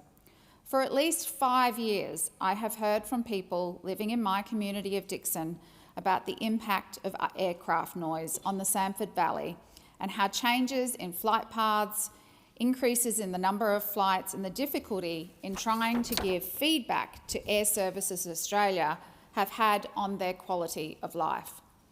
These bills establish an independent aircraft noise ombudsperson to address the impact of aircraft noise on people on the ground. The aircraft noise ombudsperson will conduct investigative reviews into how Air Services Australia and the Department of Defence handles aircraft noise complaints, the community consultation processes regarding changes affecting aircraft noise, and how aircraft noise information is presented and distributed. The aircraft noise ombudsperson will be independent of Air Services Australia and the Department of Defence, consistent with the commitment made in the Aviation White Paper. The ombudsperson will have the capacity to publish independent reports and make recommendations to the government for policy or regulatory change. Our aviation consumer protection bills are not just about passengers. We're also looking out for the people who live under the flight paths, who live with the daily noise and impact of every aircraft passing overhead. The new runway at Brisbane Airport opened in 2020 with little community consultation, particularly when it came to aircraft noise. Since the new runway arrived, I've met with Samford Valley residents regularly on this issue. Samford Valley sits like a natural amphitheatre. Its geography means that sound is projected. For the families there, aircraft noise is not a passing annoyance. It's impacted their quality of life, disrupted sleep, pollution and constant noise. I want to recognise the residents across my electorate who have advocated on this issue tirelessly for years to make use of our airspace fairer for the people most affected by the noise. We take your concerns seriously, and these changes finally mean your complaints and concerns will be heard by a new independent ombudsman. I am proud that our government has already taken real steps to look out for consumers and residents impacted by flight paths. Changes implemented by Air Services Australia include limiting the ability of some aircraft to take off before 6 a.m, boosting the number of flights that are required to take off and land over water during the night and early mornings on the weekends, reinstating the previous flight path used for overwater departures so that aircraft take off. This debate is interrupted now in accordance with Standing Order 43. The debate may be resumed at a later hour and the member will have leave to continue speaking when the debate is resumed. Are there any statements by honourable members? Give the call to member for Bradfield. Thank you, Deputy Speaker. This time tomorrow, the Socceroos will still be playing Paraguay. It's a critical game for our World Cup prospects, but it also comes at a critical time back home, because here in this building, politicians are weaponising the multicultural qualities of our soccer team and Australians across the country. These politicians are seeking to divide us by blaming multiculturalism for all our problems. And it's immensely disappointing that politicians feel emboldened to put in the boot to those Australians born overseas or whose parents are born overseas but who now call Australia home. The Socceroos reflect who we are at our best. They may play soccer, but they are not political footballs. The team, which is made up of people from at least 15 cultural and ethnic backgrounds, all representing Australia at the highest level on the world stage, makes it so clear how multiculturalism makes us stronger. People who choose to call Australia home share the same commitment to the principles contained in the Citizenship Pledge as Australians who are born here, a commitment to democracy, individual rights and liberties, and the rule of law. People from all around the world can contribute their unique, diverse cultural backgrounds, contribute to our great nation, and share a commitment to these Australian ideals. We are all playing on the same team, and it's time that some politicians start behaving like it. Member for Sturt. Thank you, Deputy Speaker. On 4 May 2008, 17-year-old Sam Davis was tragically killed in a one-punch attack. Their immense and indescribable grief at Sam's loss inspired his parents, the Honourable Nat Cook, Speaker of the House of Assembly in the South Australian Parliament, and her husband, Neil Davis, to establish the Sammy D Foundation with the aim of equipping young people with the skills to prevent such tragedies from happening again. 2 weeks ago, I attended the annual Sammy D fundraiser at magnificent Adelaide Oval to celebrate not only Sam's life, but to again acknowledge the devastation snap acts of senseless violence have on families across the country. The Sammy D Foundation works to stamp this out through programs like Impact, which educates young people about the negative impacts of bullying, harassment and violence, teaching them how to keep themselves and their mates safe. The Sammy D Foundation is making a real difference, particularly through its engagement with schools, with 94% of students who take part in a Sammy D Foundation program becoming more aware of the impact of one punch. And in schools that have worked with the Sammy D Foundation on a long-term basis, violence has reduced by over 80%. Nat Cook, you and Neil are an inspiration, and I ask every member of this House and of the other place to support you as you do everything you can to make sure no family experiences the effects of a one-punch attack. Vale, Sam Davis. Member for Kirshen.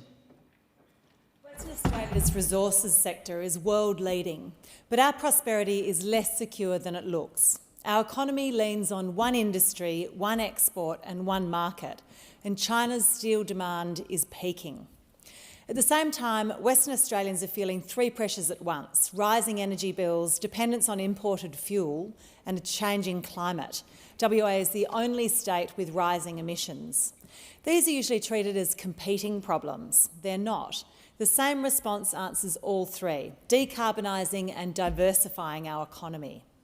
Right now, WA's vision for the future is contradictory. We say we want to be a renewable energy superpower, but we keep approving new fossil fuel export expansion, extending gas out to 2070. These two futures compete for the same land, capital and workers. That's why I'm consulting with industry experts and my community to develop a vision for WA's future, articulating how we can lower energy costs, build our future prosperity, strengthen our own energy security and bring emissions down by decarbonising and diversifying our economy and exports. We can leverage our strengths to build the clean export industries of the future: green iron, green hydrogen and processed critical minerals.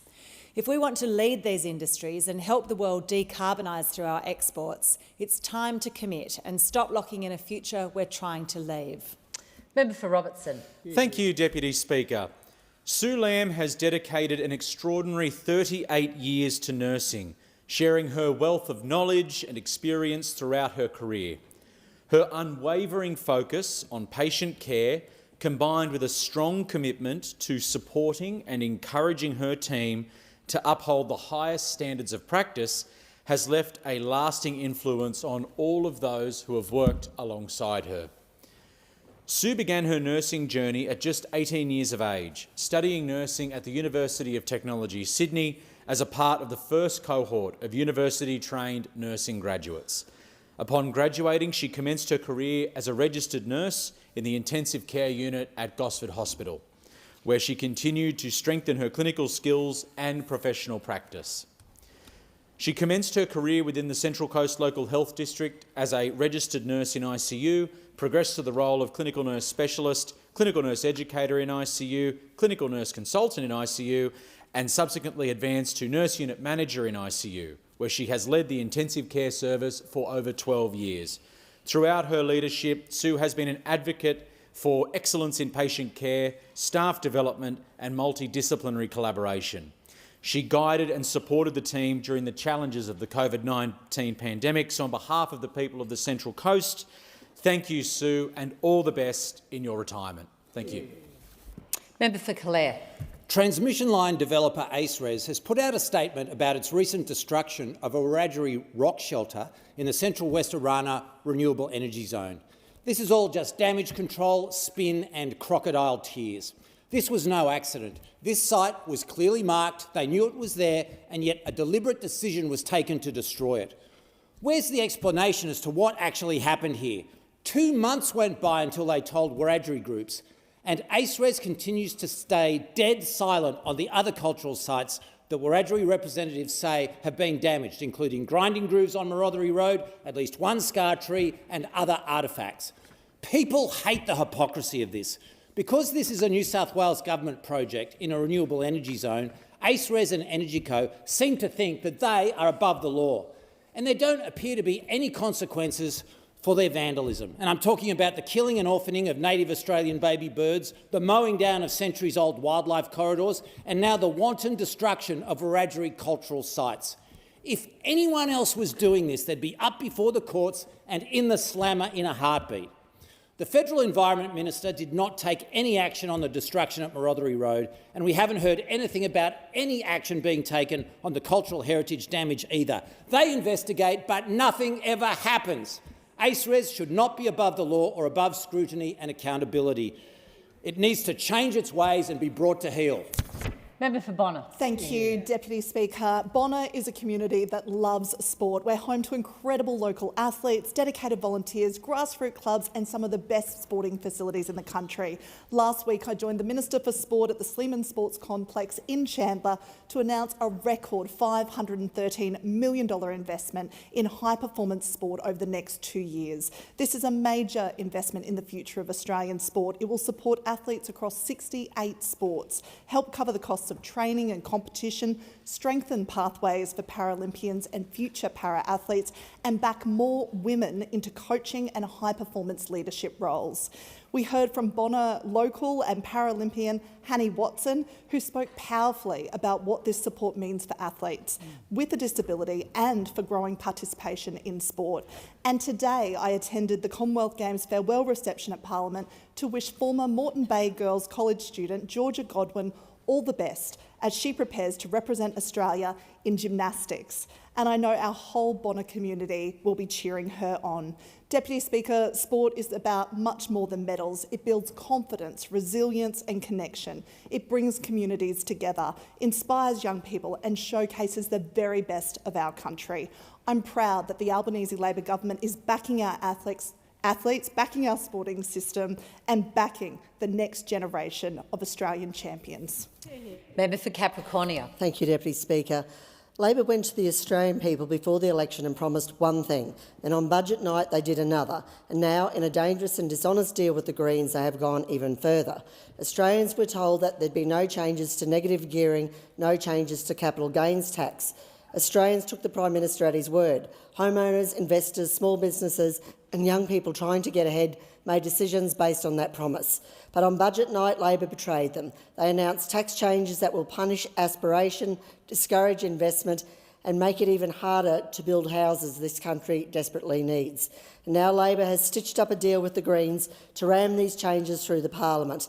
That deal does not give Australians certainty, it gives them more risk. It puts new pressure on housing, on savings, on investment, on small business and on younger Australians who are already struggling to get a foothold. This is not tax reform, this is a toxic tax agenda. It tells Australians who work hard, save carefully, invest for their future or take a risk to build a business that the government will change the rules when it suits them. In regional communities like mine, people understand what these decisions mean. They will all be left paying the price for Labor's broken promises. Australians deserve honesty from their government. They deserve stability. They deserve policies that reward hard work, not punish it. The Coalition will stand against these toxic taxes and we will stand up for Australians who simply want a fair go. Member for Boothby. Thank you, Deputy Speaker. One of my local councils asked new citizens what they love best about Australia. And they talk about beaches and great weather, a unique environment, safe communities, and they also talk about Australian values. They talk about being able to get a meaningful job, well-paid, secure, fair conditions, the promise that if you work hard, you can get ahead. And so they value our industrial relations systems that means workers do get a fair go. Australian values are about fairness, and that's why this government is making the system fairer, giving more Australians more opportunities. Australian values are about having the opportunity to buy a place to call home, and so this government is turbocharging housing supply and making owning a home more affordable for more Australians. It's about accessible and affordable healthcare, the envy of the world, and so we're boosting bulk billing rates, funding urgent care clinics and making medicines cheaper. And in Boothby, boosting workforce training at Flinders Uni and expanding Flinders Medical Centre. It's about good quality public education system so that everyone has the opportunity to better themselves and to make sure that their children also have better opportunities. It's about earning more, keeping more of what you earn. So we've committed to 5 rounds of tax cuts. Deputy Speaker, for too long, some Australians have been locked out from the opportunities that this great country offers. This government is committed to equity, a fair go for all, to making this Australian dream within the grasp of all Australians. Member for Lindsay. Thank you, Madam Deputy Speaker. In Greek mythology, Medusa didn't defeat her victims with strength, but by stopping them seeing the danger until it was too late. Today, the Medusa effect in Labor's poisonous policies is real. It's measured in mortgage repayments, in rent hikes and in supermarket receipts. After 15 interest rate rises under Labor, a family with a mortgage is around $29,000 a year worse off. The cost of living pain is not from Medusa's cold stare. It is from the Albanese government's heartless taxes, homegrown inflation with increases in electricity and in food. While trying to distract Australians with a $250 sweetener, Labor locked in an extra $70 billion in taxes over the next 4 years in their budget. The government and the Prime Minister has too many faces, one for the election campaign, one for question time and one behind closed doors doing deals with the Greens, while layers of stone form around Australians' family budgets. While the bills arrive, the Prime Minister refuses to look Australians in the eye, instead leaving them in the coils of Labor's tax serpents. A father from Glenmore Park said they're treating Australians like top-tier earners, penalising a lifetime of hard work and self-reliance. No matter which face this government represents, the Medusa effect is the same. Another piece of the Australian dream slowly turning to stone. Member for Brisbane. Thank you, Deputy Speaker. We know that people are working hard, doing the right thing, but still can't get into a home of their own. The system is broken, and that's why we're changing the system. Everyone on this side of the House heard that message loud and clear. Deputy Speaker, each one of us in this chamber should want to provide the same opportunities to the younger generation as we had. Labor understands that, and that's why we're doing the work. Labor is tackling the housing crisis from every angle. We're increasing supply and we're giving young people the means and the opportunity, while those opposite want to keep Australians down. Now, during the 9 years LNP were in power, they neglected housing. There was no housing minister for most of it, and they built just 373 social and affordable homes. In Queensland, the LNP is no better. They've cancelled 10,000 social and affordable homes, and they've scrapped mandates requiring them in new builds. In the middle of the housing crisis, the LNP would rather help developers building high-end apartments, turning a blind eye to social and affordable housing. Deputy Speaker, the LNP has abandoned Brisbane and Queensland. In their cold, rocky sea of blue, those opposite are clambering onto each other's life rafts while the community around them are sinking. They can't see that the community needs a life raft too. People like Caitlin in my electorate, who recently bought her home for her family on Labor's 5% deposit scheme. As leaders, we can make it better for the next generation, and that's what this Labor government is doing. Member for O'Connor. Thank you, Deputy Speaker. And I rise today to update the House on a serious biosecurity threat unfolding in my electorate. Cape Le Grand National Park, east of Esperance, is renowned for its pristine coastline, but it has now become ground zero for Australia's first confirmed cases of avian influenza. Thanks to the swift action of local wildlife carers and Swan's Veterinary Service, cases have been identified and the Esperance community is stepping up to contain the spread. But as reported in the Kalgoorlie Miner, in an article aptly named Bird Brained, the Esperance Wildlife Hospital, a purpose-built wildlife biosecurity facility that has even rehearsed its response to highly pathogenic avian influenza, cannot be used because its toilet does not meet certification requirements. You couldn't make this stuff up. As a result, a single wildlife officer, Laurie Ann, is left managing potentially infected birds from her own home, at her own expense, without any government resources. One person is fielding every phone call, and an incomprehensible government website is not adequately directing concerned stakeholders in my electorate. This is not preparedness, it's improvisation under pressure. While Minister Collins insists Australia is ready for this situation, tells a very different story. Right now, policy isn't translating into results. If Esperant's purpose-built facility cannot be operationalised during an active threat, what faith can Australians have in the broader national response? Member for Dunkley has the call. Thank you, Deputy Speaker. I would like to take this opportunity to thank the Committee for Frankston and Mornington Peninsula for bringing together more than 40 student leaders from across 7 schools last week. And most importantly, thank you to the young people who shared their perspectives so openly and honestly. What stood out was not only the challenges facing young people, but the thoughtfulness of their ideas and their determination to help shape solutions. Students spoke about the rising cost of living, housing affordability, education equity, mental health, job security, and feeling disconnected from the political system. These are real concerns affecting decisions about study, work, well-being and future aspirations. Many expressed concerns that milestones previous generations took for granted, such as home ownership, financial independence, access to affordable university, education and secure employment, are becoming increasingly difficult to achieve. As the federal member for Dunkley, I am proud of the work this government is doing to give our young people a fair go through tax reform, housing reform, increasing minimum wages and making free TAFE permanent. Young people are not just the leaders of tomorrow, they are important contributors today. Their voices and aspirations matter, and I will continue advocating to ensure they are heard. Member for Fairfax. Thank you very much, Deputy Speaker. Australia is drifting. That is the conclusion from the Committee for the Economic Development of Australia's 2026 State of the Nation report. Productivity, investment, innovation going backwards. Knowledge, skills, workforce going backwards. Australia is becoming a less competitive nation. And we know that because our standard of living has dropped more than any other advanced economy. And what is the Albanese government's answer to these problems? To increase personal income taxes to the highest levels in Australian history, to increase tax on capital to the highest level in the world.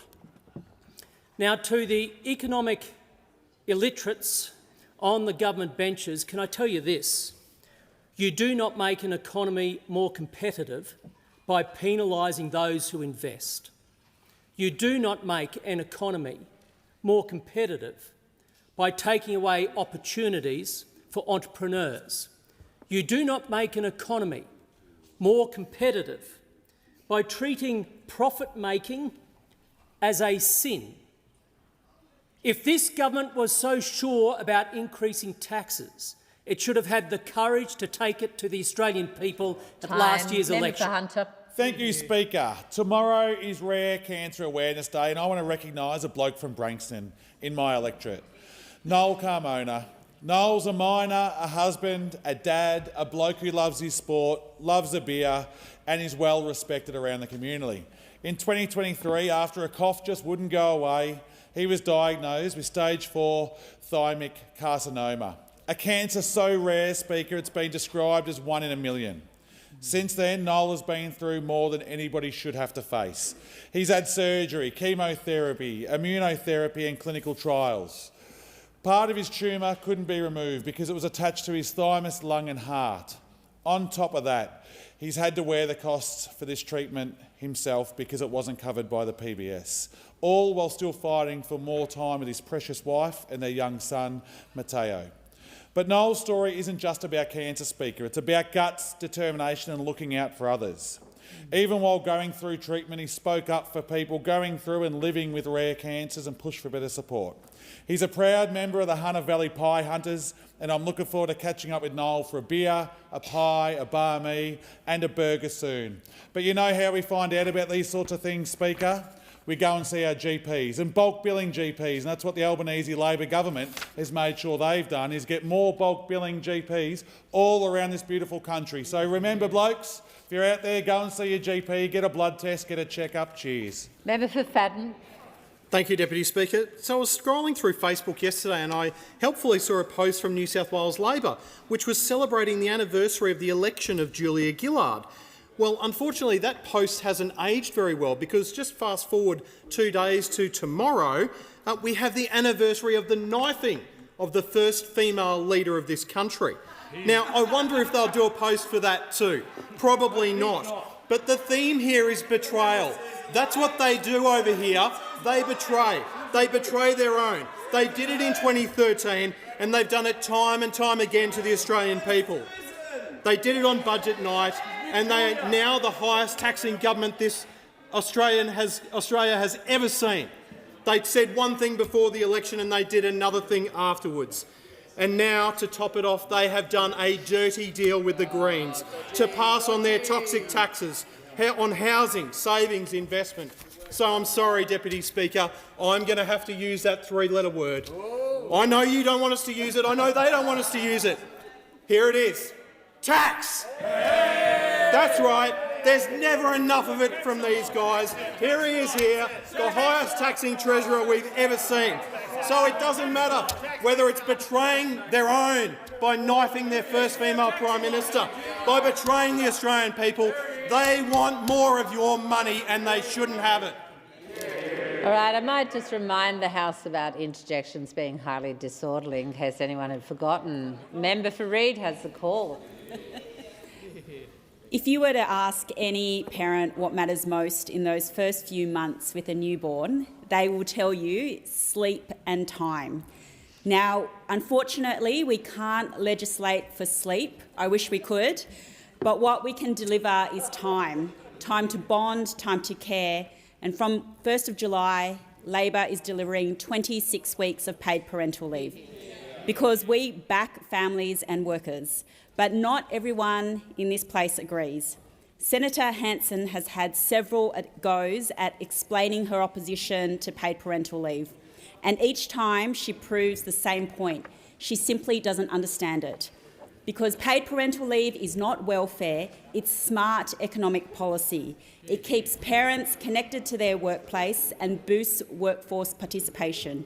Because to qualify, you need to be working before your child is born. This is about supporting parents to stay in the workforce. And the evidence is clear. 80% of employers who offer paid parental leave report increased productivity. That's why businesses and families back it.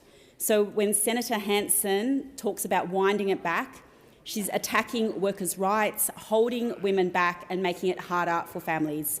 15 years ago, Labor introduced Australia's first government-paid parental leave scheme, and now we're strengthening it. Yeah. Member for Cook. Yeah. Thank you, Deputy Speaker. Well, this Prime Minister reckons he wants to hear from young people on housing, but does he really? Because Andrew in my electorate writes me this. Life has been hard for someone in his late 20s. My wife's a nurse and I'm a teacher. We should be able to have a roof over our head and not worry about money. My wife and I have been saving, investing and working hard to try and build a home. The Labor government, without asking us, has decided to change the CGT discount. The investments we've worked so hard to build for a deposit for, that we've risked so much money, will now only give us half the profit we used to have. Simon, please, please, please help with rectifying this and make them take it to an election as to whether the capital gains discount should be changed, because it's not fair on hard-working people. Well, this Prime Minister, this is a nurse and a teacher, people you pretend to care about. Do you know what a nurse and a teacher pay CGT in New Zealand? 0%. Do you know what the nurse and teachers in Singapore pay, Treasurer? 0%.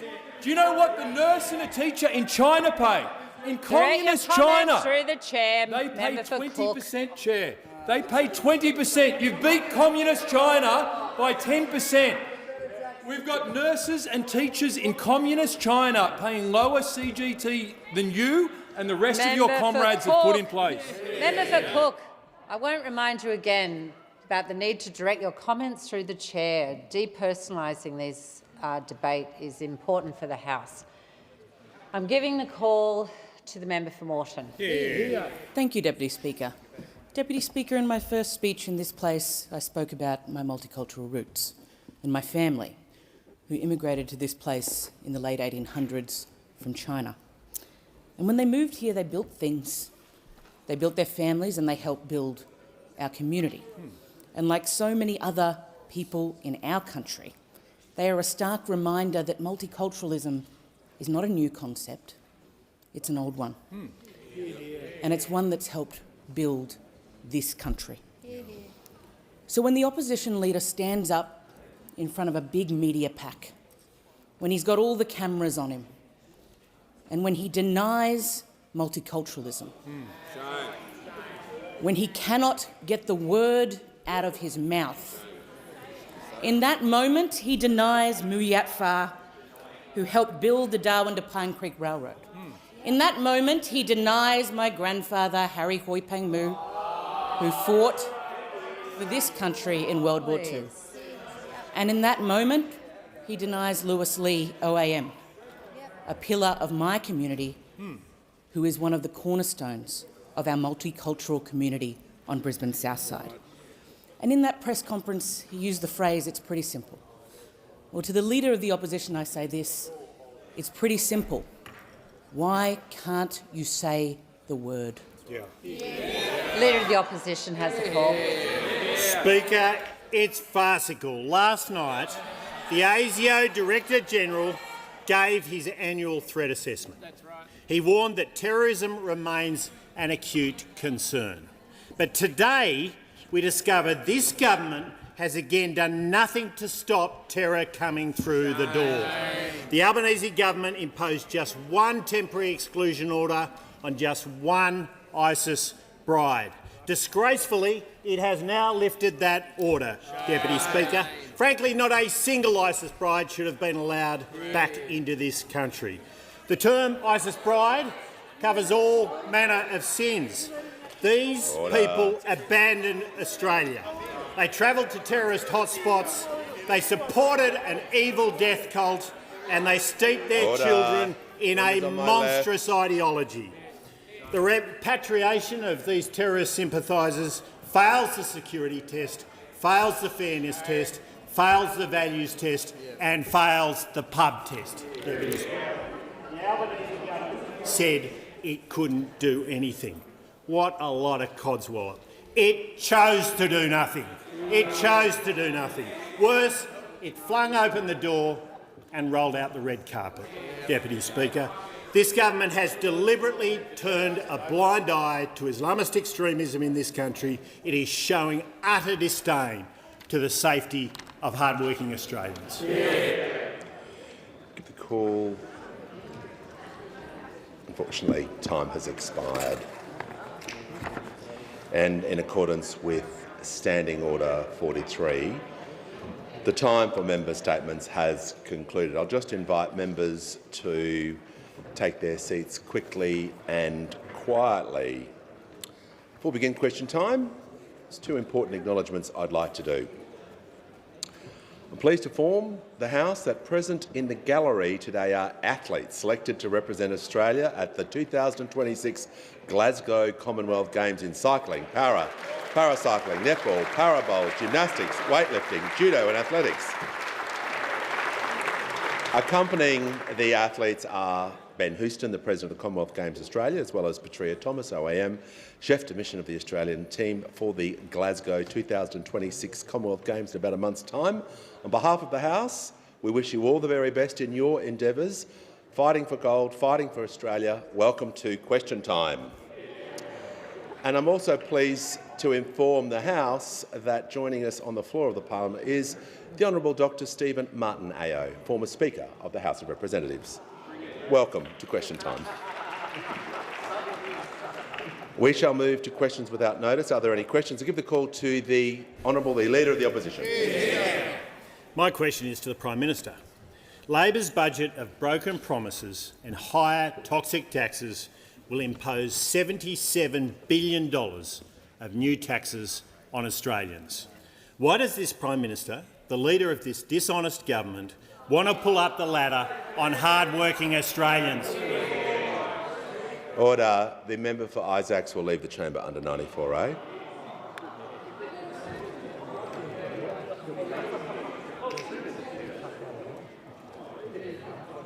That means leave immediately. We're not having people yelling during questions. I've made that crystal clear all week. The Prime Minister has the call. Mr Speaker, we understand that Australians are under financial pressure, which is why we're not just identifying issues. Order. We're actually doing something about it. And in the Senate right now, there are bells ringing. And there are bells ringing. The bell is tolling for all those opposite. Because those opposite are voting in the Senate, all three right-wing parties, against tax cuts for every Australian. For every Australian worker. Members on my left will cease interjecting. The member for Cook. Thank you. Prime Minister. And just next week, Mr Speaker, there'll be a tax cut for all 14 million Australian taxpayers. We know that that is a change that was not only opposed by those opposite, they didn't just vote against it, they said they'd repeal it.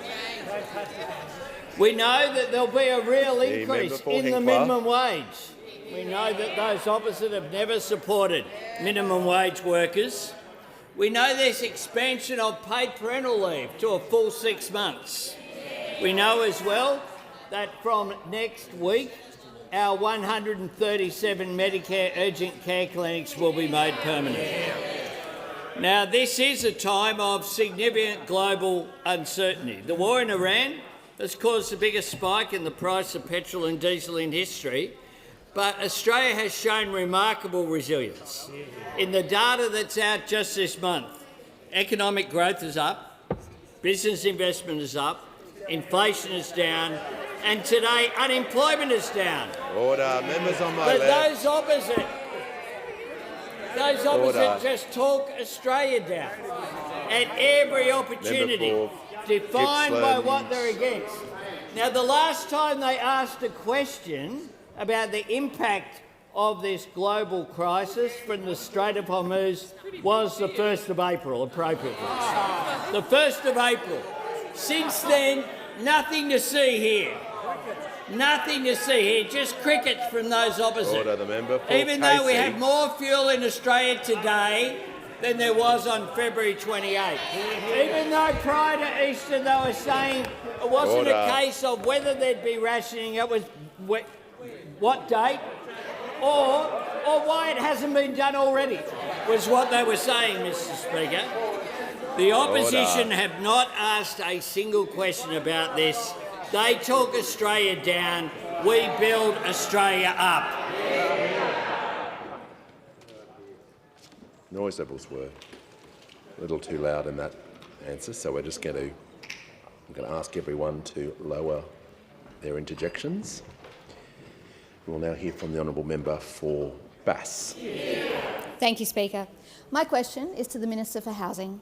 What action is the Albanese Labor government taking to help first home buyers into a home of their own? What approaches will make this harder for young Australians to get into home ownership? Give the call to the Minister for Housing, the Minister for Homelessness and the Minister for Cities. Speaker, thanks so much. Member and I for thank Cowper. No, hang on a sec. Minister had not begun even saying something and you started interjecting. Just going to ask the House, for everyone, for both sides, just when a minister begins on, we're not having this. We'll reset and the minister will begin her answer. Thank you so much, Speaker, and I want to thank the fantastic member for Bass for her question and what a great contribution she is making representing her community in this parliament. Speaker, today the parliament has a very important bill before it, a bill that will deliver a tax cut for every single working Australian and a bill that will level the playing field for Australia's first home buyers. Speaker, 27 years ago, Prime Minister John Howard and this parliament created a housing market in our country that preferences investors over first home buyers. And today, as a parliament, we have an opportunity to make a different choice for our country, because we know the results of John Howard's experiment. Investors flooded into established housing, house prices have gone up by 400%, home ownership rates for young people across this country have fallen through the floor. Now, Speaker, the bill that's before the parliament asks us a big question. What kind of country do we want to be? Do we want to be a nation where hard work and aspiration get rewarded? Or do we want to be a country where getting into a home of your own depends on the property wealth you inherited from your parents? Speaker, Labor believes in an Australia where ordinary people can get ahead through their own effort. That's why we're giving first home buyers a fair shot, and that's why we're delivering a tax cut for every single working Australian. Now, I'm asked about alternatives, Speaker, and the three right-wing parties have a big choice to make this afternoon. With all the cost of living challenges facing this country, are they seriously going to come into the parliament and vote against a tax cut for every single worker in this country? Are they seriously going to come into the parliament, Speaker, and say we don't want our housing system to change? Because that's what this is about. Do we want our housing system to be fairer and more equal, or do we want to retain the broken system? Speaker, we are a Labor government. We believe that Australia works best when effort and aspiration are rewarded. Manager of Opposition Business. Speaker, helping more Australians buy their own home is not just central to our vision for housing, it is central to our vision for Australia. And that's what the bill today is about. Building a country where your success comes not from the wealth you inherit, not from the family that you come from, but the work that you do yourself. In our government, we believe that aspiration belongs to every person who lives in this country. Give the call to the Honourable the Leader of the Opposition. My question is to the Prime Minister. Today the Labor government has backflipped again, issuing an entry permit for yet another dangerous ISIS terrorist sympathiser to enter Australia.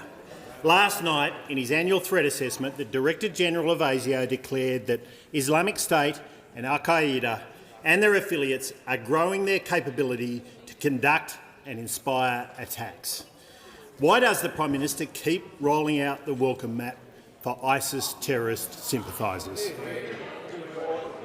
Order. Give the call to the Prime Minister. Thanks, Mr Speaker. I'm asked about the statement, the annual threat assessments of the Director-General of ASIO, and as part of the question from the self-described newly elected Member of Parliament there. What he has done in the language that was used. Order. Sure words.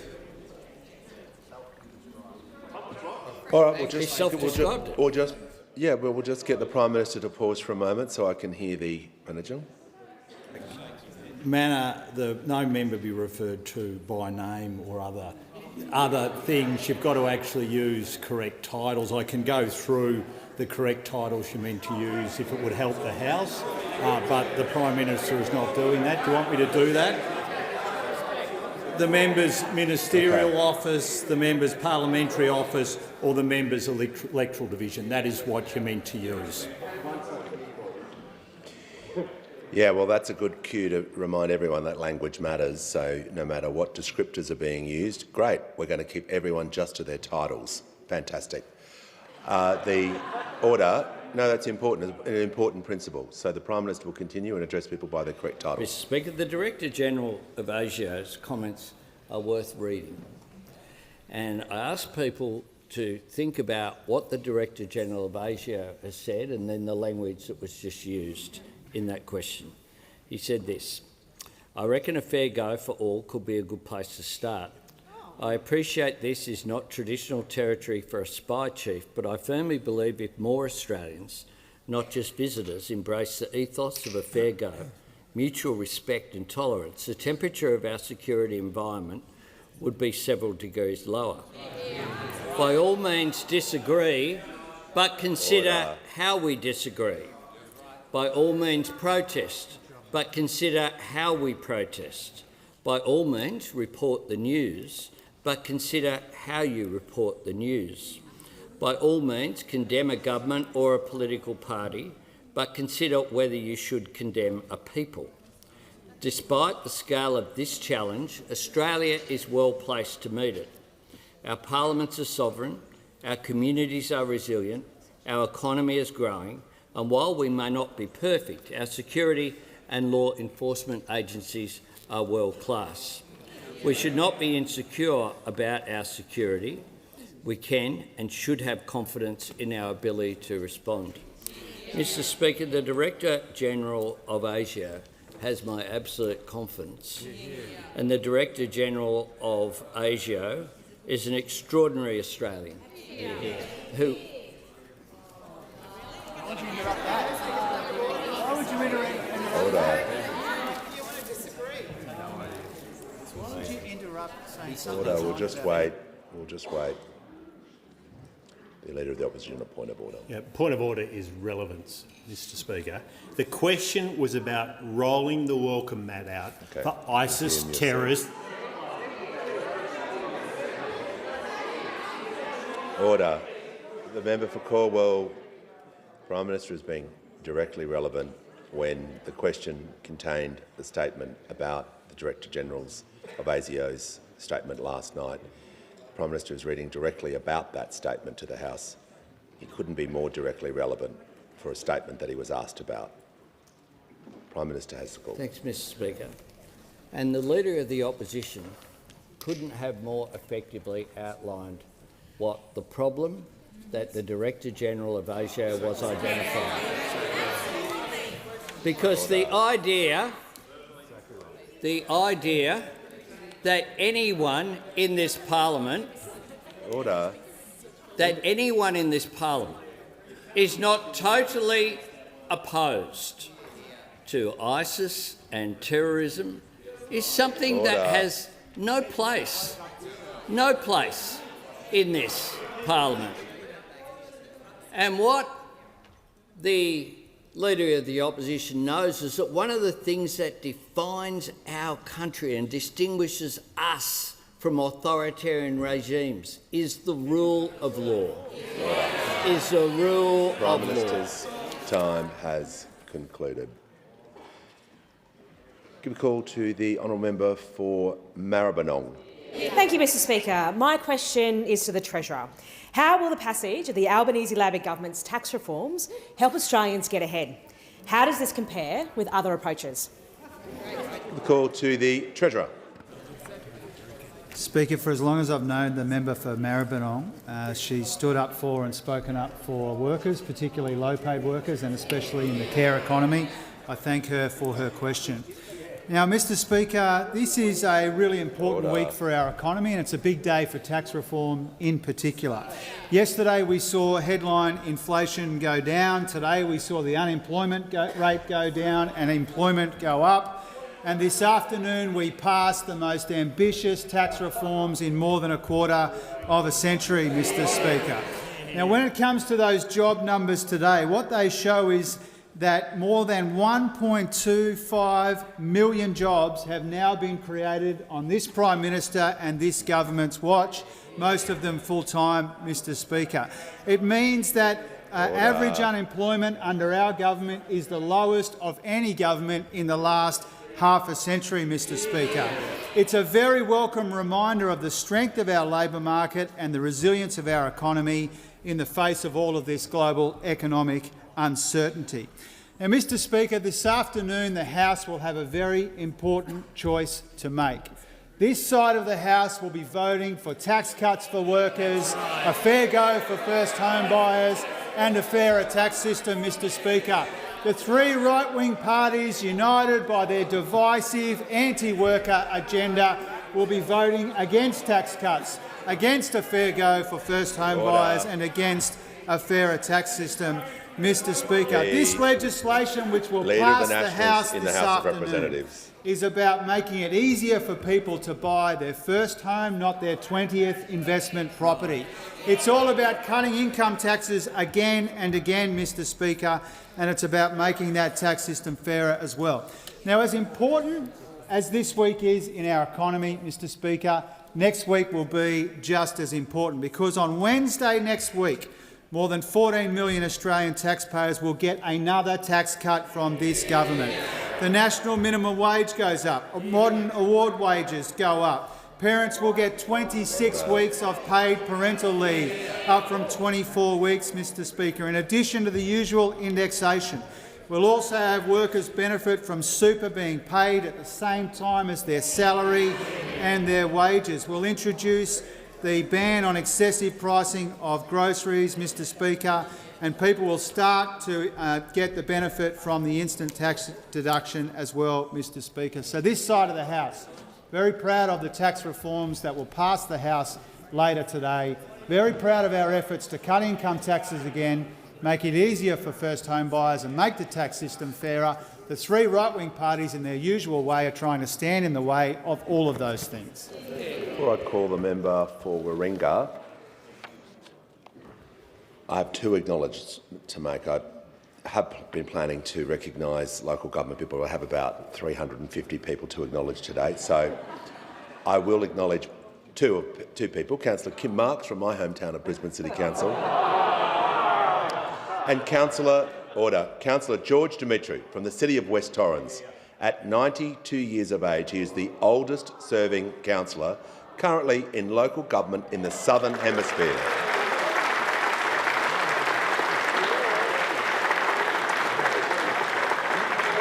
On behalf of all of the local mayors and councillors who are here, thank you for your service and welcome to question time. We'll give the call to the honourable member for Warringah. To the Prime Minister, Australians want truth in political advertising laws. The bills I've tabled will require AI content watermarking, establish an ethical political advertising code, an independent political advertising standards board to regulate complaints, and introduce penalties for misleading and deceptive political content. At the 2025 elections, voters saw fake signs, false affiliations, AI content in Goldstein, a politically motivated complaints to the NAC, then used in political advertising to imply wrongdoing. When will the government act to protect our elections? Order. Members can just cease interjecting for a moment. Prime Minister has the call. Thank you. I thank the member for Warringah for her question.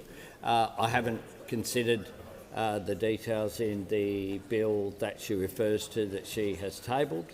I'm happy to have a look at it, as we're happy to consider any ideas going forward. Certainly the issue of political advertising is very real, and the issue of use of artificial intelligence is something that should be of concern across the parliament. The images which people can see in videos, for example, that have been published recently, showing various members of parliament and ministers when it isn't actually them.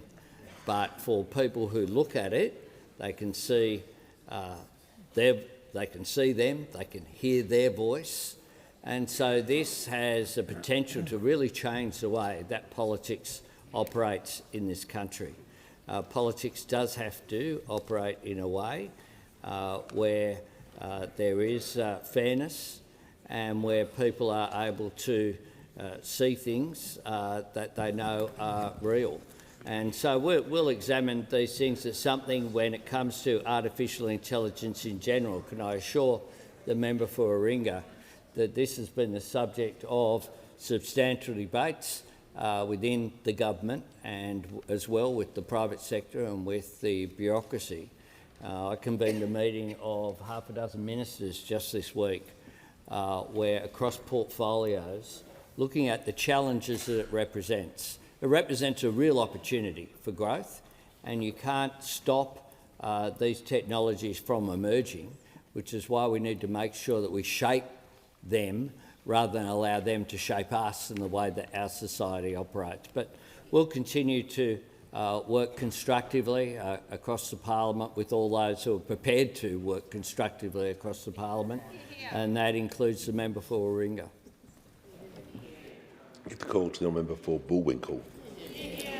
Thank you, Speaker. My question is to the Prime Minister. Prime Minister, how is the Albanese Labor government supporting local governments all around Australia to deliver more infrastructure, better services and greater prosperity for other communities that we all represent? The call to the Prime Minister. I thank the member for Bullwinkle for her question, and of course the member for Bullwinkle was a member of Mundaring Council in her local electorate. Order. The House will come to order. Importantly, I don't think she'll be rerunning in the next local government elections, because one job is enough for the member for Bullwinkle. Now, tonight I will have the pleasure of addressing the Australian Local Government Association. Order. Members on my left. left. It will be as... Order. Members on my left are just interjecting non-stop. I will have to take action if that kind of level of noise continues. It's completely disrespectful. Everyone, House will come to order. The Prime Minister in continuation. At the ALGA conference, I'll be able to talk about the respect that we have for local government, led by Minister McBain. Commonwealth investment in local government is not just growing, it is at a record level. Every dollar invested in local government helps councils deliver the services and the infrastructure that Australians rely on every day. Now, through last month's budget, our government is providing $3.6 billion. Order. The Minister for Infrastructure and the Member for Parks are both now warned. Simply having that conversation while the Prime Minister is speaking, if you wish to do that, please take it outside. Prime Minister in continuation. No more interjections. Thanks, Mr Speaker. We're providing $3.6 billion in untied financial assistance grants. Real money for real priorities. And last Friday we paid 80% of those financial assistance grants ahead of schedule. No, the Prime Minister will pause. I just want... Thank you, Member for Parks, for... Order. If people are warned in an answer, obviously action will be taken, and so it should. Order. Prime Minister in continuation. Prime Minister. When they're finished, Mr Speaker. Order. Prime Minister. Thanks, Mr Speaker. We're fast-tracking last-mile infrastructure funding for housing, part of our $47 billion Homes for Australia plan, $2 billion for the Housing Support Program. We have doubled funding for the Roads to Recovery program to $4.4 billion, a vital program. We've opened new opportunities for infrastructure funding, including the $500 million Active Transport Fund, the $200 million Safer Local Roads and Infrastructure program, and the $750 million Growing Regions and Thriving Suburbs program. In further recognition, as well, we're continuing to engage with local government directly, and I know that the Minister has met with over 50 council representatives just this week. I welcome every delegate who's made the journey to the national capital. I know how deeply you care about your communities. When we work together, we achieve so much more for the people we so proudly represent and serve. I was very proud to be the local government minister in a former government. There's nowhere that's more important in which you can engage with local communities directly than through local government. The call to the honourable member for Goldstein. Thank you, Speaker. My question is to the Minister for Housing. Yesterday, the Minister for Housing revealed Labor's budget of broken promises and higher taxes will see the value of an Australian home collapse by up to 20%. This could see negative equity loans rise to roughly 1 in 20 and leave homeowners owning more than their home is worth, smashing their nest egg. How many Australians will become poorer because of Labor's deliberate correction in house prices? Call to the Minister for Housing, the Minister for Homelessness and the Minister for Cities. Thanks, Speaker. Let me first start by saying that that is a characteristically dishonest representation of what I said in question time yesterday. Order. And, Speaker, I just point out to those opposite that if you the can't member win... for Gippsland will leave the chamber under 94A. This continual rudeness will not be tolerated in this House. This non-stop interjecting, sledging is not acceptable.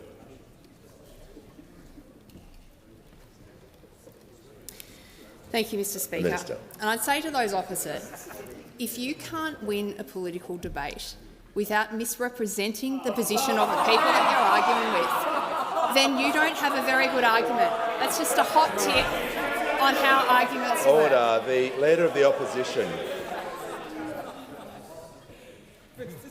Order. Everyone's just not going to continue to behave like that. Please, assist the House, show some respect. I want the Minister to return to the question and want the House to hear her answer. Minister. Speaker, I talked to the Parliament yesterday about what has happened to our housing market in this country since John Howard and Peter Costello reshaped our market in favour of investors over first home buyers. So let me take the Parliament through it again.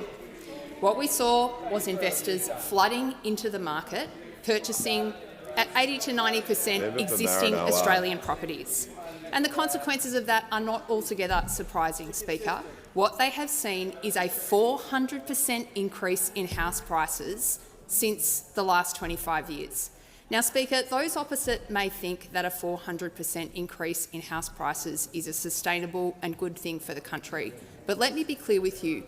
The result of that is that home ownership rates for the young people of this country are falling through the floor. Speaker, a low-income young couple in this country is half as likely to own their own home today than they were in the year that I was born. Now, I'm not surprised that those opposite don't want to see change in this system. Will cease interjecting or be warned, and he won't be here for the remainder of the answer. No more interjections. Minister. I'm not surprised, Speaker, that those opposite don't want to see change in this system, though I do want to point out some inconsistency. It sounds like the member for Goldstein is advocating for another 400% increase in house prices, perhaps another halving of home ownership rate for young people. I would point out to him that his colleague and friend, the shadow housing spokesperson Andrew Bragg, is made quite clear his views that he wants house prices right around the country to decline. Not surprising to see more chaos and more crazy over there as they try to sort out their position, Speaker. They may be still sorting out what they think about what should happen with housing in this country, Speaker. We've got a really clear view. We want a fair and equitable housing market in this country, and that means putting first home buyers on an even keel with investors. If those opposite have a different view, they'll have the chance to state that again when they vote on this legislation this afternoon. Call to the honourable member for Deakin. Thank you, Mr Speaker. My question is to the Prime Minister. What is the progress of the government's reforms to give first home buyers a fair go, to make the tax system fairer and to help people to earn more and keep more of what they earn? And what has been standing in the way? Call to the Prime Minister. I thank the member for Deakin, and I can tell the member for Deakin that our legislation has just passed the Senate. And this is legislation that will make Australia stronger, will make Australia fairer, and will indeed make Australia stronger because it is fairer. Now, most Australians have nothing to sell but their time, nothing to give but their hard work. They go to work each and every day to earn an income, to put food on the table for their families. They deserve a tax cut, and we are giving them one. Yeah. They deserve the opportunity to buy their own home, and we're making sure they have it. Our reforms are delivering both. Delivering both. Order, and that is what delivering real change looks like. Fixing a broken system to give first home buyers a fair crack. And during this debate that has taken place all year about housing, the truth is that those opposite, and no one in this debate is arguing the housing system is working. Those opposite, though, say, even though they acknowledge it's not working, don't do anything about it. Well, that is not the Labor way. Governments are here to make a difference, not to just occupy the space. And we are making a difference, fixing a broken system to give first home buyers a fair crack. But we're not just doing that, Mr. Speaker. We are making sure that people can earn more and keep more of what they earn, earning more through the increases in the minimum wage. But the further tax cuts that are part of this legislation that those opposite and the three right-wing parties voted against in the Senate, and they'll have an opportunity, though, to change their mind in the coming period before it returns to the House, will give a $250 tax cut for every working Australian and a $1,000 instant tax deduction. And every single Labor member will be proud to vote for this legislation. Tax cuts for every working Australian, not just some. Backing aspiration for all, not just some. An economy that works for all Australians, not just some. And that's the difference between this side of the House and the three right-wing parties. They are anti-aspiration, anti-worker, anti-tax cuts, anti-first home buyers. They are defined only by what they are against. What we're defined by is what we're in favour of, a stronger and fairer economy that works for all Australians. Call to the honourable member for Monash. Thank you, Mr. Speaker. My question is to the Minister for Housing. Reports say the government is backing down on another toxic tax hidden in Labor's budget of broken promises. Can the minister confirm thousands of Australian women, including widows, divorcees and victims of domestic violence, will be disproportionately impacted by Labor's rushed changes to property taxes due to pass the parliament today? Why won't this government delay this vote to fix this shambles of a budget? Call to the Minister for Housing, the Minister for Homelessness and the Minister for Cities. Thank you so much, Speaker, and I thank the member for Monash for her really important question, and I think she'd be aware that the Minister for Finance has clarified the government's pathway on this in the Senate earlier today. We're aware of these issues and we're working through them in the usual manner, Speaker. We intend to address the arrangements for jointly owned assets in circumstances like inheritance and divorce in subsequent legislation. We'll also ensure that the exemption for income from genuine testamentary trusts applies to the minimum tax on capital gains, Speaker, so the Parliament will have the opportunity to debate and discuss that as the second tranche of legislation comes forward. Thanks. Give a call to the honourable member for Hunter. Thank you, Speaker. My question is to the Minister for Employment and Workplace Relations. How is the Albanese Labor government delivering higher wages and more jobs for working Australians, and what are the biggest threats to this record delivery? We call to the Minister for Health and the Minister for Employment and Workplace Relations. Thank you, Speaker. I'd like to thank the member for Hunter for his question and his ongoing support for workers right across the Hunter. Now, this Labor government is absolutely committed to creating more safe, secure jobs and helping more Australians earn more and keep more of what they earn.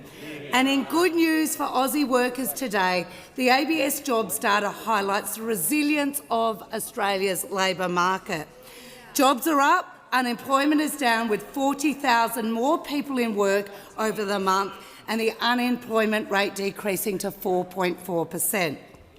And in good news, the total number of Australians in jobs is now over 14.7 million. Not only is this government delivering more jobs, but we're also backing hard-working Australians get the pay that they deserve. This Labor government has backed an increase to the minimum award wage every single year we've been in government. And in case you all have missed it, from next week the minimum award wage earners will be receiving a 4.75% increase, representing a real wage increase for these workers. Of course, and next week, working Australians will also get paid super when they get paid their wages. This is about ensuring workers do not miss out on their important superannuation entitlements. From next week, hard-working Australians will be getting a tax cut, with more to come with the legislation now passing the Senate.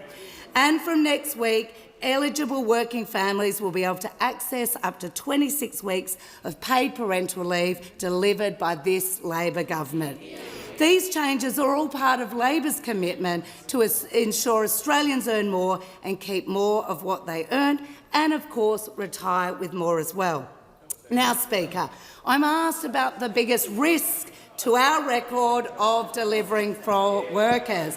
Well, it comes as no surprise. No surprise. Order. It's not even a surprise to those on the other side that the biggest risk to jobs and wages for everyday Aussies is the three right-wing parties on the other side. The Liberals, the Nationals and One Nation have consistently opposed cost of living relief for hard-working Australians. They failed to back an increase to the minimum wage, and they tried to block those tax cuts for hard-working Australians. While our government is working to deliver more jobs, One Nation and the Liberals have made it no secret they want to make it easier for bosses to sack workers. Well, it's only this Labor government that can be trusted to be on the side of Aussie workers. The call to the honourable member for Lyne. My question is to the Treasurer. Yesterday, the Treasurer was asked about his plan to force thousands of widows and divorcees to pay more tax by removing their access to grandfathering for capital gains tax and negative gearing. He said, quote, "The arrangements as you describe them are consistent with the way that the acquisition rules apply in the current CGT arrangements." This morning, the Prime Minister had to step in again and dump the Treasurer's plan. How many more humiliating backdowns will it take for the Treasurer to admit his budget is a failure? The call to the Treasurer. I'll tell you what's humiliating, Mr Speaker, the Shadow Treasurer's inability to ask me a question himself. Order. Now, Mr Speaker, as I thank the honourable member for her question. As we said yesterday, the arrangements are consistent with treatment elsewhere in the tax system. But when we were asked about this yesterday, we did take particular care around our response because we were still considering the amendments that were being circulated in the Senate throughout the day. And that's why we provided the answer that we did at the time. We are and we have been, as the Housing Minister and the Finance Minister earlier today has said, we've been aware of these issues. We are working through them in the usual way. We do intend to address the arrangements for jointly owned assets in subsequent legislation.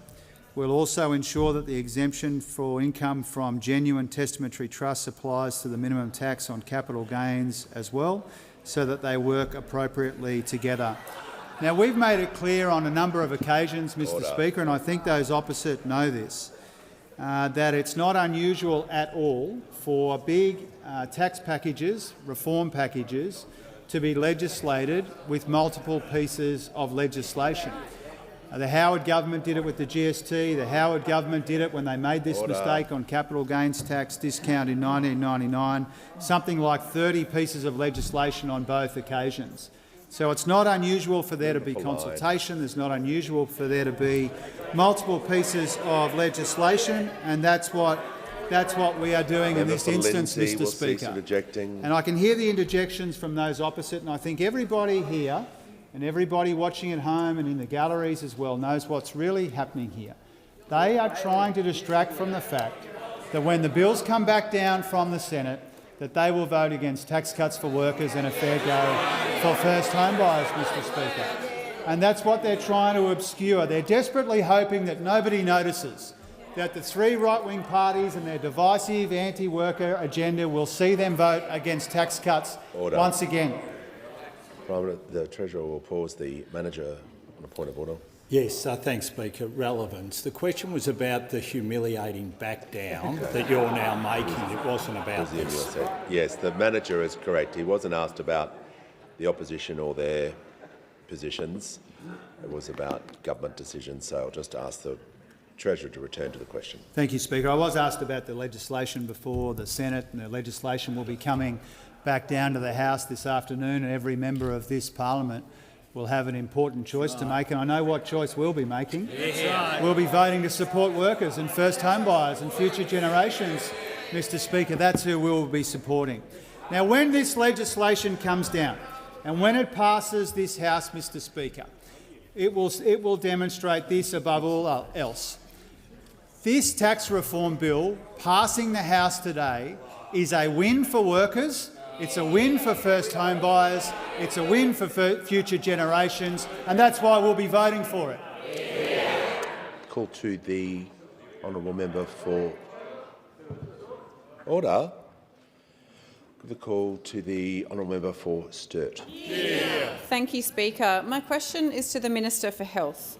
What measures is the Albanese Labor government taking to protect human health after the detection of H5 bird flu, and why is it important to take this seriously? Are there any alternative approaches being put forward? Give the call to the Minister for Health and Ageing, the Minister for Disability and the Minister for the National Disability Insurance Scheme. Yeah, thank you, Speaker, and thank you to my fellow South Australian, the terrific member for Sturt. As she knows, as we all know, I think, for years we've watched the rest of the world grapple with the impact of the H5N1 variant of avian flu.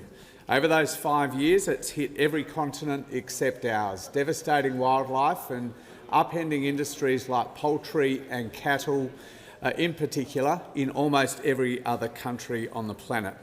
And as the Minister for Agriculture, who is responsible for the nation's biosecurity, has already told the Parliament, it's now been detected here, Mr Speaker, as we knew inevitably it would be at some point.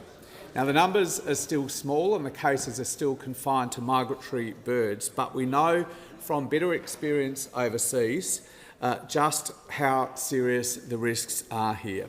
And that's why we've been working so hard over recent years across portfolios led by agriculture, but including environment and obviously health through the CDC, to make sure that we are as prepared as we possibly can be. Also working obviously with states who have a very important role here as well. Now, opposition members who've also been watching this unfold across the world have recognised that work and they've offered their support. The Deputy Nationals Leader, who's not here right now, the member for Maranoa, a number of others as well, and we thank them for that because they know how serious this could get. But, Mr Speaker, not everyone has been quite so constructive. The Liberal Senator, Senator Antic, last night, remarkably even for him, described the H5N1 avian flu, and I quote, as spin from pharmaceutical companies, all designed, in his view, to push people into getting a flu shot this winter.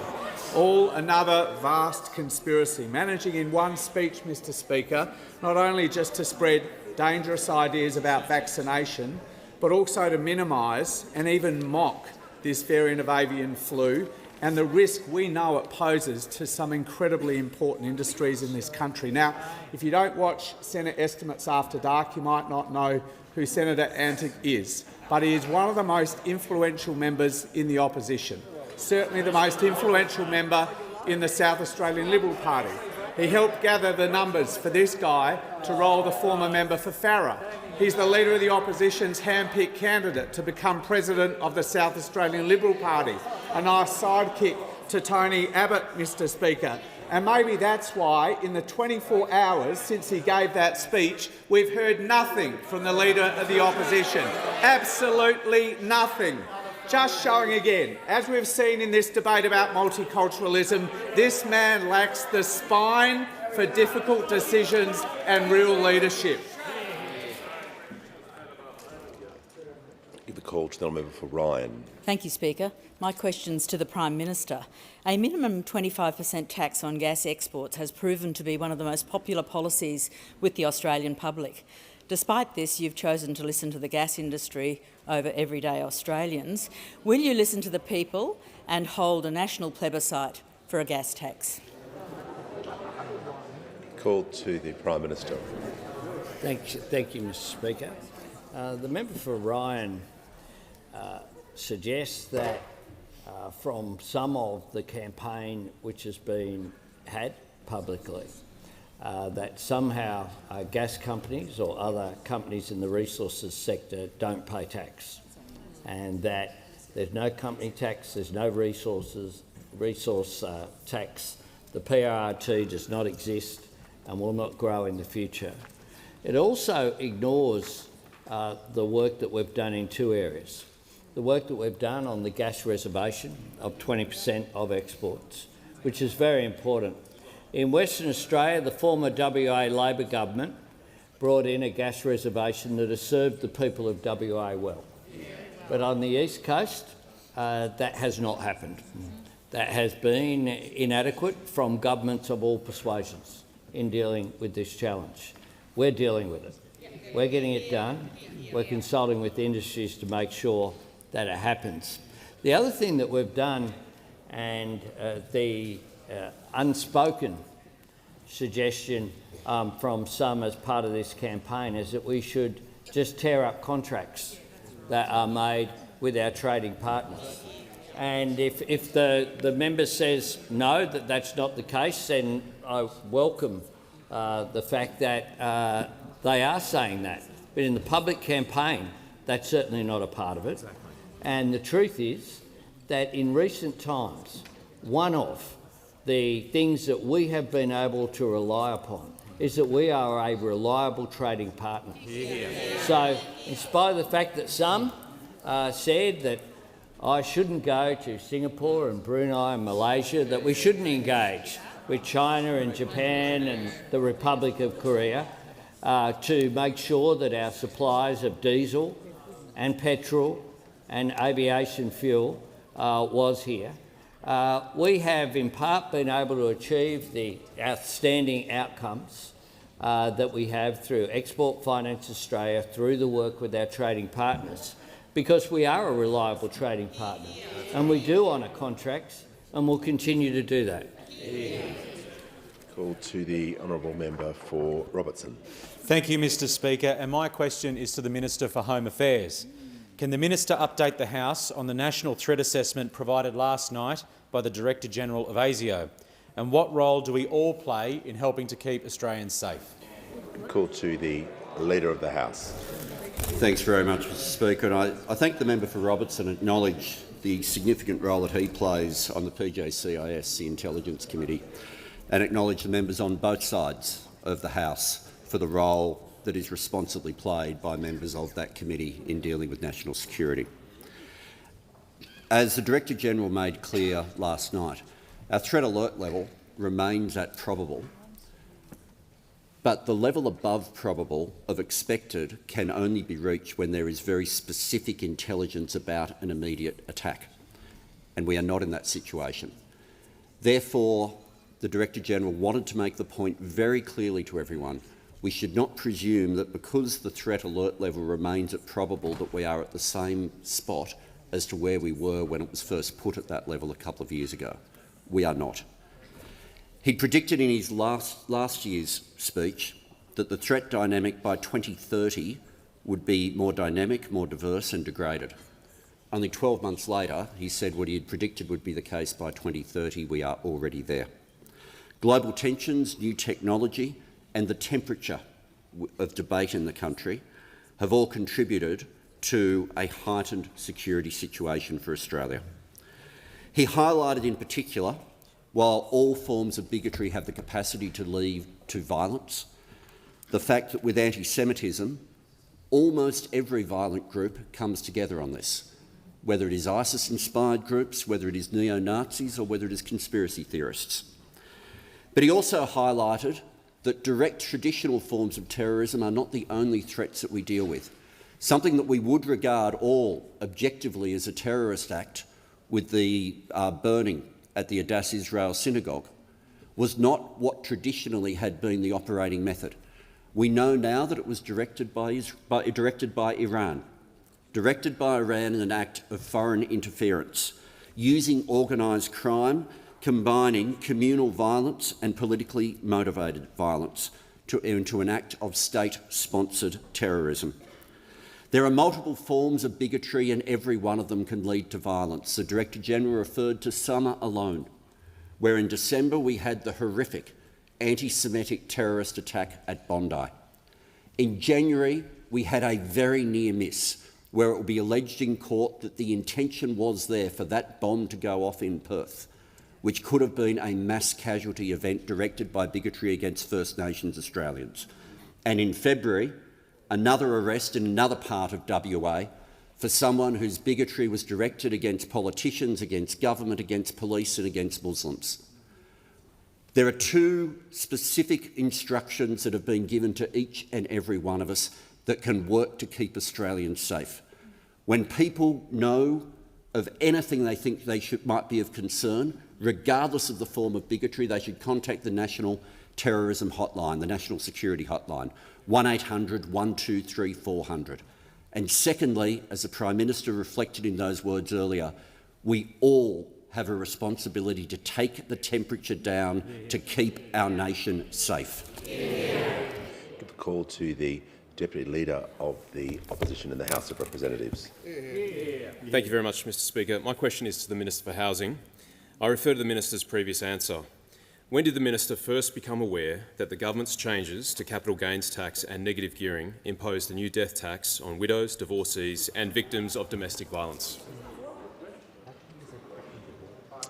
Call to the Minister for Housing, the Minister for Homelessness and the Minister for Cities. Thank you very much, Speaker. I think the government's made clear in several statements that this is an issue that we've been aware of for some time, and the Treasurer has spoken about the government's deliberations. Those opposite will have the opportunity to have their further say about how this is legislated, because it will come back in the second tranche of legislation. Thanks.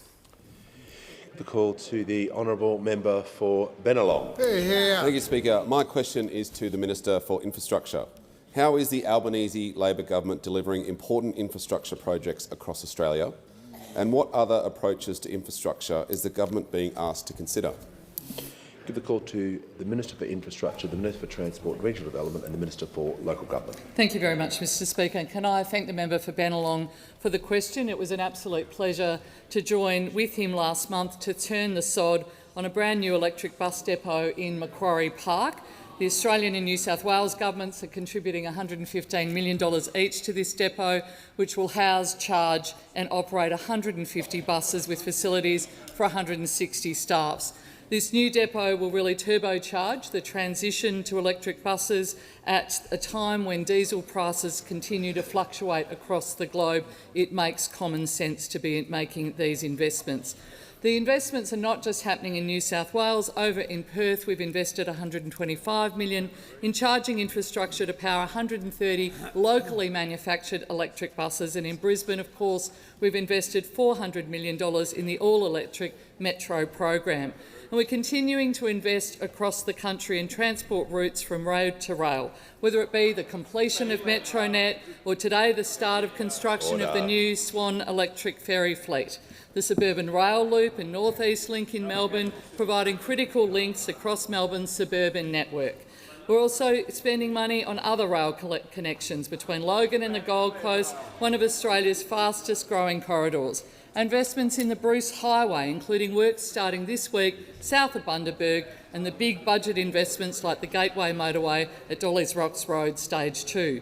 Further south, TBMs are on site to commence tunnelling for Torrens to Darlington. And in Western Sydney, our airport is getting ready to open in July and passengers in October. This is the sort of city-shaping infrastructure you can deliver when you have a government focused on doing its job, delivering the infrastructure Australia needs. And with the House and Senate sitting this week debating consumer protection laws for aviation passengers, I was a bit surprised to see my counterpart, alongside One Nation member for New England, finding the time to prioritise attending a right-wing think tank over in London, talking Australia down, telling the audience of climate catastrophism that young people should pony up and that universities that don't teach monocultural values should have their funding cut. So while two members of the right-wing party opposite think it's more important to address the Alliance of Responsible Citizenship, and the third right-wing party here in this place spins its wheels, we are getting on with the job of delivering infrastructure in regional Australia, in suburban Australia, right the way across the country, doing the job every single day of delivering for the Australian people the infrastructure that they need. Give the call to the honourable member for Clark. Speaker, my question is to the Minister for Communications. Minister, I've spoken to many post office licensees, and it's clear that Australia Post is running them out of business as it morphs into a parcel delivery service. This gels with the move away from perpetual licences and the revelation that the board supports reactivating licence buybacks. It also puts the recent closure of the West Hobart LPO in a very different light. Minister, this will have severe impacts on communities. Will you stop it? Call to the Minister for Communications and the Minister for Sport. I thank the member for Clark for his question, and I think I might speak for everyone here when I say we love our local post offices, that many communities, particularly regional and rural communities, are dependent upon them. Australia Post represents more than just a post office. It is a hub for the community and for banking and for other services that would otherwise be non-existent in these areas. No one likes to see them close. Regrettably, sometimes they have to close, particularly if a licensee operator hands back the licence. It's not something that Australia Post can control, but it is something that Australia Post must manage. Under our system, Australia Post is a government-owned corporation. It has a board and an executive who make decisions about the post office network. The corporation must be sustainable. It needs to cover its costs. But within that framework, the government expects Australia Post to meet its community standards, and in particular, the government requires that Australia Post maintains a minimum of 4,000 post offices, a number that it currently exceeds. As I said, in some cases, and for a range of reasons like sickness or retirement or personal circumstances, licensed post offices do close suddenly. Often this happens with very little notice, both to its customers and to Australia Post itself. In my own community, Pinkenbar licensed post office is suddenly closing, like the member for Clark. I know that will impact my community in Lilly. I'm happy to arrange a meeting for the member for Clark with the CEO of Australia Post about his specific concerns in West Hobart, just as I'm raising my own concerns about Pinkenbar. The member has raised some broader concerns about the licensee network. Australia Post is working with its licensees to modernise the arrangements that govern those commercial relationships. The licensing model is decades old. It has served Australia Post and Australia very well over that time. But we cannot ignore that things are changing and that arrangements between Australia Post and its licensees must reflect that.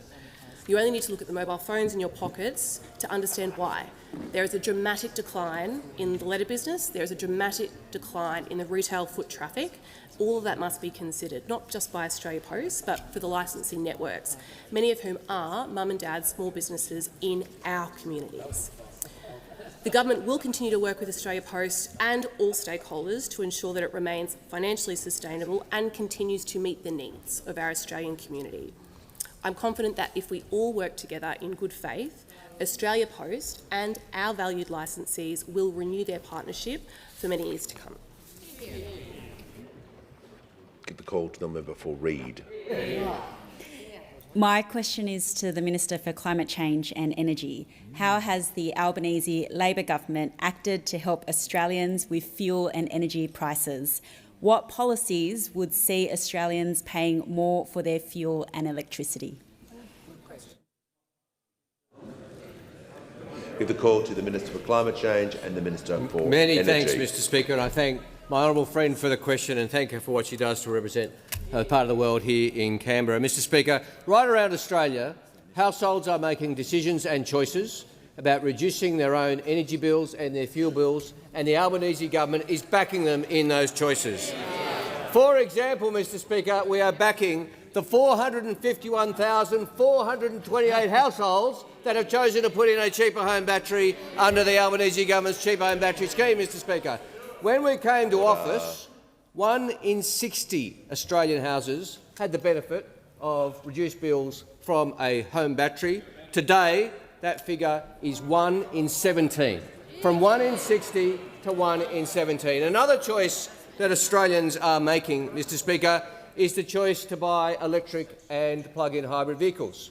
And when we came to office, an electric vehicle was sold in Australia once every 50 minutes. 50, once every 50 minutes. Today, the equivalent figure is once every 3 minutes, Mr Speaker. Yep. Australians taking up choices, and what they are doing, in many instances, Mr Speaker, is taking up the choice of increased models that are now available thanks to the new vehicle efficiency standards introduced by the Albanese government, opposed by those opposite. When the Minister for Transport and I argued in this House for new vehicle efficiency standards to give Australians more choice, the opposition argued that was a terrible thing. And we have seen the choice of models triple in Australia since the new vehicle efficiency standards came in, and now a third of the models are available for under $60,000, and now there are 15 models available for under $40,000, really opening up more choices for Australians, and that's a good thing. Now, the honourable member for Reid asked me what policies would see Australians paying more for fuel and electricity. Well, abolishing the cheaper home batteries policy would do that, Mr Speaker, and abolishing the electric vehicle tax cut would do that, and abolishing the new vehicle efficiency standard would do that as well. And honourable members don't need to take my word for it. They could listen. I know you won't hear me say this very often, Mr Speaker, but they could listen to the Liberal Party, because the Liberal Party went to the last election proposing to abolish the new vehicle efficiency standards, and when they snuck out their costings just before the election, we saw the implications of this, because they had to release the Parliamentary Budget Office costing, and it said this proposal to abolish the standards would be expected to increase the fiscal and underlying balance of the government. What does that mean? More taxes.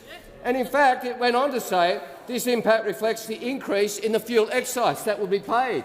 How much, Mr Speaker, I hear honourable members asking? $600 million more paid in petrol tax because they would abolish the new vehicle efficiency standards. This is the party that pretends to be for low taxes, but whenever they get an opportunity, they actually argue for higher taxes, Mr Speaker, and argue against Australians having the choice of vehicle, which we introduced and will defend. Has concluded.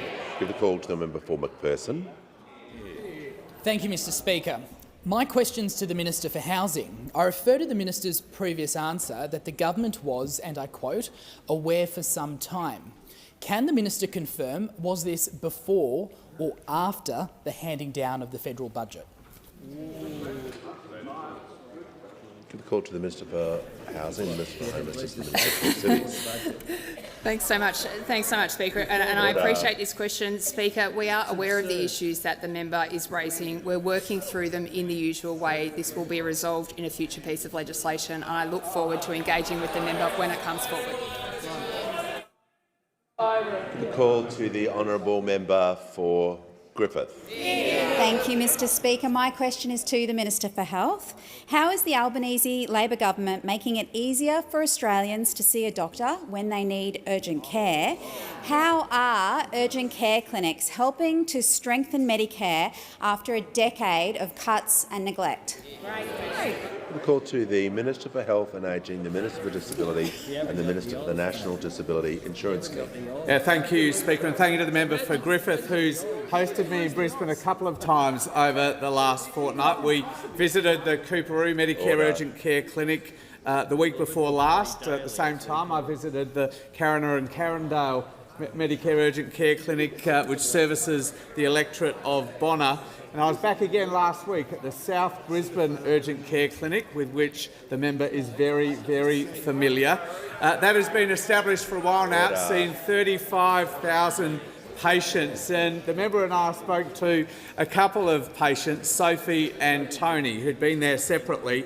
Sophie's among my mum of young children, Speaker, and she's been there already 3 times. And she told us how grateful she was to have an urgent care service close to her home so she didn't have to go to the local hospital. She also, as the member knows, managed to take the opportunity to lobby me about some other health funding issues, which just reminds us of the Boundless initiative from the south side of Brisbane, Mr Speaker.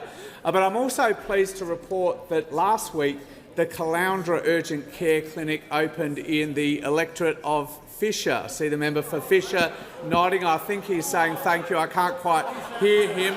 It is number 137, Mr Speaker, and the last of the clinics we committed to over the last two elections.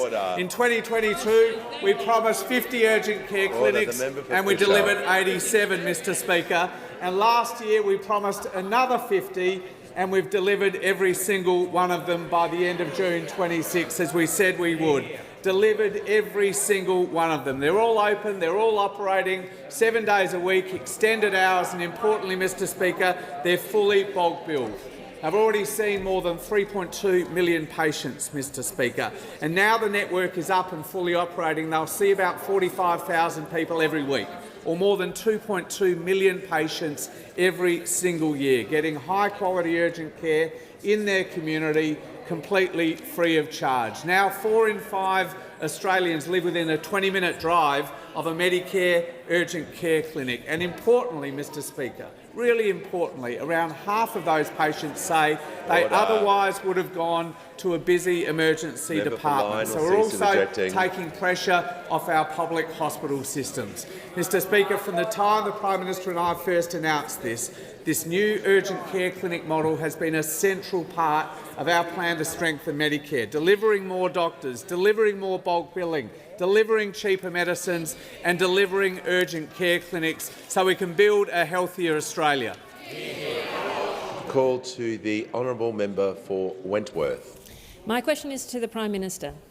Last night, ASIO Chief Mike Burgess said social media was, and I quote, promoting discord and inflammatory rhetoric, exacerbating polarisation and creating a permissive environment for violence.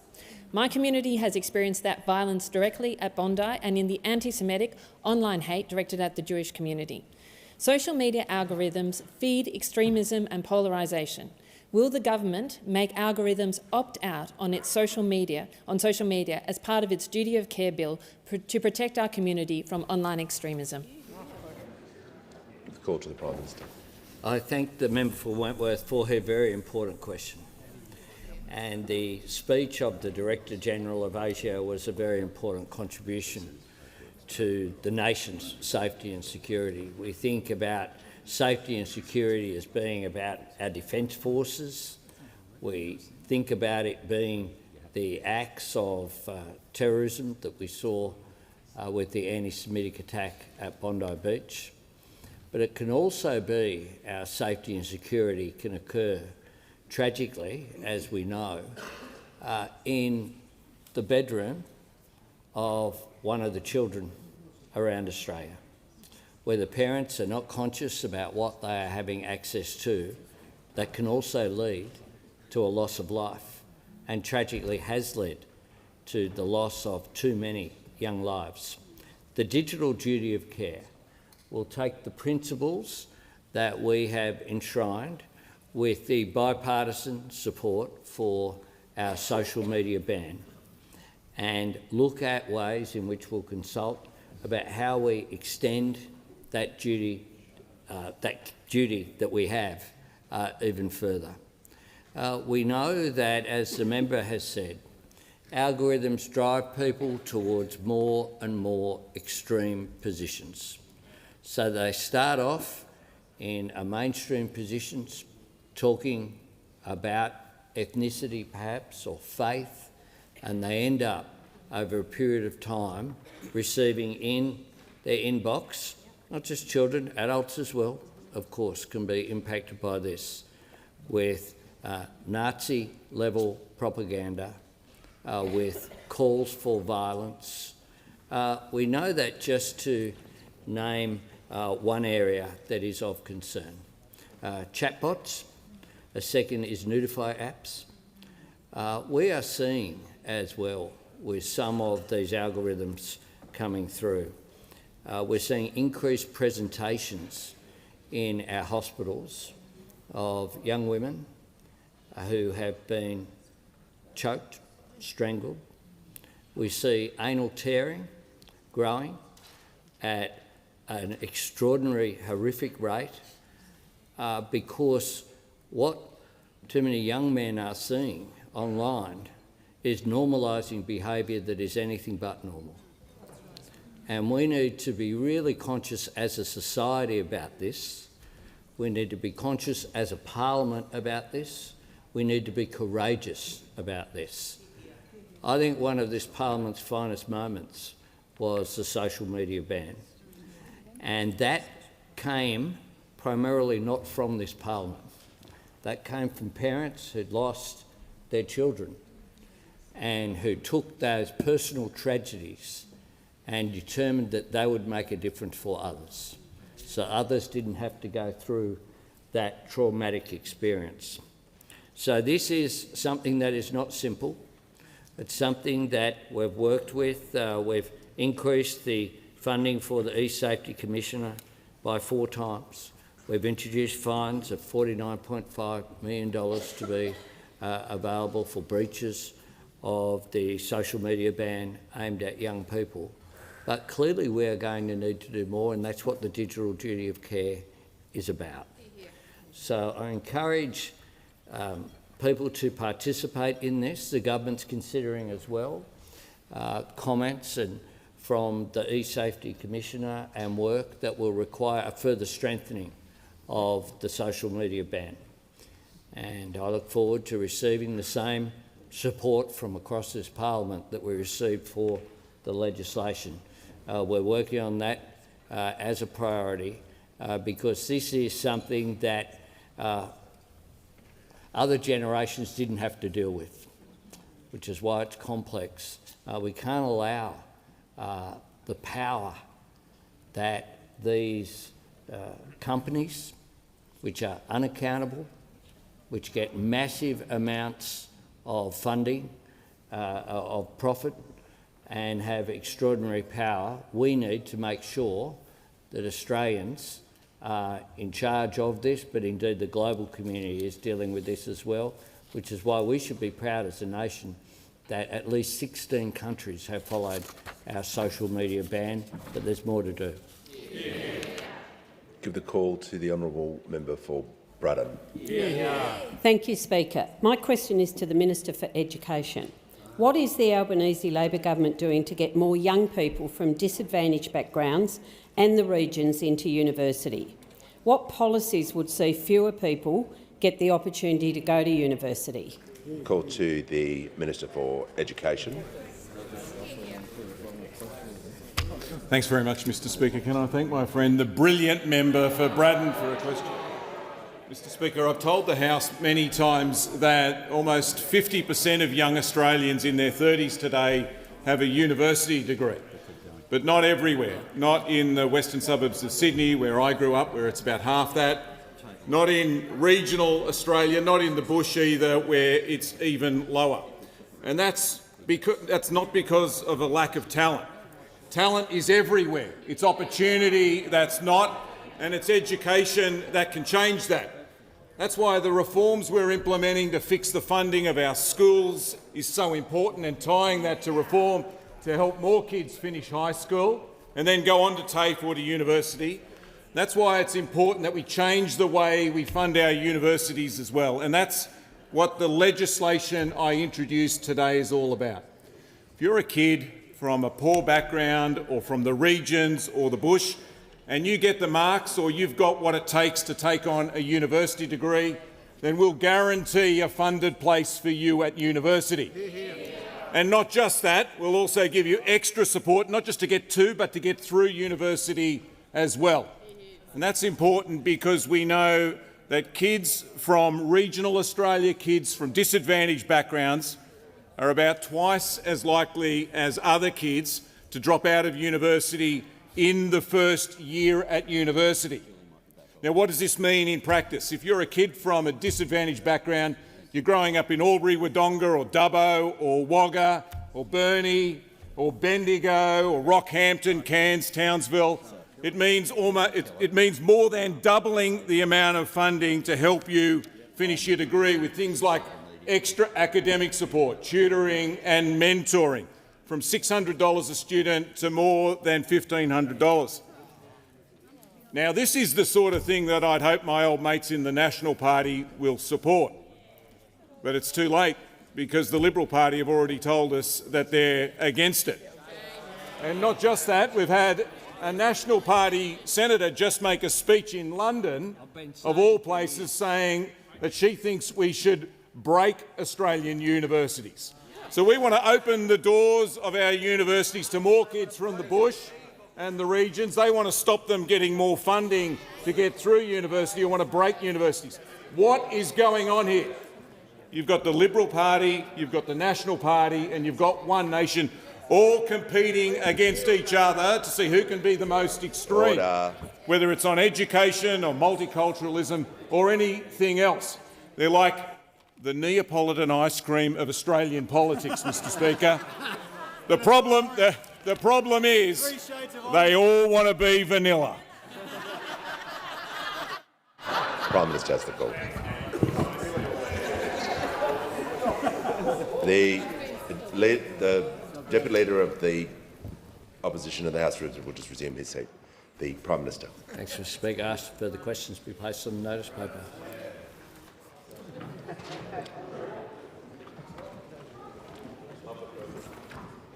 Yes.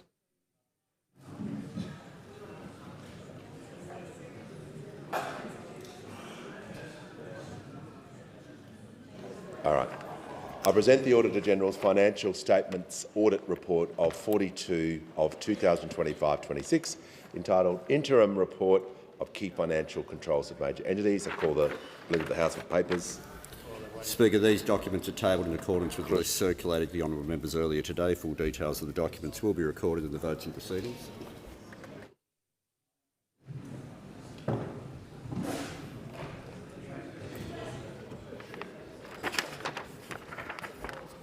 I have received a letter from the Honourable the Leader of the Opposition proposing that a definite matter of public importance be submitted to the House for discussion, namely the government's anti-aspiration budget pulling the ladder up on hard-working Australians. I call upon those honourable members who approve of the proposed discussion to rise in their places and give the call to the Leader of the Opposition. What's this?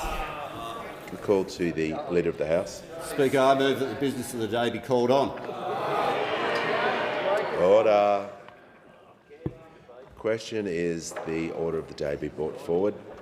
I'll put the question. Those opinions say aye. Against no. I think the ayes have it. Division required. Ring the bells for 4 minutes.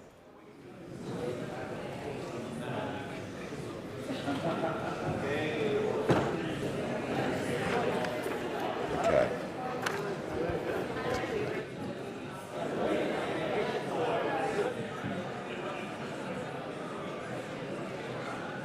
Sorry, I was just...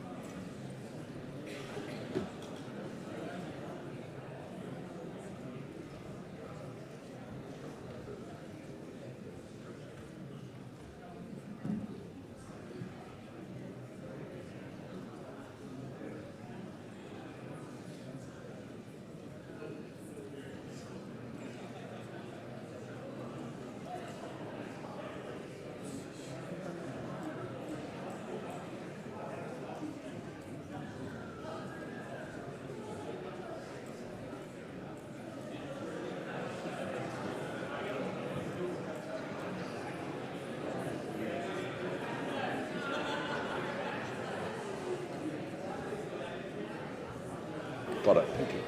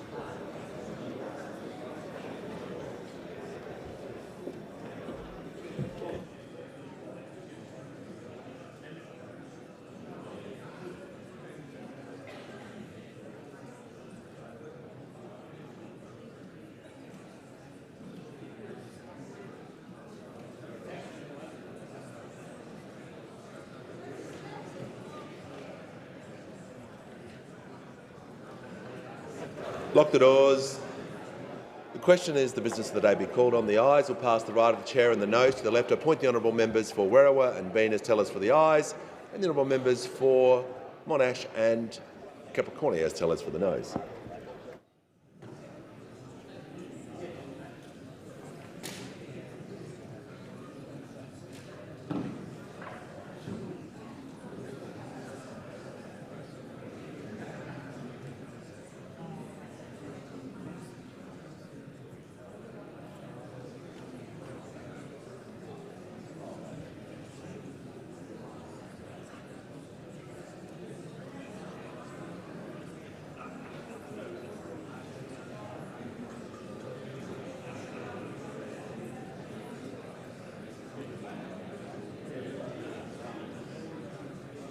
I suspect.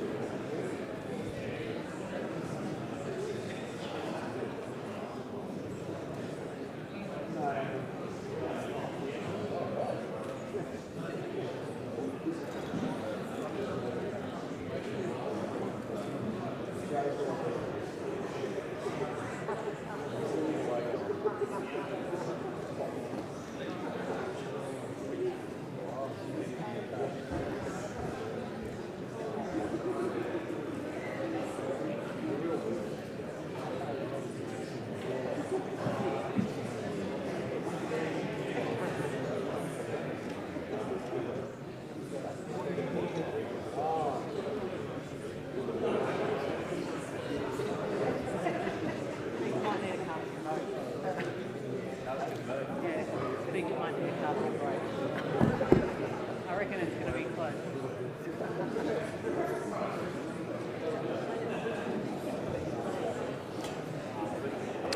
Order. The result of the division is ayes 89, noes 47.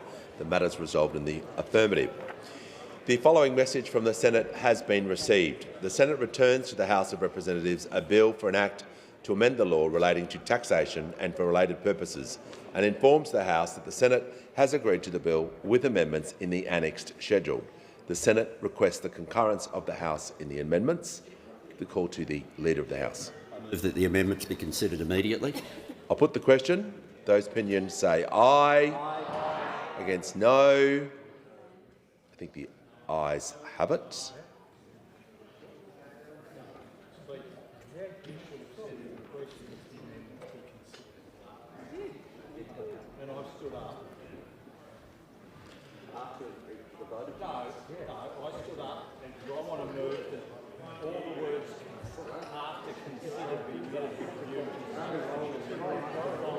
Hang on a sec. All right, just resume your seat. Just resume your seat. Resume your seat.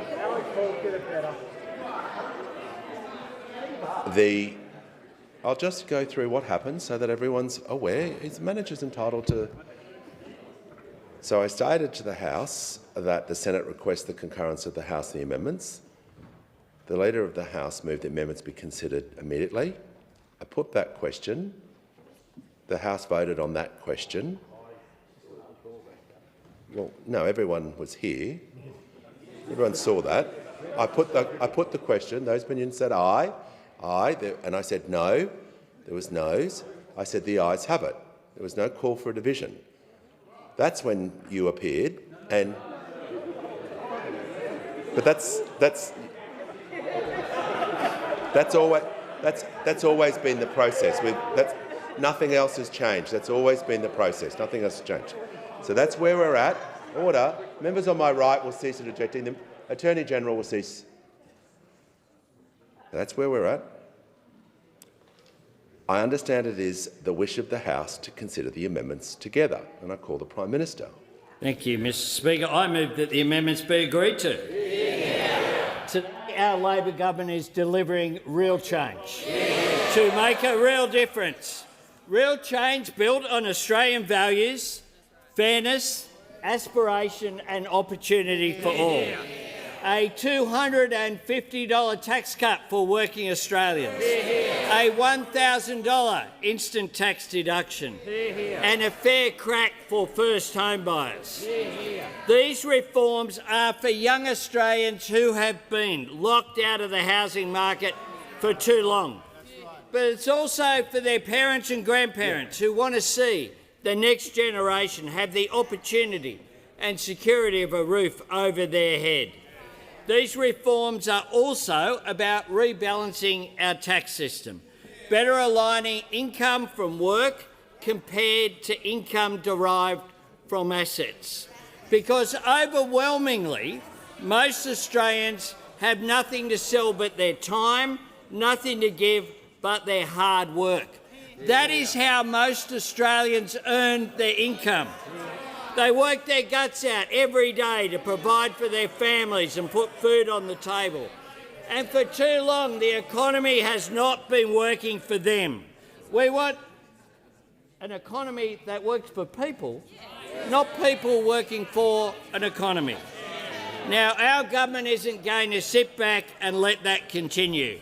We're not going to kick the can down the road. We're not going to try and explain away a broken system. We are doing something about it. We're backing aspiration, rewarding hard work and giving young people a fair crack. We are delivering real change. Young people have waited for long enough for a rebalancing of that system, and that is why this legislation that will give young Australians a fair crack should be supported by this parliament so that young Australians can get access to their own home. And I move that the motion be put. The question is the motion be put. I'll put that question first. Those opinions say aye. Against no. That the ayes have it. Division required. Ring the bells for 4 minutes.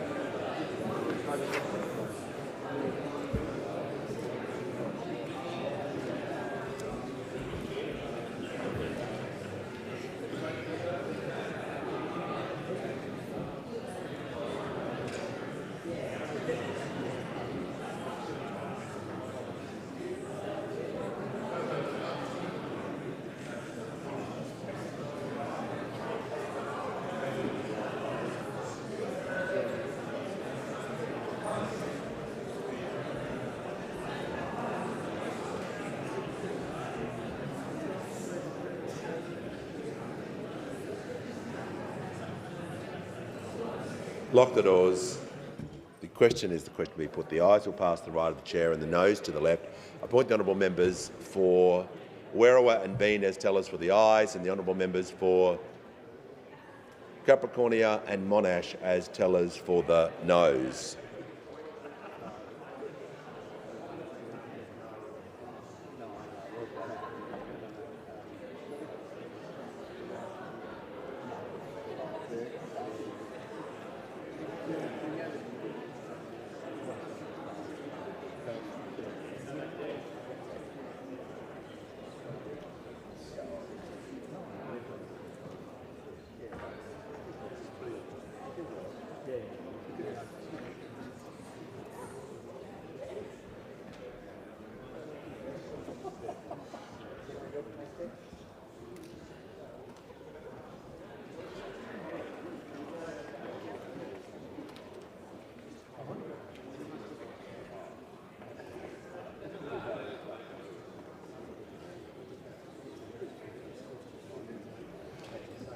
Order. The result of the division is ayes 90, noes 47. The matter was resolved in the affirmative.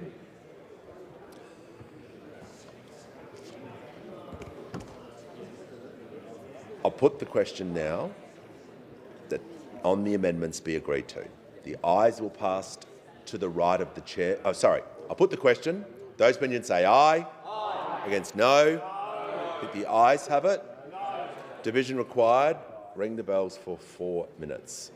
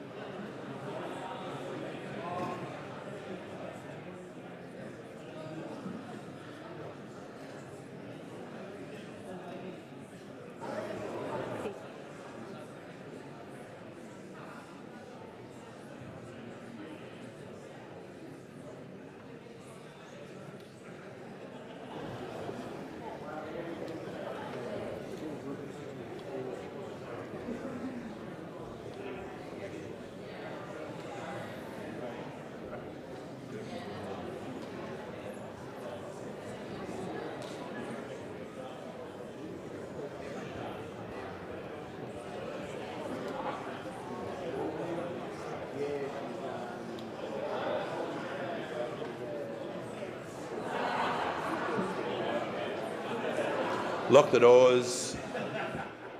Question is the Senate's amendments be agreed to. The ayes will pass to the right of the chair and the noes to the left. I point the honourable members for Werriwa and Bean as tellers for the ayes, and the honourable members for Capricornia and Monash as tellers for the noes.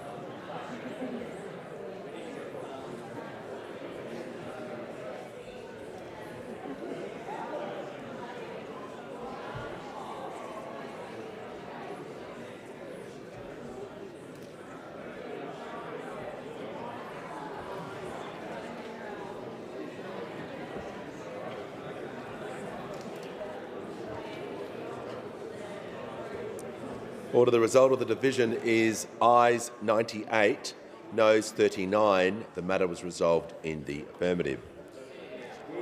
I've received messages from the Senate returning the following bills without amendment or requests. The Income Tax Rates Amendment, Tax Reform No. 1 Bill 2026, without requests. Appropriation Bill No. 5, 2025 to 2026, without requests. And Appropriation Bill No. 6, 2025-2026.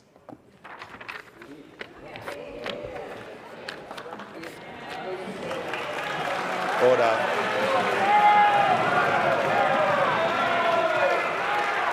Order. Give the call to the Manager of Opposition Business. Thanks, Speaker. I move that so much of standing and sessional orders be suspended as would prevent the member from Wannon from moving the following motion immediately. That this House censures the Prime Minister for his budget of broken promises and toxic taxes. Betrayal. The Leader of the House. The Leader of the House. I move that the next order of the day be called on immediately.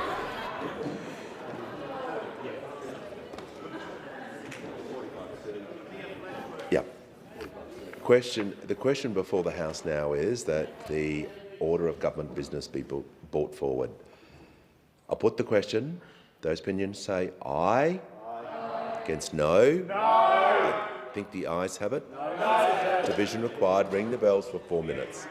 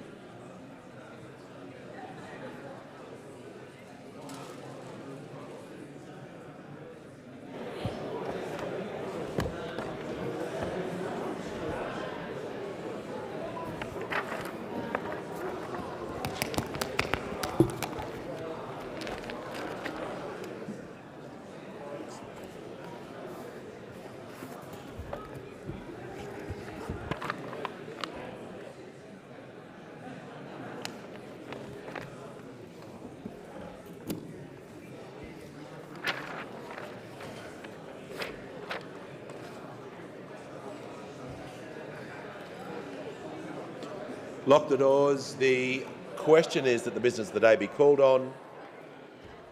The ayes will pass to the right of the chair and the noes to the left. I point the honourable members for Werriwa and Bean as tellers for the ayes, and the honourable members for Capricornia and Monash as tellers for the ayes. For the noes. Who?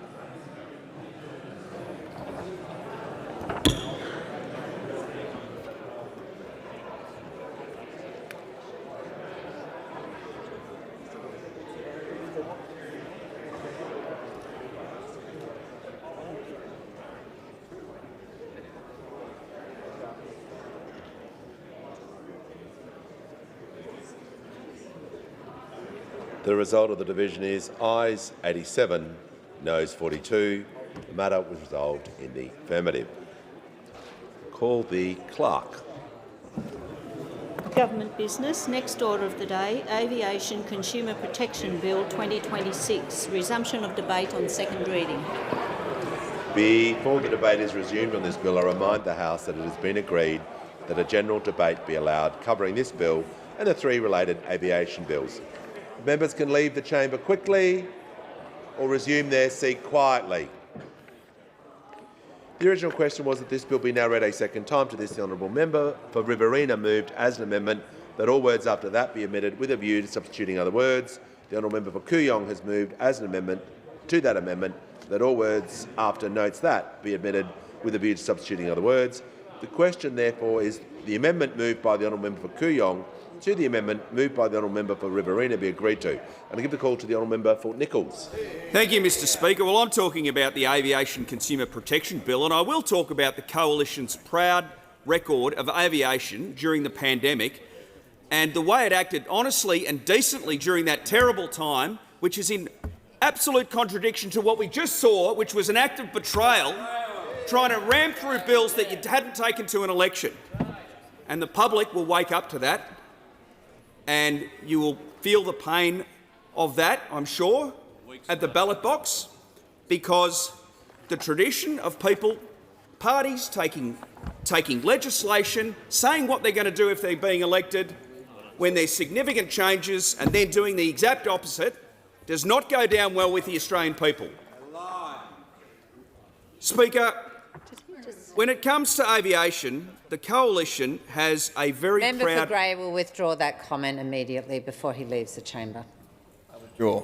And you will now be under section 94A. You are asked to leave the chamber. Please resume. Thank you, Deputy Speaker. When it comes to aviation, the Coalition has a very proud record. When the pandemic happened, that industry was faced with its greatest crisis. Aircraft were grounded, passenger numbers collapsed almost overnight, and the entire regional routes stood on the brink of disappearing. And it was a Coalition government that stepped in and kept Australia flying.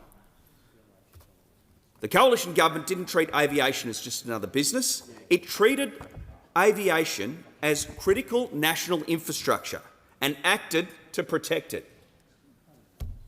I'll come back to that record because it matters. And the records of what all parties do in this place matters and should be subject to the Australian people. Put your policies out there, say what you'll do, and then follow through. But this is relevant because it is the lens of which the coalition approaches everything in this portfolio. We start with the traveller. We start with the regional community, and we start with one question: what policy will actually work? And it'd be good if more people developing policies in this place said what policies will actually work. Now, we've all been there, Deputy Speaker. Anyone who travels frequently will have a tale to tell. A flight cancelled an hour before boarding, a connection missed by 10 minutes, the bag that flew to one city while you fly to another. And that happened to me and resulted in me having to present to a regional health conference in Perth looking very casual, Deputy Speaker, because I was in what I'd been wearing the day before. Turns out the great medical practitioners of Western Australia were equally casual, so it was okay. But the hours on hold, the holiday, the wedding, the funeral, the medical appointment, you simply cannot get to. And we've all faced it, and our constituents face it constantly, and they are absolutely tired of it. So when Australians hear the government has a bill about airline consumer protection, they want to know one thing: will it make it better? That's the test, and in this test, we believe these bills fail. It should be about outcomes, not bureaucracy. And let me be clear where the coalition stands. We support stronger consumer protections for our airlines, passengers. We support accountability, and we support fair treatment. And we support a system that gives Australians confidence that when they buy a ticket, they get the service they paid for. But supporting stronger protections is not the same as supporting this piece of legislation, because these bills deliver more bureaucracy than accountability, more costs than compensation, more process than outcomes. Australians do not want another complaints body to write to after their holiday is already ruined. They want fewer cancellations, fewer delays, better communication. And if we can't, in the instances where we can't get the airlines to perform better in relation to those things, they need real compensation when things go wrong. But instead, Labor has delivered a framework built around complaints and paperwork after the damage is already done. And the damage has been considerable. Over the past 4 years, Australians have watched airline performance go backwards while airfares have climbed. On the government's own figures, more than 50,000 domestic flights were cancelled during Labor's first term. More than 427,000 were delayed. And behind every one of those numbers is a person: a missed holiday, a missed family event, a missed business commitment, a missed medical appointment. And yet, extraordinarily, these bills provide no direct compensation for the lengthy delays, for cancellation, for lost or damaged baggage. And the coalition has this belief, and you would think it would be a common belief, that consumers should be at the centre of aviation policy, not an afterthought, not buried 3 layers deep in regulatory framework. If accountability is what the government truly wants, then let it apply to everyone whose decisions affect passengers, not just the airlines. Air Services Australia sits outside this framework. Yet, its decisions can directly cause delays and cancellations. We have seen exactly that with recent staffing shortages. Australians do not care whether a delay is the fault of an airline, an airport or a government agency. They just want it fixed quickly and fairly. And this model does not deliver that. Now, regional aviation is essential infrastructure in Australia, and I want to raise the issue that deserves far more attention than it gets in this place, and that is the issue of regional aviation. For Australians in our capital cities, a plane is one option among many. You can drive, you can take the train. For regional Australians, aviation is essential infrastructure. It's how some people reach their specialist healthcare. It's how families stay connected. It's how businesses operate, how communities attract investment, tourism and skilled workers. Right across this regional Australia, a flight's not a luxury, it's not a way to only get to your holiday. It's an absolute necessity. And when a route is lost, a town does not simply lose a timetable, it loses a key connection. So every proposal that touches airlines and airports must be tested against one question: what does it mean for the bush? And here the Coalition has a serious concern.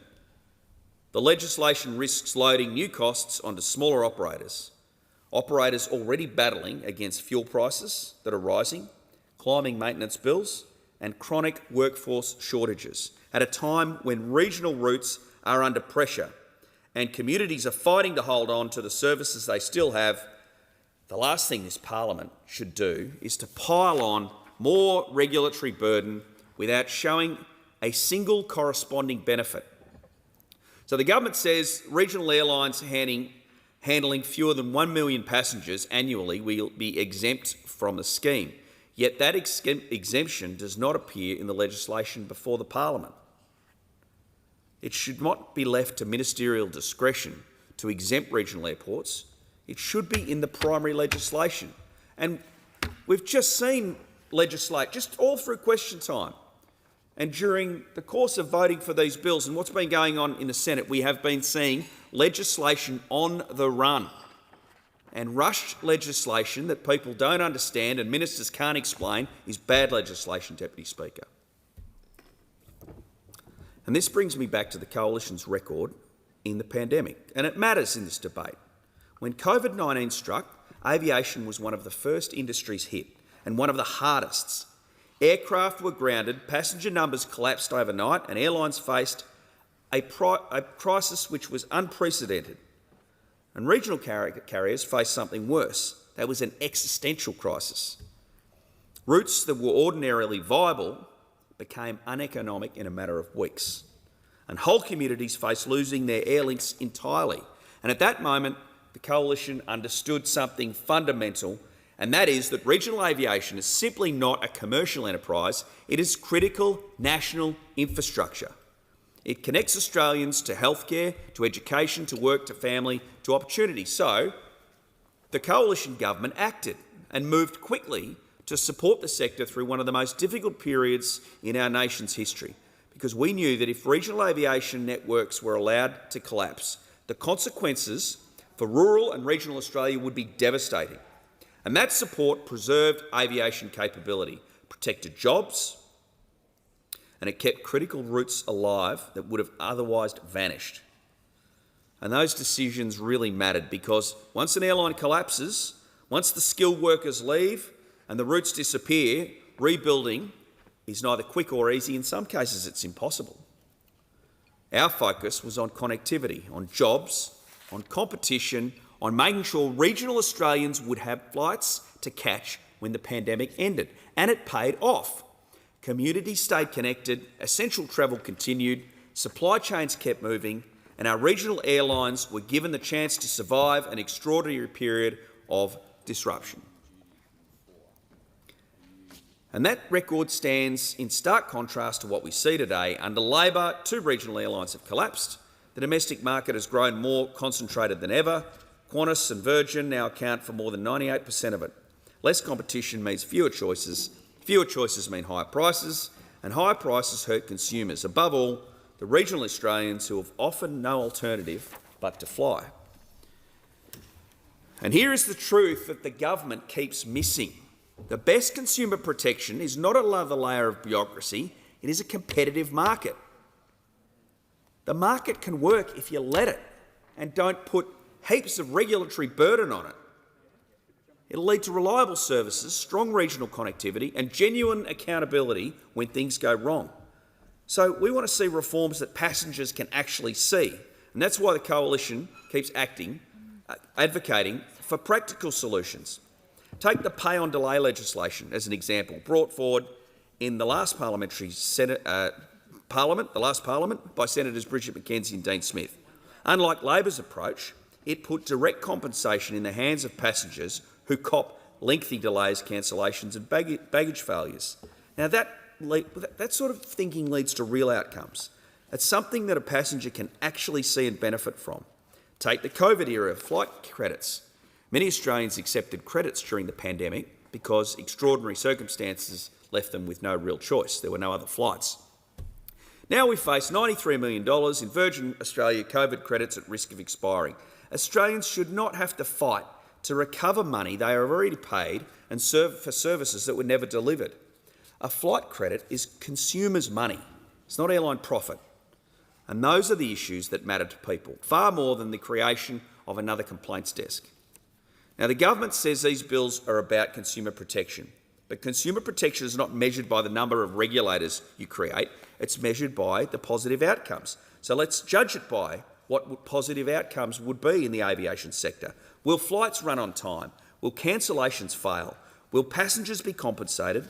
Will regional routes stay viable? And will travellers pay less? Those are the questions Australians are actually asking, and the government has not shown how this framework answers a single one of them. We still do not know the full costs. Key details have been left to regulations that we have not seen. And the government has not even undertaken a regulatory impact assessment. I would have thought that was very straightforward. In conclusion, Deputy Speaker, Australians deserve an aviation system that works. They deserve reliable services, they deserve accountability, they deserve real compensation when airlines fail to meet their obligations. And regional Australians deserve certainty when that the decisions made here in Canberra will not make it harder or more expensive to keep the air services going in the communities that they depend on. And the Coalition's record speaks for itself. When aviation in this country faced its darkest hour, something that was unprecedented and probably couldn't have been foreseen, we acted to protect the networks that hold regional Australia together. We understood now, as we understood then, that aviation's essential infrastructure, not an optional extra. So we're here to back consumers and genuine consumer protections, and we're going to stand up for regional communities, and we're going to fight for policies that actually improve things and the lives of passengers, not just an expanding bureaucracy, which seems to be the answer to everything. Tax more public servants, more bureaucracy, that'll fix everything. Well, it doesn't fix everything. And I think with these tax changes, we're about to see that some of this stuff makes the economy a whole lot worse. For those reasons, we remain deeply concerned that these bills fall well short of what Australian travellers and regional communities deserve. Thank you, Deputy Speaker. Thank you, Member for Nichols. And I give the call to the member for Maribyrnong. Thank you, Deputy Speaker. This suite of bills is quite personal to my community. Our connection with aviation is like very few others in this country. Essendon Airport sits in the heart of my electorate. It's a vital hub of freight, emergency services, charter flights, regional connectivity and, of course, employment. And just across the boundary is one of the country's biggest airports and major employers, the Melbourne Airport at Tullamarine. So the importance of aviation to my community is undeniable. Thousands of my constituents wake up every morning and head to one of these airports for work. They're the baggage handlers, the check-in staff, the engineers on the tarmac at 5 in the morning, and the retail workers keeping the terminal buzzing. These are people who quite literally keep our community and our country moving every single day. And I am enormously proud to represent them in this place. But those same people are also passengers. And like passengers right across the country, far too many of them have had the experience of a cancelled flight. They've been handed a travel voucher when what they should have received was a cash refund, and they've spent hours on hold with nothing to show for it. These are experiences we've all had, and it is simply not good enough. Well, today that starts to change. Deputy Speaker, the suite of legislation we are debating today came from listening. Our government's preparing for takeoff study is one of the most thorough pieces of passenger research ever conducted in this country. And what it found was an aviation sector treating its consumers with contempt. More than half of all Australians who flew in the last 12 months experienced a flight disruption. And of those passengers, 82% received no support at all. No accommodation, no alternative arrangements. 81% were never even told what their rights were. Let's think about that for the moment. The majority of Australians who fly have had their travel disrupted, and the overwhelming majority of them were then left to figure it out entirely on their own. And it doesn't end there, Deputy Speaker. Of those who tried to make a complaint, only 17%, so fewer than 1 in 5, were satisfied with the process. A staggering 79% of Australians say they know little or nothing about their rights as an air passenger. So in one of the most regulated industries in the world, the people this industry depends on are almost entirely in the dark. I want to be clear that our government does not think every airline and every airport is deliberately setting out to do the wrong thing by their customers. Many of the people working in this industry genuinely care about the people they serve. But the system around them hasn't supported good outcomes, and that's not their fault. There's been no Charter of Rights, no independent umpire, and no consistent minimum standard that passengers could rely on. They've been navigating an uneven playing field without even knowing the rules of the game. This legislation levels that playing field. Deputy Speaker, the 4 bills before the House work together to create something Australia has never had before: a comprehensive, enforceable consumer protection framework for aviation. At the heart of the package is the Aviation Consumer Protection Charter, a document that will spell out in plain and accessible terms what every passenger can expect when they fly. We're moving on from the days of fine print and airlines interpreting their own obligations. Instead, there'll be clear, publicly accessible set of minimum standards, backed by law that passengers can point to and say, that is what I'm owed. The Charter will be brought to life by the Aviation Consumer Protection Authority, which will monitor compliance across the sector and take enforcement action where those standards aren't being met. For the first time, there will be a body whose specific job is to hold this industry to account on behalf of the travelling public. For passengers with an individual dispute they can't resolve directly with an airline, the Aviation Consumer Ombudsman will provide an independent, not-for-profit avenue for resolution, a genuine umpire with no vested interests. For my community specifically, there's one more part of this package I'm particularly pleased about: the Aircraft Noise Ombudsman. My electorate has lived alongside aviation for generations. Herbert has a call. Thank you, Deputy Speaker. I'd like to draw your attention to the state of the House. Is quorum required? Okay.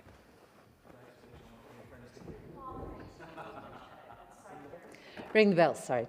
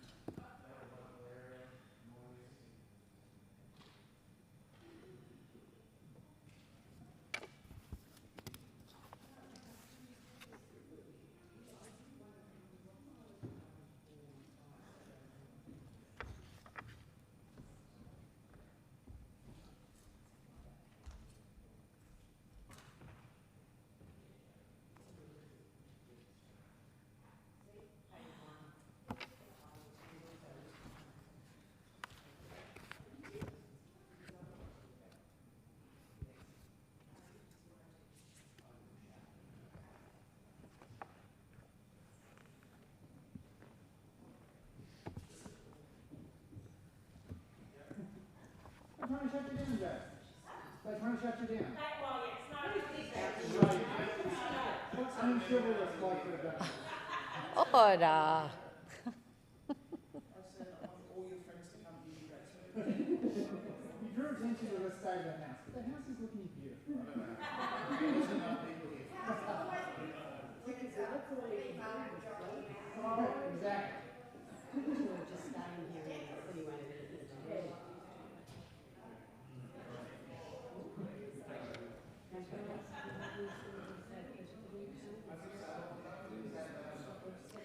Right, quorum has been achieved. Thank you. Member for Maribyrnong has the call. Deputy Speaker.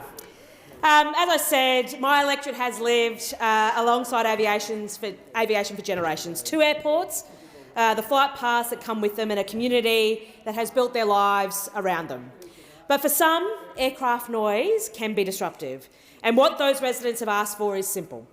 When they raise a genuine concern, they want to know that it's actually being heard. For too long, that hasn't been the case. Residents have told me they have followed every process with Air Services Australia and attended every consultation, only to be met with silence. The Aircraft Noise Ombudsman changes that. Independent of both Air Services Australia and the Department of Defence, it will hold complaints processes to account and make sure people's concerns are properly examined. Because people in my community just want to be heard. They just want to be treated fairly. I'm proud that this Labor government is delivering an independent body that will hear them out. Deputy Speaker, the Albanese Labor government remains focused on delivering cost of living relief. This is our #1 priority. And consumer protection is a cost of living issue. It belongs in the same conversation as the other measures this government is delivering. When I talk to people in my electorate about cost of living, they talk about rent, mortgage, the cost of groceries, the cost of everyday living. Australian households are stretched right now, which is exactly why the last thing any Australian needs after saving for a well-earned holiday or rushing to book a last-minute flight interstate because a loved one is unwell is cancelled. A cancelled flight that somehow leaves them out of pocket because the airline won't cover the hotel or hand back their money. For families I meet every week, that's a genuine financial hit. Under this legislation, cancelled flights will result in cash refunds, not credits. And if the cancellation costs you a hotel, meal or transport, the airline will now need to cover it. It's that simple. I also want to talk or speak directly to the people in my electorate who work in aviation, because I've heard some of the conversations happening in the industry about what these reforms mean for them and their employers.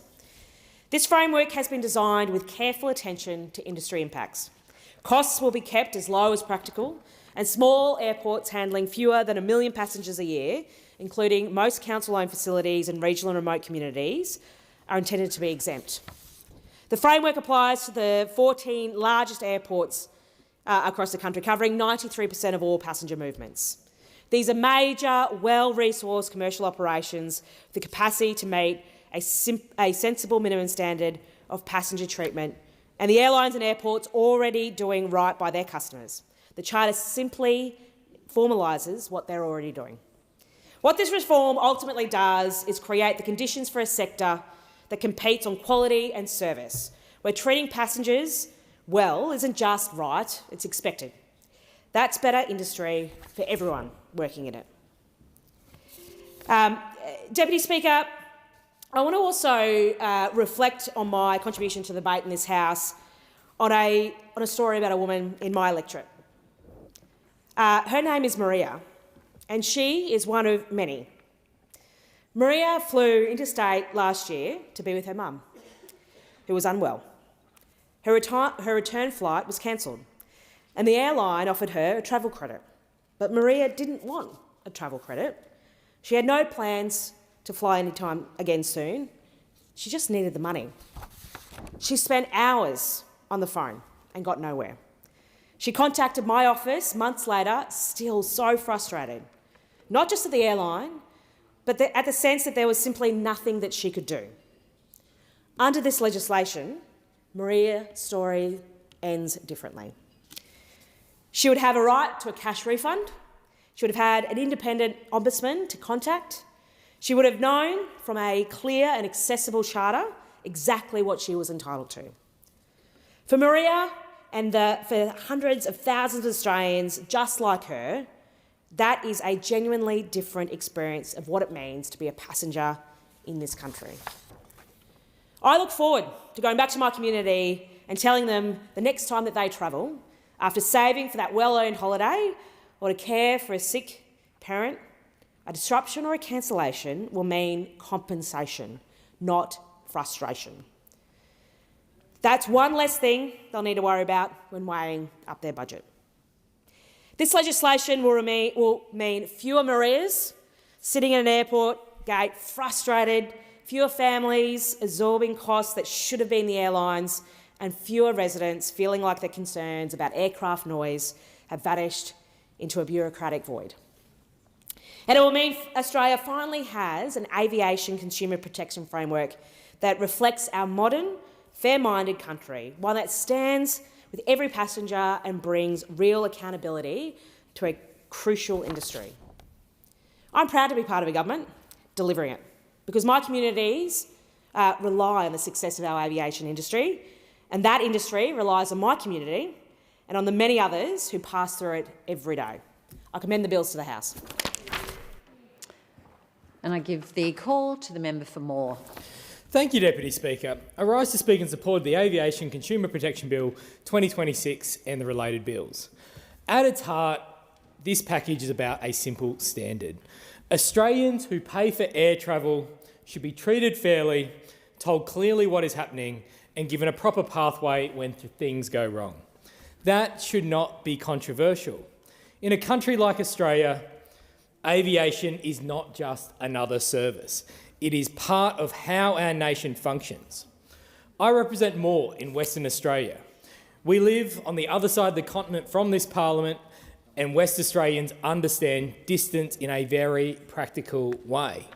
When a flight is delayed or cancelled in Perth, the alternative is rarely simple. You cannot just jump in the car after work and be in Canberra, Sydney or Brisbane the next morning. I have family across the country, as many Australians do. Air travel is how families stay connected. It is how people get to weddings, funerals, medical appointments, work commitments and holidays saved for over many months. I worked as an electrician, including as a FIFO electrician. And for FIFO workers, flights are not an optional extra. They are how people get to site and how they get home. A delayed flight home after a long swing is not just a line on the departures board. It can mean missing dinner with kids, missing a school event, or leaving a partner carrying the load for another night. Air travel connects workers to jobs, families to each other, regions to services, and Australia to the world. Australians are reasonable people. They know that aviation is complex. Weather changes, aircraft require maintenance, crews have safety requirements, global events can disrupt fuel markets and flight paths. Most people do not expect perfection. What they do expect is honesty, clear information, practical assistance, and a complaint process that works. Too often that has not been the experience. Over recent years, Australians have dealt with cancelled flights, delays, missing baggage, damaged mobile aids, confusing travel credits, poor communication, and a complaint system that leaves the passenger doing all the work. COVID-19 placed enormous strain on the aviation system. Families were separated, trips were cancelled, refunds were delayed, and many consumers were left unclear about their rights. The pandemic was extraordinary, but it exposed weaknesses that had been developing for some time. Since then, airline performance has improved in some areas, but the underlying problem has not disappeared. The current system has relied too heavily on the industry policing itself. That has not produced the standard Australians are entitled to expect. The conflict in the Middle East has again reminded us global disruption can affect Australian travellers quickly. Flight routes can change, fuel supply chains can tighten, international uncertainty can flow through domestic fares and services. Travellers should not be left at the gate trying to work out whether they are entitled to a refund, rebooking, accommodation, transport or basic information. People should not need to become amateur lawyers while standing in an airport queue. This bill package replaces uncertainty with clearer standards, weak complaint handling with independent dispute resolution, and voluntary arrangements with proper oversight. It is the most significant aviation It is the most significant aviation consumer protection reform ever introduced by an Australian government.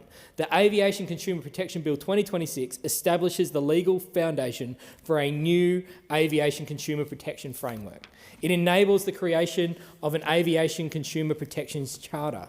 That charter will set minimum standards for airline services, airport services and airport accessibility services. The detail of those standards will be developed through subordinate legislation following consultation. That is a sensible way to proceed. Aviation is operationally complex. The standards must protect consumers while still being practical for the sector to implement. The charter will deal with the minimum treatment consumers can expect from airlines and airports. That includes delays, cancellations, communication, complaint handling, booking information, baggage and accessibility. And this is a necessary shift. Consumers should know what they are entitled to when a flight is disrupted. A right nobody understands is not much of a right at all. The bill also establishes the Aviation Consumer Protection Authority as a regulatory function within the Department of Infrastructure, Transport, Regional Development, Communications, Sport and the Arts.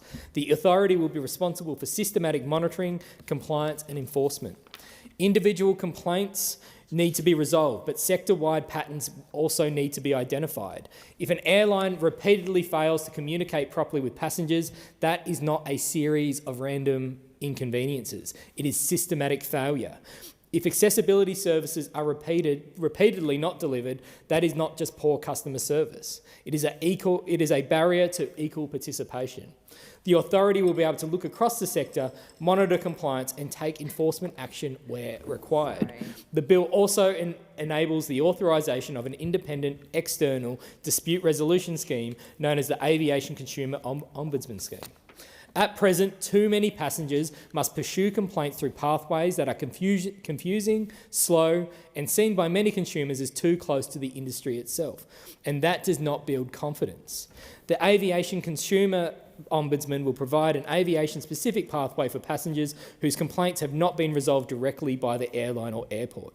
The Ombudsperson will be able to assist through investigation, conciliation and determinations. Where a regulated entity has not acted fairly and reasonably, the Ombudsperson will be able to require action. That gives consumers somewhere credible to go. It also gives industry a clearer process for resolving disputes. The package also establishes the Aircraft Noise Ombudsperson as a function within the government, within the department, independent of Air Services Australia and the Department of Defence. Aircraft noise is a serious concern for affected communities. For people living under flight paths, aircraft noise can affect sleep, amenity and well-being. Communities need confidence that complaints are reviewed independently. The levy bills support the framework by allowing the imposition and collection of levies to recover the administrative costs associated with the Aviation Consumer Protection Authority. It is appropriate that the cost of this framework be borne by the industry that has generated the need for regulation, provided those costs are kept reasonable and proportionate. Nobody should pretend aviation is an easy sector to regulate. Airlines operate in a difficult commercial environment. Airports vary widely in size, capacity and ownership. Regional aviation faces different pressures. Fuel prices, international conflict, weather, workforce shortages and infrastructure constraints all affect operations. And that is why the package includes flexibility. The Minister will have powers to exempt individual entities or classes of entities from parts of the framework, including the charter, specified standards, levies or membership fees. The government has indicated that airports with fewer than 1 million passengers per year are intended to be exempt. That means the framework will apply to the largest airports while recognising the different position of smaller airports. Many smaller airports are council-owned. They are critical community infrastructure. They often operate with limited resources and serve regional, rural and remote communities. It would make little sense to impose the same regulatory burden on small regional airport as a major capital city airport. Fairness cuts both ways. The objective is clear: protect consumers where the risk and volume justify regulation, while avoiding unnecessary burdens on smaller operators that are essential to regional connectivity. This package should also be seen within the broader context of competition and consumer protection in aviation. The Albanese Labor government released the Aviation White Paper, passed new laws to improve competition at Sydney Airport, released the draft Passenger Charter of Rights, and reinstated ACCC monitoring of airlines. ACCC scrutiny is important because aviation is a concentrated market. Where there are fewer competitors, consumers have fewer alternatives when prices rise or service drops. That is especially important during periods of global instability. The conflict in the Middle East has already prompted discussion about fuel supply chains and disruption. Australians should not be exposed to unreasonable price increases or any competitive conduct hidden behind international uncertainty. Airlines are entitled to recover legitimate costs. They are not entitled to use disruption as a general permission slip to treat passengers poorly. The ACCC will continue to deal with competition and Australian consumer law concerns, including misleading or deceptive conduct. The Aviation Consumer Protection Authority will focus on this aviation-specific framework. Those roles are complementary. A large part of this reform is about setting expectations in advance. When a flight is cancelled, passengers should know whether they can get a refund or a rebooking. They should know whether they are entitled to meals, transport or accommodation, and they should know what information the airline must provide and when. Where a cancellation or significant delay is within the airline's control, consumers should not be pushed onto accepting a travel credit when they are entitled to their money back unless they prefer a credit. Member for Fisher. Is a quorum required? A quorum is required. Ring the bells. We're going to come.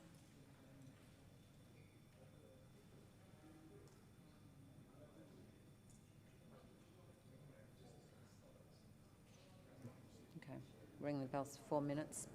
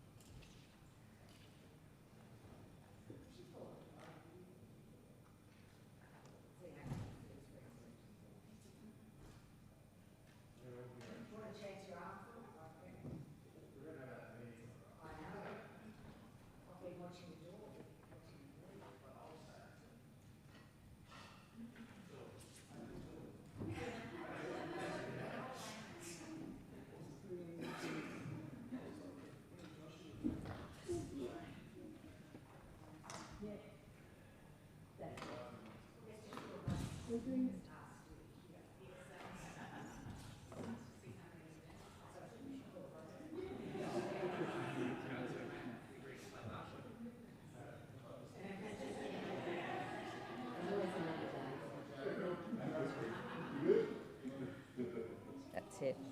Quorum is present. And it being 4:30 p.m, I propose the question that the House do now adjourn, and I give the call to the member for Wentworth. Speaker, last night in his annual threat assessment, ASIO Director General Mike Burgess warned that Australia's rising terrorist threat is being fuelled by social media. His warning was stark. In November last year, he cautioned that platform algorithms can escalate a user from non-violent content to grotesque ISIS propaganda within a few clicks. The radicalisation he describes is happening here in Australia. As we all know, just a month later, on December 14, 2025, saw Australia's largest terrorist attack in history, an indescribably awful attack of anti-Semitic terror in my community in Bondi. For years, I have thought about what we can do to combat violent extremism, and in the months since, that question has only grown more urgent. In Burgess's February 2025 assessment, more than a year earlier, he noted that fewer than 17% of the minors that ASIO had investigated were born offshore. Of those, the median age on arrival was 4.5. So these are our young people, radicalised online, often in their own home. In his 2024 submission to the Senate inquiry into right-wing extremist movements, ASIO gave evidence that online platforms remain significant enablers of radicalisation and the spread of propaganda. This evidence is consistent. The same dynamic drives misogyny. In 2024, Burgess explained that just 10 minutes spent looking at incel material prompts the algorithm to recommend increasingly violent misogynistic propaganda, including posts glorifying incel terrorists. We know all too well that incels have committed terrorist acts overseas. Anyone with a social media account understands the pattern. Algorithms drive division, isolate users and spread hateful content. They are not transparent. They shape our way of thinking without our knowledge, normalising extremism and hate. The government has acted to protect young people through the social media ban for under 16s, and I welcome it. But the ban is still not perfect and is not fully implemented, and still the algorithms reach everyone of all ages and stages. A poll by Teachers Consent found that 63% of respondents knew someone radicalised by the algorithms. Teenage boys are now amongst the most likely perpetrators of child sexual abuse, including 17 and 18-year-olds who fall outside the social media ban. Research from the Global Institute of Women's Leadership ranks Australia among the most misogynistic nations in the Western world. Reports of sexual assault sit at an all-time high. Teach Us Consent's Fix Our Feeds initiative offers a clear answer: put informed choice back into the hands of Australians. The European Union's Digital Service Act already requires major platforms to offer users an option to switch off, an opt-out of personalised algorithm-driven feeds. The platforms complied. TikTok's For You feed can show content popular in a region rather than content driven by past behaviour. On Instagram and Facebook, a fully non-personalised feed already exists. Under such an option, Australians could have the same experience. This sits well within the capabilities of these platforms. There is no question of that. We cannot leave users of a game to the game of whack-a-mole, waiting for platforms to deplatform one creator after another. Beyond the algorithm, there are further harms we must confront. I commend the government on beginning its work on a digital duty of care, which would shift online safety from a reactive user-supported system to a proactive risk-based model, legally requiring tech companies to anticipate and mitigate foreseeable harms, with continuous safety by design standards across platforms, operating systems and connected devices. There is a long way to go. Part of that work is dispute resolution. Constituents and small businesses frequently come to my office in distress. Businesses locked out of Instagram accounts they rely on to advertise. Individuals shut out of their email, and they find it extraordinarily difficult to find any path of resolution. We have heard that from small businesses plagued by fake Google reviews and even by fake accounts impersonating local owners to leave disparaging reviews on neighbourhood businesses. These are serious issues, and they strike at some of the largest disruptors to our social cohesion. It is crucial that this Parliament deals with them dynamically, attentive to the detail and to the changing technology landscape. Algorithms matter. Children deserve protection from the harms of social media, but so does everybody else. So it is time for us to be brave. It is time for us to fix our feeds. It is time for Australians to be able to permanently turn off their algorithms and choose when those are turned back on so that they have control over their social media. That's what I want for my kids as they grow up, and that's what I want for my community, and that's what they want as well. And our businesses want a way to resolve issues with social media companies in an appropriate dispute resolution form. Member for Canberra has the call. Speaker. This week, the Parliamentary Friends of the People of Afghanistan farewelled the Ambassador of Afghanistan, His Excellency Waidullah Waisi, with the Afghan Embassy in Canberra to close at the end of this month. The Ambassador had served in his role since 2017 and had continued to represent the people of Afghanistan, but not the Taliban, after they seized power in 2021. It was a sad day, but not one without hope, for we want to continue engaging and strengthening ties with the people of Afghanistan despite the terrible nature of the Taliban regime. The horror of Taliban rule for women and girls is nothing short of a tragedy, characterised by systemic, state-sponsored gender apartheid. The United Nations defines gender apartheid as a system of economic and sexual discrimination against individuals because of their gender or sex. In Afghanistan under the Taliban, girls and women are barred from secondary school, universities and other educational and vocational training centres. Most employment is forbidden, as is participation in public and political life, and women must be completely covered and accompanied by a male relative in public. Violence and coercion are a constant threat, with women who protest these systemic policies facing arbitrary arrest, detention and torture. I recently met with a delegation of women from Afghanistan who now call Australia home, the voice of Afghan women in Australia. They expressed deep concern for the safety and well-being of women and girls in Afghanistan, as well as the Afghan diaspora displaced across the region.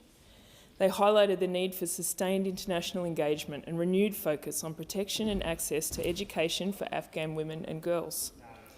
The delegation outlined several specific priorities, including stronger diplomatic efforts to safeguard the rights of women and girls, advocacy to stop forced deportations of Afghan women from Pakistan and Iran.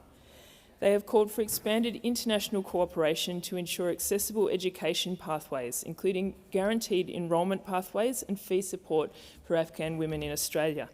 And they have called on the Australian Government to increase our number and expedite humanitarian refugee intake of Afghan women and emphasise the importance of urgent and coordinated responses to humanitarian visa needs for those at greatest risk.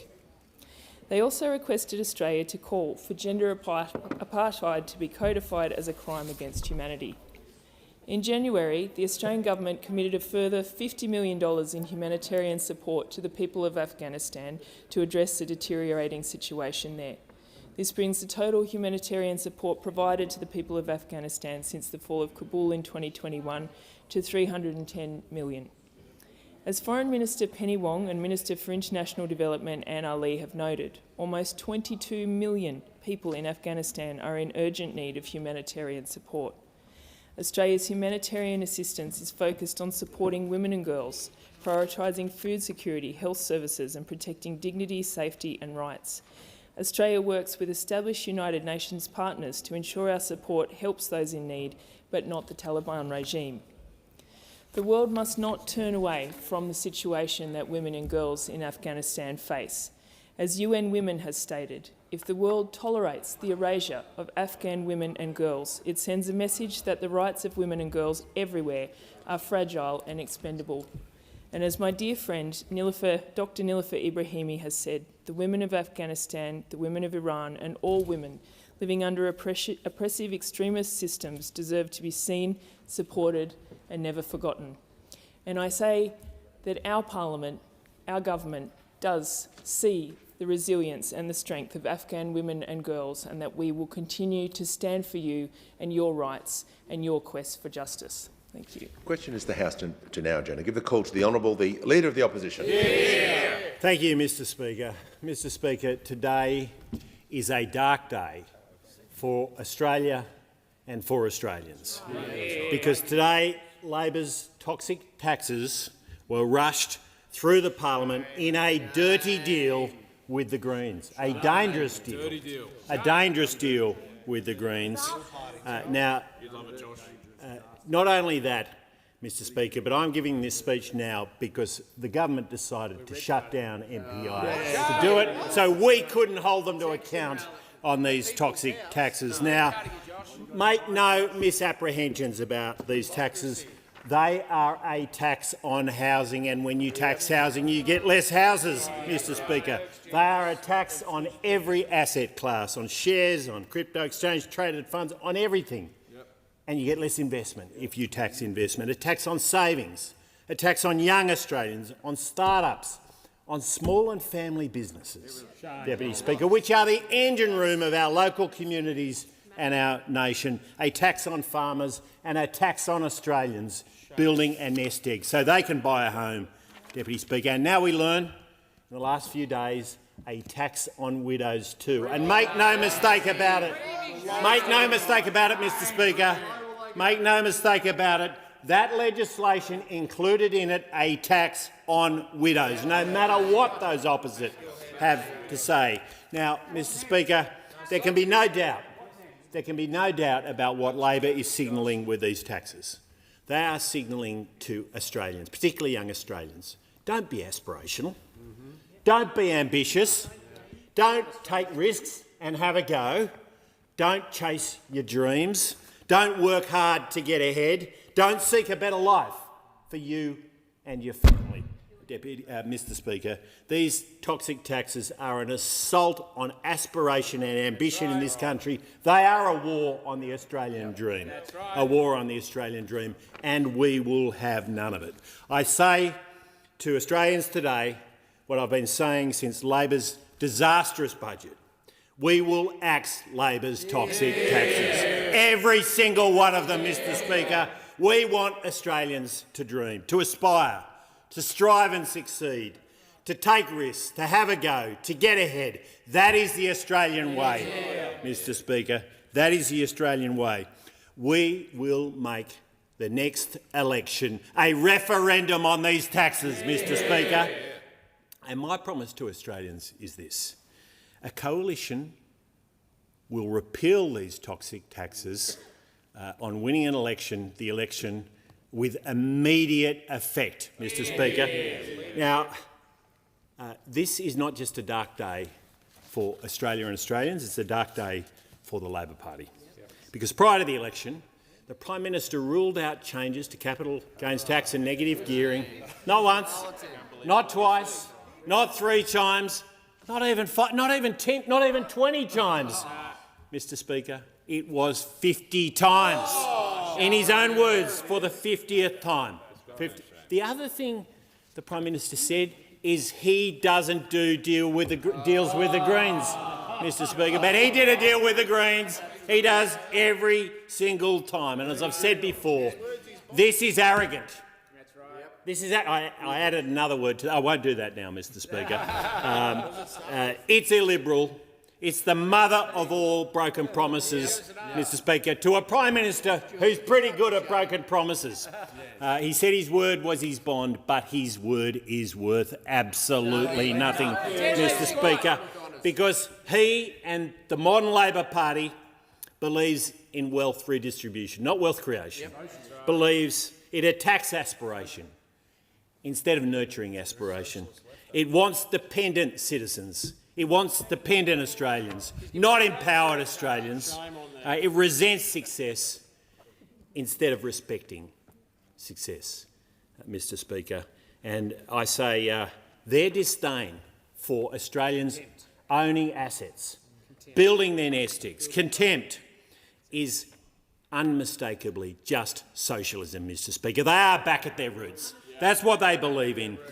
There's no mistaking Labor's socialist vision for our country. That has never been the Australian way, Mr Speaker. It will never be the Australian way whilst we are fighting here and in government, and we will fight all the way to the next election to win that election on the back of Labor's toxic taxes.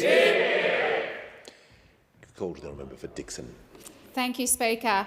Queensland has a desperate lack of specialist public cancer hospital beds, particularly for patients with complex cancers like leukaemia. You would think that this might have been a priority for the Crisafulli state government in this week's state budget. Well, think again.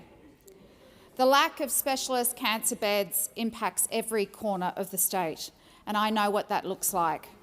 It means immune-compromised patients sharing cramped rooms and bathrooms with up to 3 others. It means moving between general, surgical, orthopaedic and other wards. It means teenagers sharing rooms with much older, dying patients. It means patients who are already fighting for their lives are being forced into situations that further put their health and mental health at risk. Families of leukaemia and blood cancer patients like mine were waiting patiently for the construction to begin on the new Queensland Cancer Centre when it was announced 3 years ago. We were relieved when the former Queensland Labor government announced that construction would begin in 2025, and devastated when the Crisafulli government effectively cancelled the construction of the Queensland Cancer Centre last year. The Queensland Cancer Centre was shovel-ready. The landmark facility was ready to be built with 150 dedicated beds and proton beam therapy facilities, the first and only in Queensland. and one of the only such planned facilities in the whole country. This was a project that was ready to go. The project was funded. The business case was done. Design and planning work was done. Consultation done. Preferred tenderers identified and the site prepared. This project was a long, long way down the track. But after 3 years and millions of dollars spent on consultation and detailed planning, the Crisafulli government put all of that in the bin. They say that construction has apparently been deferred to 2031 at the earliest. Now the Crisafulli government released their state budget earlier this week. Their budget cites $2 billion towards new hospitals, which is welcome, of course, including the Queensland Cancer Centre. And you might start jumping for joy at seeing that sentence. But when you look a little further and you try to find a specific funding, a line item for the Queensland Cancer Centre, that's when your heart sinks. The only mention is to progress the delivery of a number of hospitals, including the Queensland Cancer Centre. That's where the information stops. That's because there are no real plans to start the build. There's a generic line item in the budget, money spent for hospitals across Queensland, which of course we applaud, but no specific plans to start the build of the Queensland Cancer Centre. The Crisafulli government claims that the project was stopped because of cost blowouts, but we all know construction doesn't get cheaper while you sit and wait. Delay, delay, delay means costly plans get shelved. Consultation needs to be redone. It will cost a lot more in 5 to 10 years' time, way down the track, and have impacted many, many families across the state as they are trying to fight for their lives in hospitals across the state. At a federal level, we've backed in the states with a $25 billion in additional hospital funding for the states over the next 5 years. The Commonwealth has done its part. I beg the Crisafulli government to get started on this project. Queenslanders need this project. We need the Queensland Cancer Centre to be built. We need those beds. Queensland cancer patients deserve better. Please start the construction of the Queensland Cancer Centre. Make it a priority. Cancer does not wait. It doesn't pause for a review, and it's not going to defer itself till 2031. Please stop the excuses and get shovels in the ground. The question is the House to now adjourn. I give the call to the member for Fisher. Thanks, Mr Deputy Speaker. Well, this afternoon we witnessed an appalling act of betrayal from this government on 28 million Australians. The morning after the budget, I think the vast majority of Australians woke up with buyer's remorse, regretting the fact that they voted in an Anthony Albanese-led government. Because this is a government that says one thing but does exactly the opposite. This Prime Minister promised Australians that there'd be no changes to superannuation, no changes to CGT, no changes to negative gearing, no changes to trusts, and yet just a few short weeks and months afterwards, this government has rammed through a bill today with the assistance of the Greens and a number of the Teals that will significantly alter the wealth of everyday Australians. This is the greatest act of betrayal a government has committed on the Australian people in Australian political history. Almost every day this week I have stood up in this chamber and talked about the fact that this government is the most socialist government this country has ever seen. And I know I've seen those eyebrows raised of the Speaker, but that is the reality. That is the reality of this dirty, grubby deals that have been done by this government and the Greens and now the Teals. This wealth redistribution, this constant pushing down and punching down on the Australian people, it's what I call this government's approach is a lowest common denominator approach. It doesn't want anybody to succeed. How can young Australians, after this government has pulled up the ladder on them, how can they create wealth? How are they going to do it? Over the last couple of weeks, I've been out talking to many people in my electorate. I've held lots of different forums. And this government, you haven't heard much of their catchphrase, intergenerational fairness or intergenerational equity, because it went down like a pork chop at a kosher wedding, particularly with young people. Young people know that this government is trying to pull the wool over their eyes. This is nothing other than a rank tax grab. A rank tax grab. And now we see a situation where we see before our very eyes the prices of houses falling. We are seeing significant drops in auction clearance rates, the lowest since the pandemic. Mr. Speaker, do you know what the auction clearance rate was in Brisbane last weekend? It was 33%. Now, in Melbourne and Sydney, it was around 45%, a tick under. But in Brisbane, it was 33%. This is the housing market screaming out to the Labor Party, stop! Stop what you are doing. You are killing confidence in the housing sector. House prices are falling, and the Housing Minister seems to be quite happy about this. But at what point will she be happy for it to stop? What's a reasonable house price drop? 5%, 10%, 15%, 20%? We are seeing developers exiting the market because they can't make a property deal stack up under these new tax laws. What happens when you reduce supply and you have a high demand? Rents will go up. Mr. Speaker, we saw this in the 80s under Prime Minister Keating when he tried these changes to negative gearing in the 80s. It lasted less than 2 years before he scrapped those changes. He scrapped them.